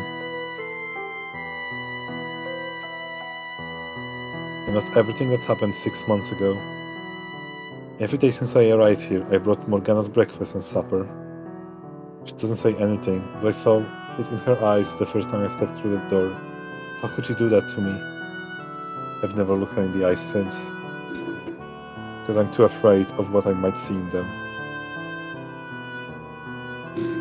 And we're back to reality. Hello. And that's Oh, how no. I ended up here. I know the color of the text box is changing because we're back, I guess. But now let me tell you the story again so you get full picture. Oh boy. So he was threatened. He didn't actually want to cause Morgana harm. I mean, I kind of figured that. Like, it's just a spineless shit, you know? Yeah. I mean, it's understandable. Doesn't mean I have to like it. I mean, Doesn't excuse what he's done, though. yeah. Yeah, exactly. Basically, he did what he did to survive, but that was the... It's That like, doesn't you know, make it it's just- okay. Yeah, Like- exactly. Yeah. It's understandable, but it's not excusable. Two different things.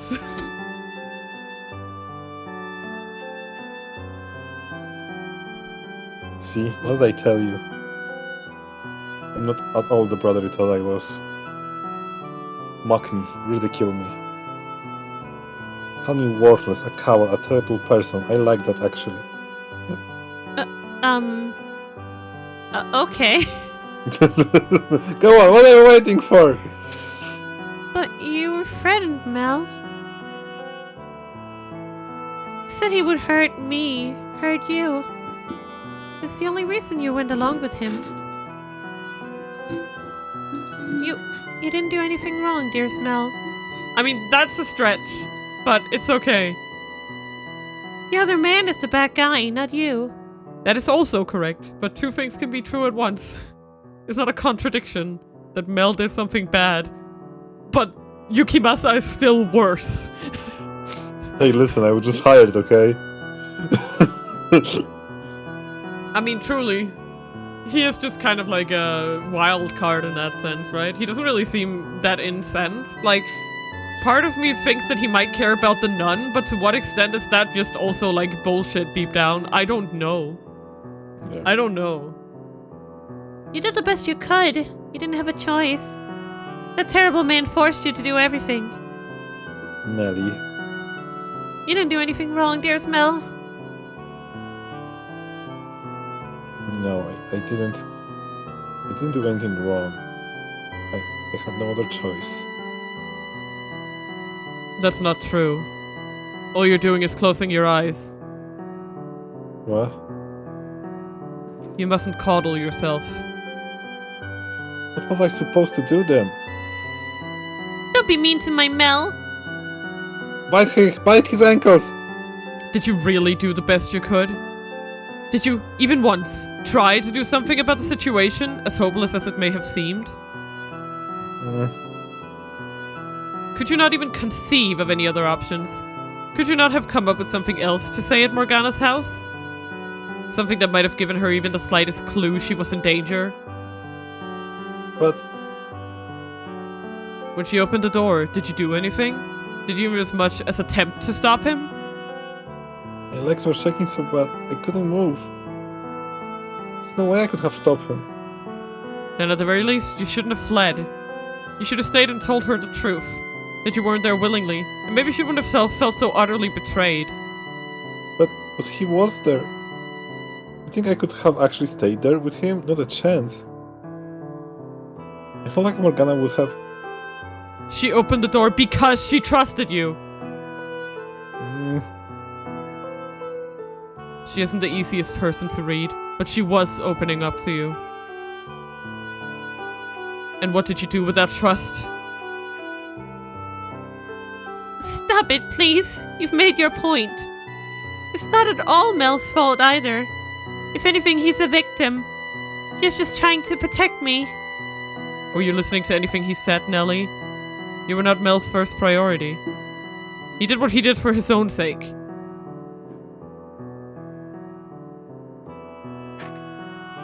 Well, what do you expect me to do?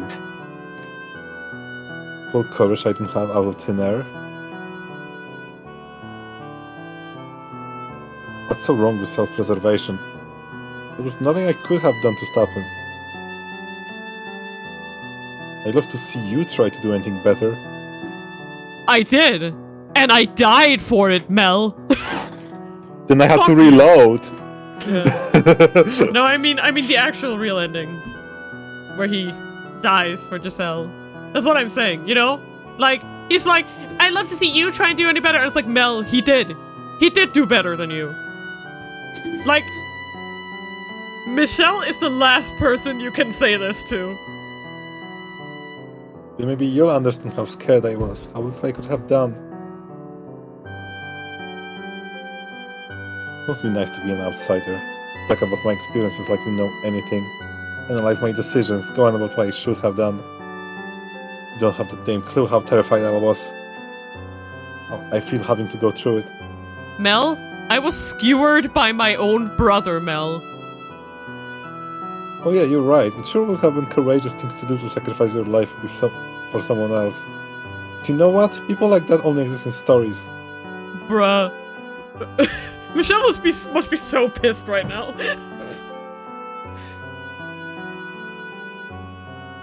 You don't actually understand that. You just want to give me crap for not being perfect. Do you want my pity? Is that all you want? If I tell you or feel bad for you and oh how hard it must have been, will that satisfy you? I... Do you not want to know what you can do now? What's even left to do? Nothing I do is going to make her situation any better. It won't make her arm come back. All is not yet lost. Open your eyes. Take a good long look inside of yourself. Think about what you can do. Stop sitting on your hands telling yourself it's too late. Like, this was what Michelle himself had to hear, right? Hmm? That you can't just keep doing this forever. You have to keep going. And I like that. He's like embarking the wisdom that he earned from that situation onto Mel now. There's still time to make a difference. You just have to commit to act. I don't think you're an especially bad or cowardly person. I think you're an ordinary young man. It might sound like I'm telling you to do the impossible. But soon, the time will come when you must make your choice. When you must stand up and take some responsibility for what you've done. No one's childhood lasts forever. The good days are long behind you before you even realize they've passed. When faced with the consequences of your actions, you should not have turned and run, but held yourself accountable. It is, perhaps, a disproportionately large burden for you to bear, but it is fast approaching, and you need to make a decision. Find your courage. Set Morgana free. Mel. Mel. But even if I open the door for her, it's too little too late. She'll never forgive me after. Is her forgiveness the reason you should act? No. It's penance for what you've done to her. Being like, yeah, exactly, like, expecting her to forgive you. It's like, no, you are doing the bare fucking minimum, Mel. You're doing it not because you want some self-satisfaction out of it. God damn it, Mel. Atonement for your sins. Whether she forgives you or not is beside the point. The question on the table right now is whether you are going to do the right thing. And what about her blood? God's blood Nelly won't... You don't have to worry about me, dearest Mel. My life isn't so important that I want to take someone else's away to keep it. Medieval man invents psychotherapy. Colorized year 1099. I know, right? I'll think about what I can do to help too. It's partially my fault, after all. So please, Mel, set the saints free. Your quiet life is built on a foundation of lies. And I know that by now, you've realized that there's no real value in a life like that. You wanted to do something about this. You sought salvation. Salvation. Who would give it to me? I already told you I would. Why? Because I promised you. You expect me to believe that? It's a lot more believable than your bullshit, Mel. Yes.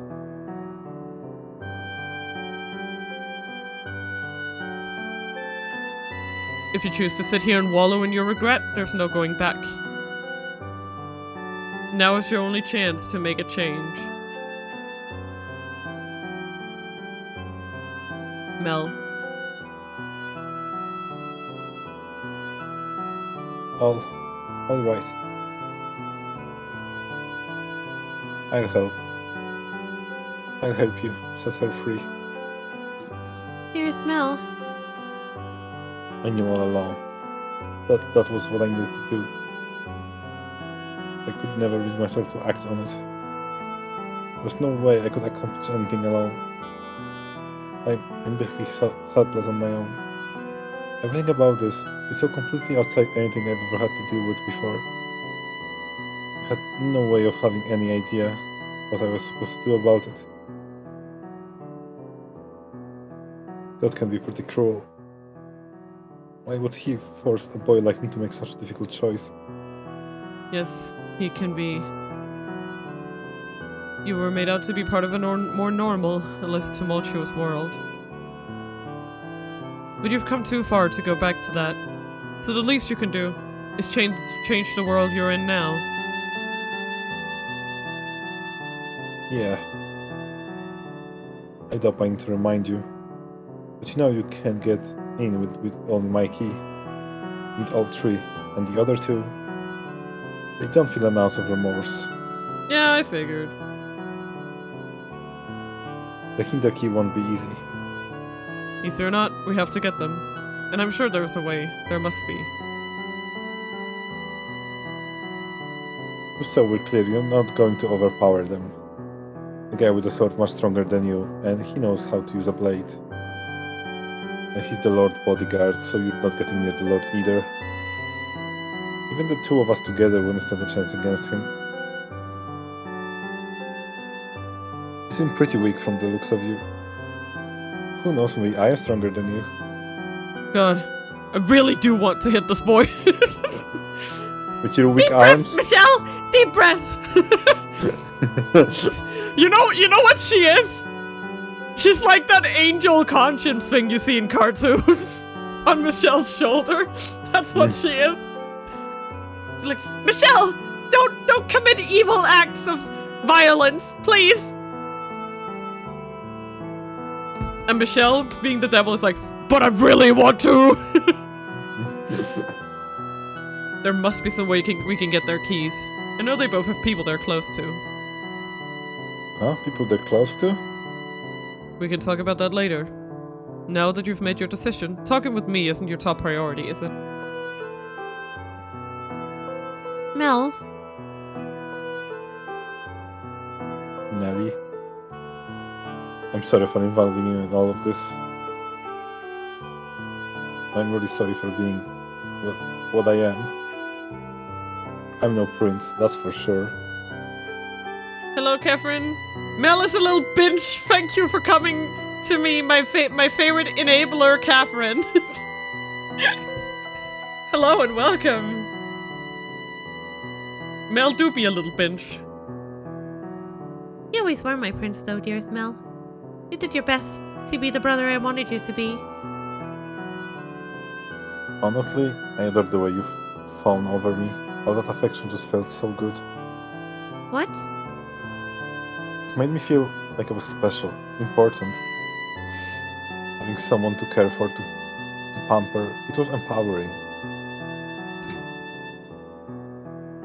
That's the kind of guy your brother is. If someone else, some other girl were ever to show up and call me her prince, say she loved me, I would probably try and act like a prince for her too. Why would you say that? Because all this, it's been so hard on me, such a huge weight on my shoulders. Every so often I would think, just how much easier would it be if I could get rid of her? Morgana was just a regular girl, not a saint, or a witch, or any of that. She's a pretty girl about my age. She might have been the one getting all my attention instead of you.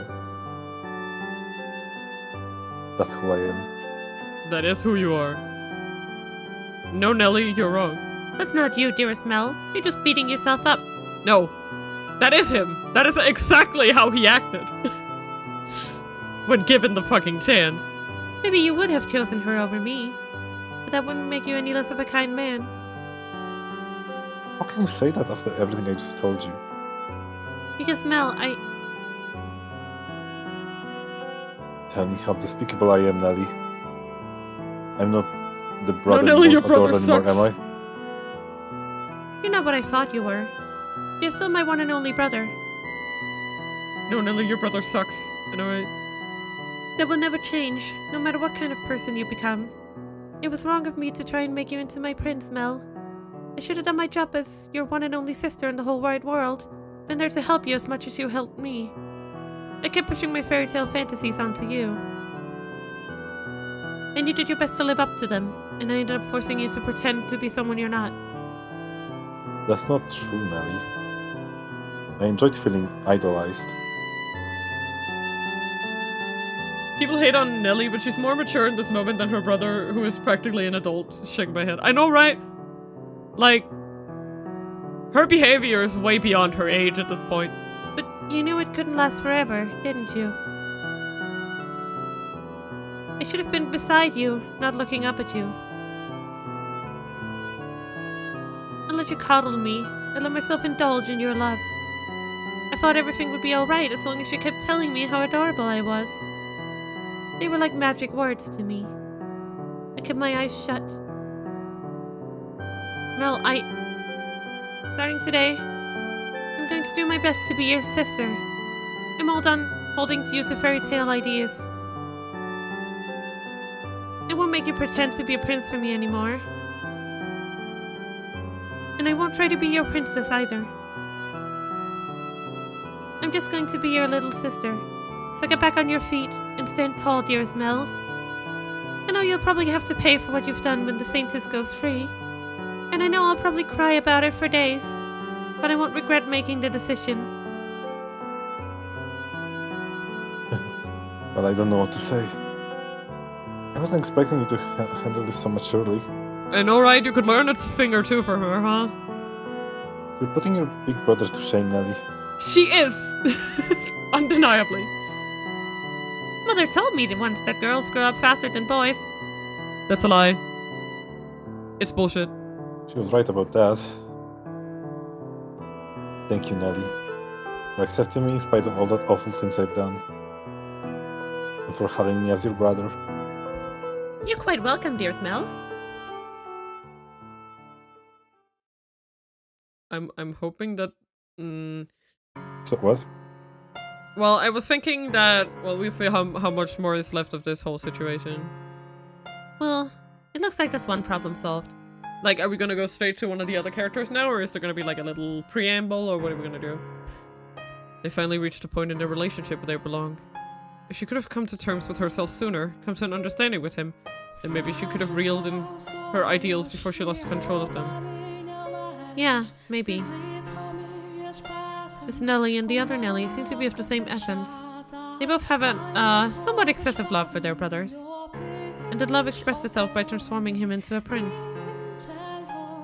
If she could have done the same thing then as she did here, then maybe their tragedy could have been avoided. This is before then, though. Because they were able to fix things up in this life. Maybe it'll have a positive effect on their next life. This could change the future. They may share the same souls, but they lived in completely different times. Do you really think something like this could have any effect on the lives of people hundreds of years from now? There's no way to be certain, of course. But considering how tightly the two seem to be bound, I doubt it will have no effect. I hope it has some effect. Giselle. I was there in the mansion as it all happened, and I just stood by and watched. I feel so guilty about that. If I'd done something, then maybe it wouldn't have turned out like that. I hate what I was then, what I was until just recently. From the memories left imprinted through the mansion, I showed you bits and pieces of their lives. And as I told you their tale, the only thing I contributed was disparaging commentary. I don't feel like you were that critical of them.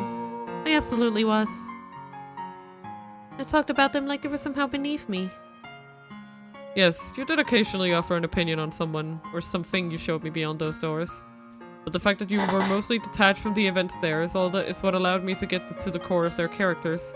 If you hadn't been in the position you were, so you could tell me the story you way you did, I would have never been able to talk them into helping. You contributed more than criticism. Your words weren't for nothing. They made this possible. Makes me feel a lot better hearing that from you. And if you still regret your inaction, then make up for it now by taking action here and have faith that it will bear fruit in their next lives. I will. I wonder if Morgana might have a change of heart too. Original commentary streamer, guys. Giselle, yeah. Yep. She's going, let's go. It's not like Mel wanted to bring her so much pain. She really was just going. I feel like she's more like a sports announcer than a commentary YouTuber. Like, she'd be like a reaction streamer. Look what this bitch did. Like, holy shit. That sucks. It's not like Mel wanted to bring her so much pain. He deeply regrets what he did, so maybe she won't bear quite as much resentment for him when she learns that. Yes, I know what you're going to say. If that was enough to assuage her, she wouldn't have held on to her hatred for all those hundreds of years. Still though, I hope it does something for her, however small. As do I. It's gotten pretty late, so I'm going to take Nelly back to the cottage. Okay. I have some secret plan to get the other 2 keys. Could you fill me in on it tomorrow? Sure. Also, I could get you another room if you wanted. The one isn't the nicest. Oh, no, it's fine. I've come to realize I'm more at home in less comfortable environments.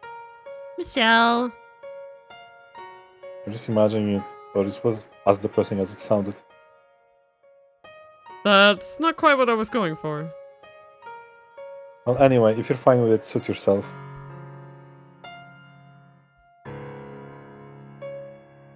Say, Hmm? got a huge lingering question, if you wouldn't mind enlighten me. Yes? Why would you go to such lengths for me? Well, I do hate you. You seem to know Morgana, so I can understand why you've been fighting for her. But me? I had part in putting her in that tower. You have every reason to hate me.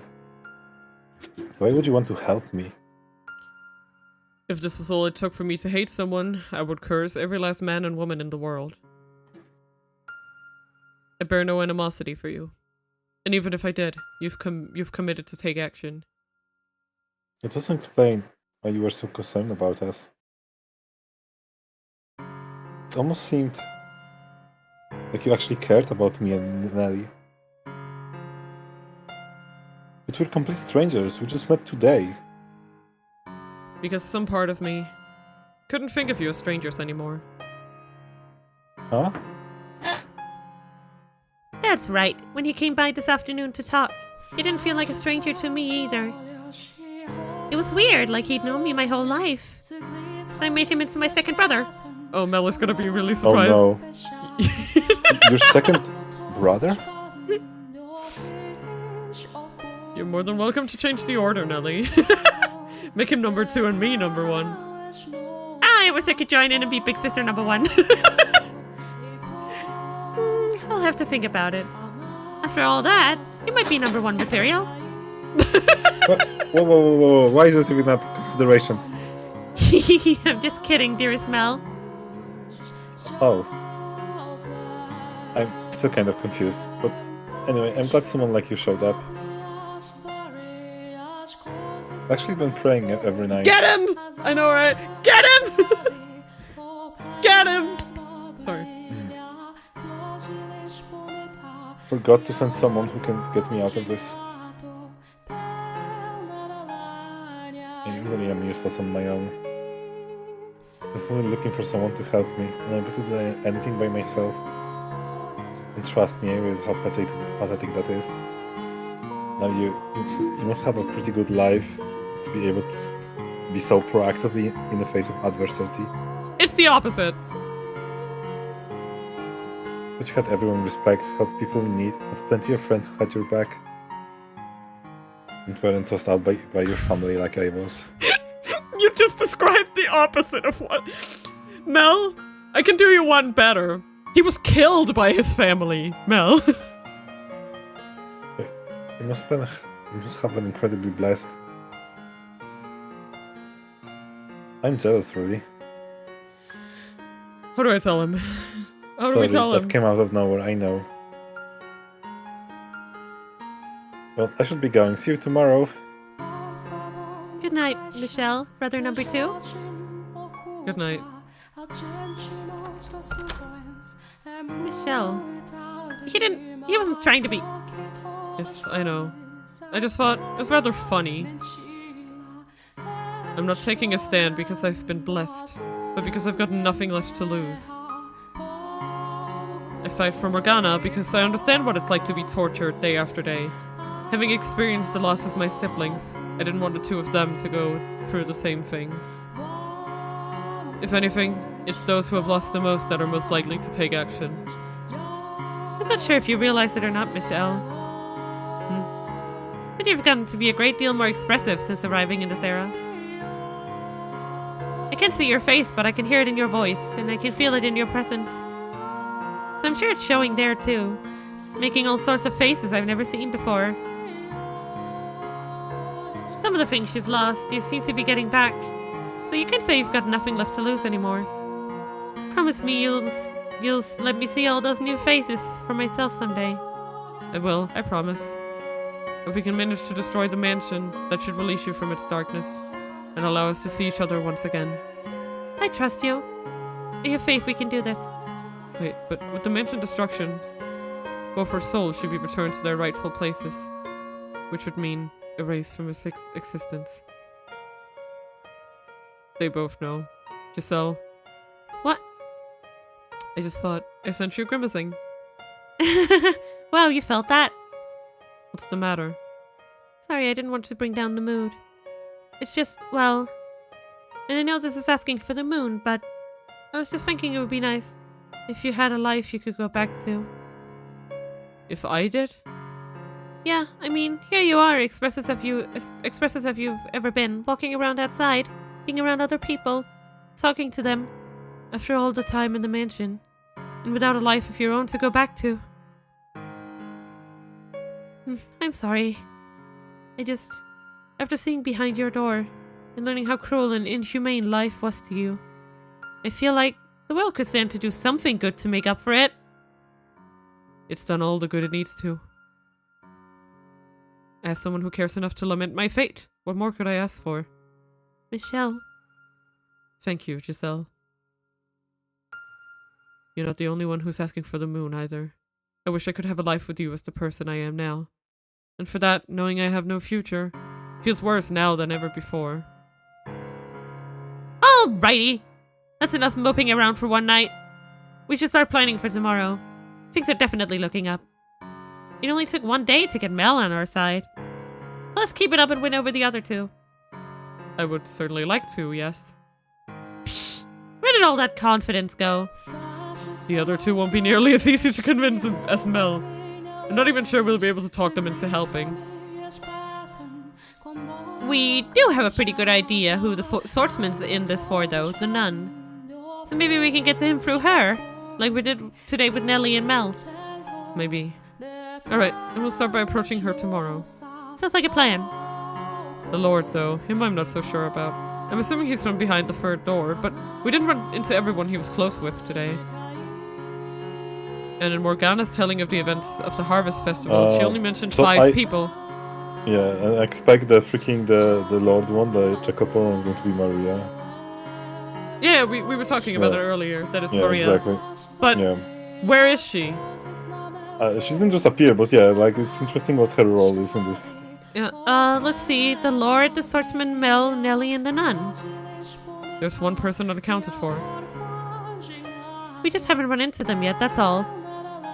If he's the man from the third door, I can't imagine she won't be here, too. Who's losing their confidence now? In any event, tomorrow we talk to the nun. I only hope it goes as well as it did today. You've got me. You don't have anything to worry about. Or, all things considered, you might not even need me. No, I wouldn't say that. He's like, please don't leave me, Giselle! I love you! You handled Mel pretty amazingly, though. I'm not gonna lie, my heart was pounding the whole time. I was afraid you were going to slip up and say something boneheaded. But you managed to keep it together, and I didn't have to come to the rescue. Well... I can make a book of quotes out of your performance today. Oh, for the love of God, please don't! So I'm not concerned at all. Say whatever you think is the right thing to say. I'm more than happy to sit back and watch. The more you pile on the expectations, the more afraid it makes me I'm going to trip up. Besides... I don't think I could have done any of that without you. Why not? Well, my life was hardly as pride-worthy as Mel seemed to think. So I didn't really feel like I had a right to talk to him like that. But knowing you were there, urging me on, was what allowed me to act without hesitation. So, thank you. No thanks necessary. But if you say so, then you're more than welcome. I'm glad I could be of assistance, even if just a little. That you were. Now let's keep this momentum up tomorrow. It's getting a bit late though, so you should probably get some sleep. What is it? I kind of don't want to sleep. What? Why not? For somewhat childish reasons.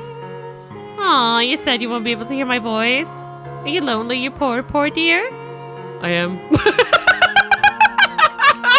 He just says it. I love this man. What? That's the last thing I expected you to admit to. Okay, well, do you want to stay up and talk for a little longer then? Not too long though, you need to rest up for tomorrow. And who knows, maybe I'll show you up in your dreams if you wish hard enough. Hehehe. The fact that I'm even able to talk with Giselle right now is a miracle and a blessing. So is it avarice for me to yearn for more? Knowing that I've already been granted such a great bounty? I want to see her face as much as she wants to see mine. She's infinitely more expressive than me, and I want a good long look at all those many expressions up close. Michelle is the most... He's the man of all time, yes! The man of all time! If I were to make a fucking ranking of men, he would be the man of all time. That's his ranking. I want more than her voice. I want her whole body. I want to feel her warmth. In this era, I have all 5 of my senses in full working order, as I did when I was alive. Giselle, though, she doesn't. She remains dead. As lively as she may be now, that's one thing she did not get back. I truly wish she could have been here too. She would have certainly found more joy in her renewed life than me. And she certainly belongs under the sun far more than I do. But she, rather than me, was the one left behind in that realm of darkness. A fact that frustrates me immensely. In life, I would have considered her remark about seeing her in my dream silly and saccharine, but now, I very much hope it happens. I love him, okay? Come on, go down, change. Yeah! Sorry.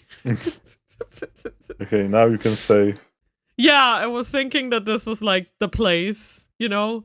This is what I was waiting for. Because we're about the 5-hour mark, which is what I'm anticipating. Because like going any longer than that, we start getting into the hello, Nun. I might not. Hello, nun. Oh, load the save. Let's see the name. Oh, that stupid boy. Oh, right. I just need to go back here. Just need to double check. Yes. No, but yeah. I'm just checking. Yeah, okay. Yeah. And now we can load it. This one, right? I swear to God, it was something with a Javi. Yeah. I was so sure it was something with a J. Yeah, it was with a J for sure because we were joking. Because yeah, we were joking about Javi. I remember that. Yeah. Okay. Well, thank you guys so much. Return to Titla. Javi. Yeah, because we were on it with his name all the time, like Javi. So I was like, come on, it was something with a J. That was all I remember. Yeah. Anyway, thank you guys so much for coming by today. We are probably gonna play it again tomorrow and Monday. We hope. And we're just gonna see how long it takes to finish the main story. I'm assuming we'll have 2 more flashbacks like this. So that's at least 2 more streams, but let's see. I appreciate you guys very, very much for coming by tonight, and the red outline here. Yeah. Did you notice the cover of Michelle's hand? Oh, yeah, that's also him. Yeah, I see it. Like, that's his hand, and then this is his hair. I see. Makes sense. But yeah, I appreciate it so much. I'm really, really excited to finish this game. It's honestly the most game ever. I love it. It's great. I've been having an absolutely amazing time. I've cried, I've laughed, I've screamed my head off, I've shit on Mel for hours on end. Truly an experience that I will never get back. See you tomorrow. Bye-bye. Bye. Uyasumina. Uyasumina.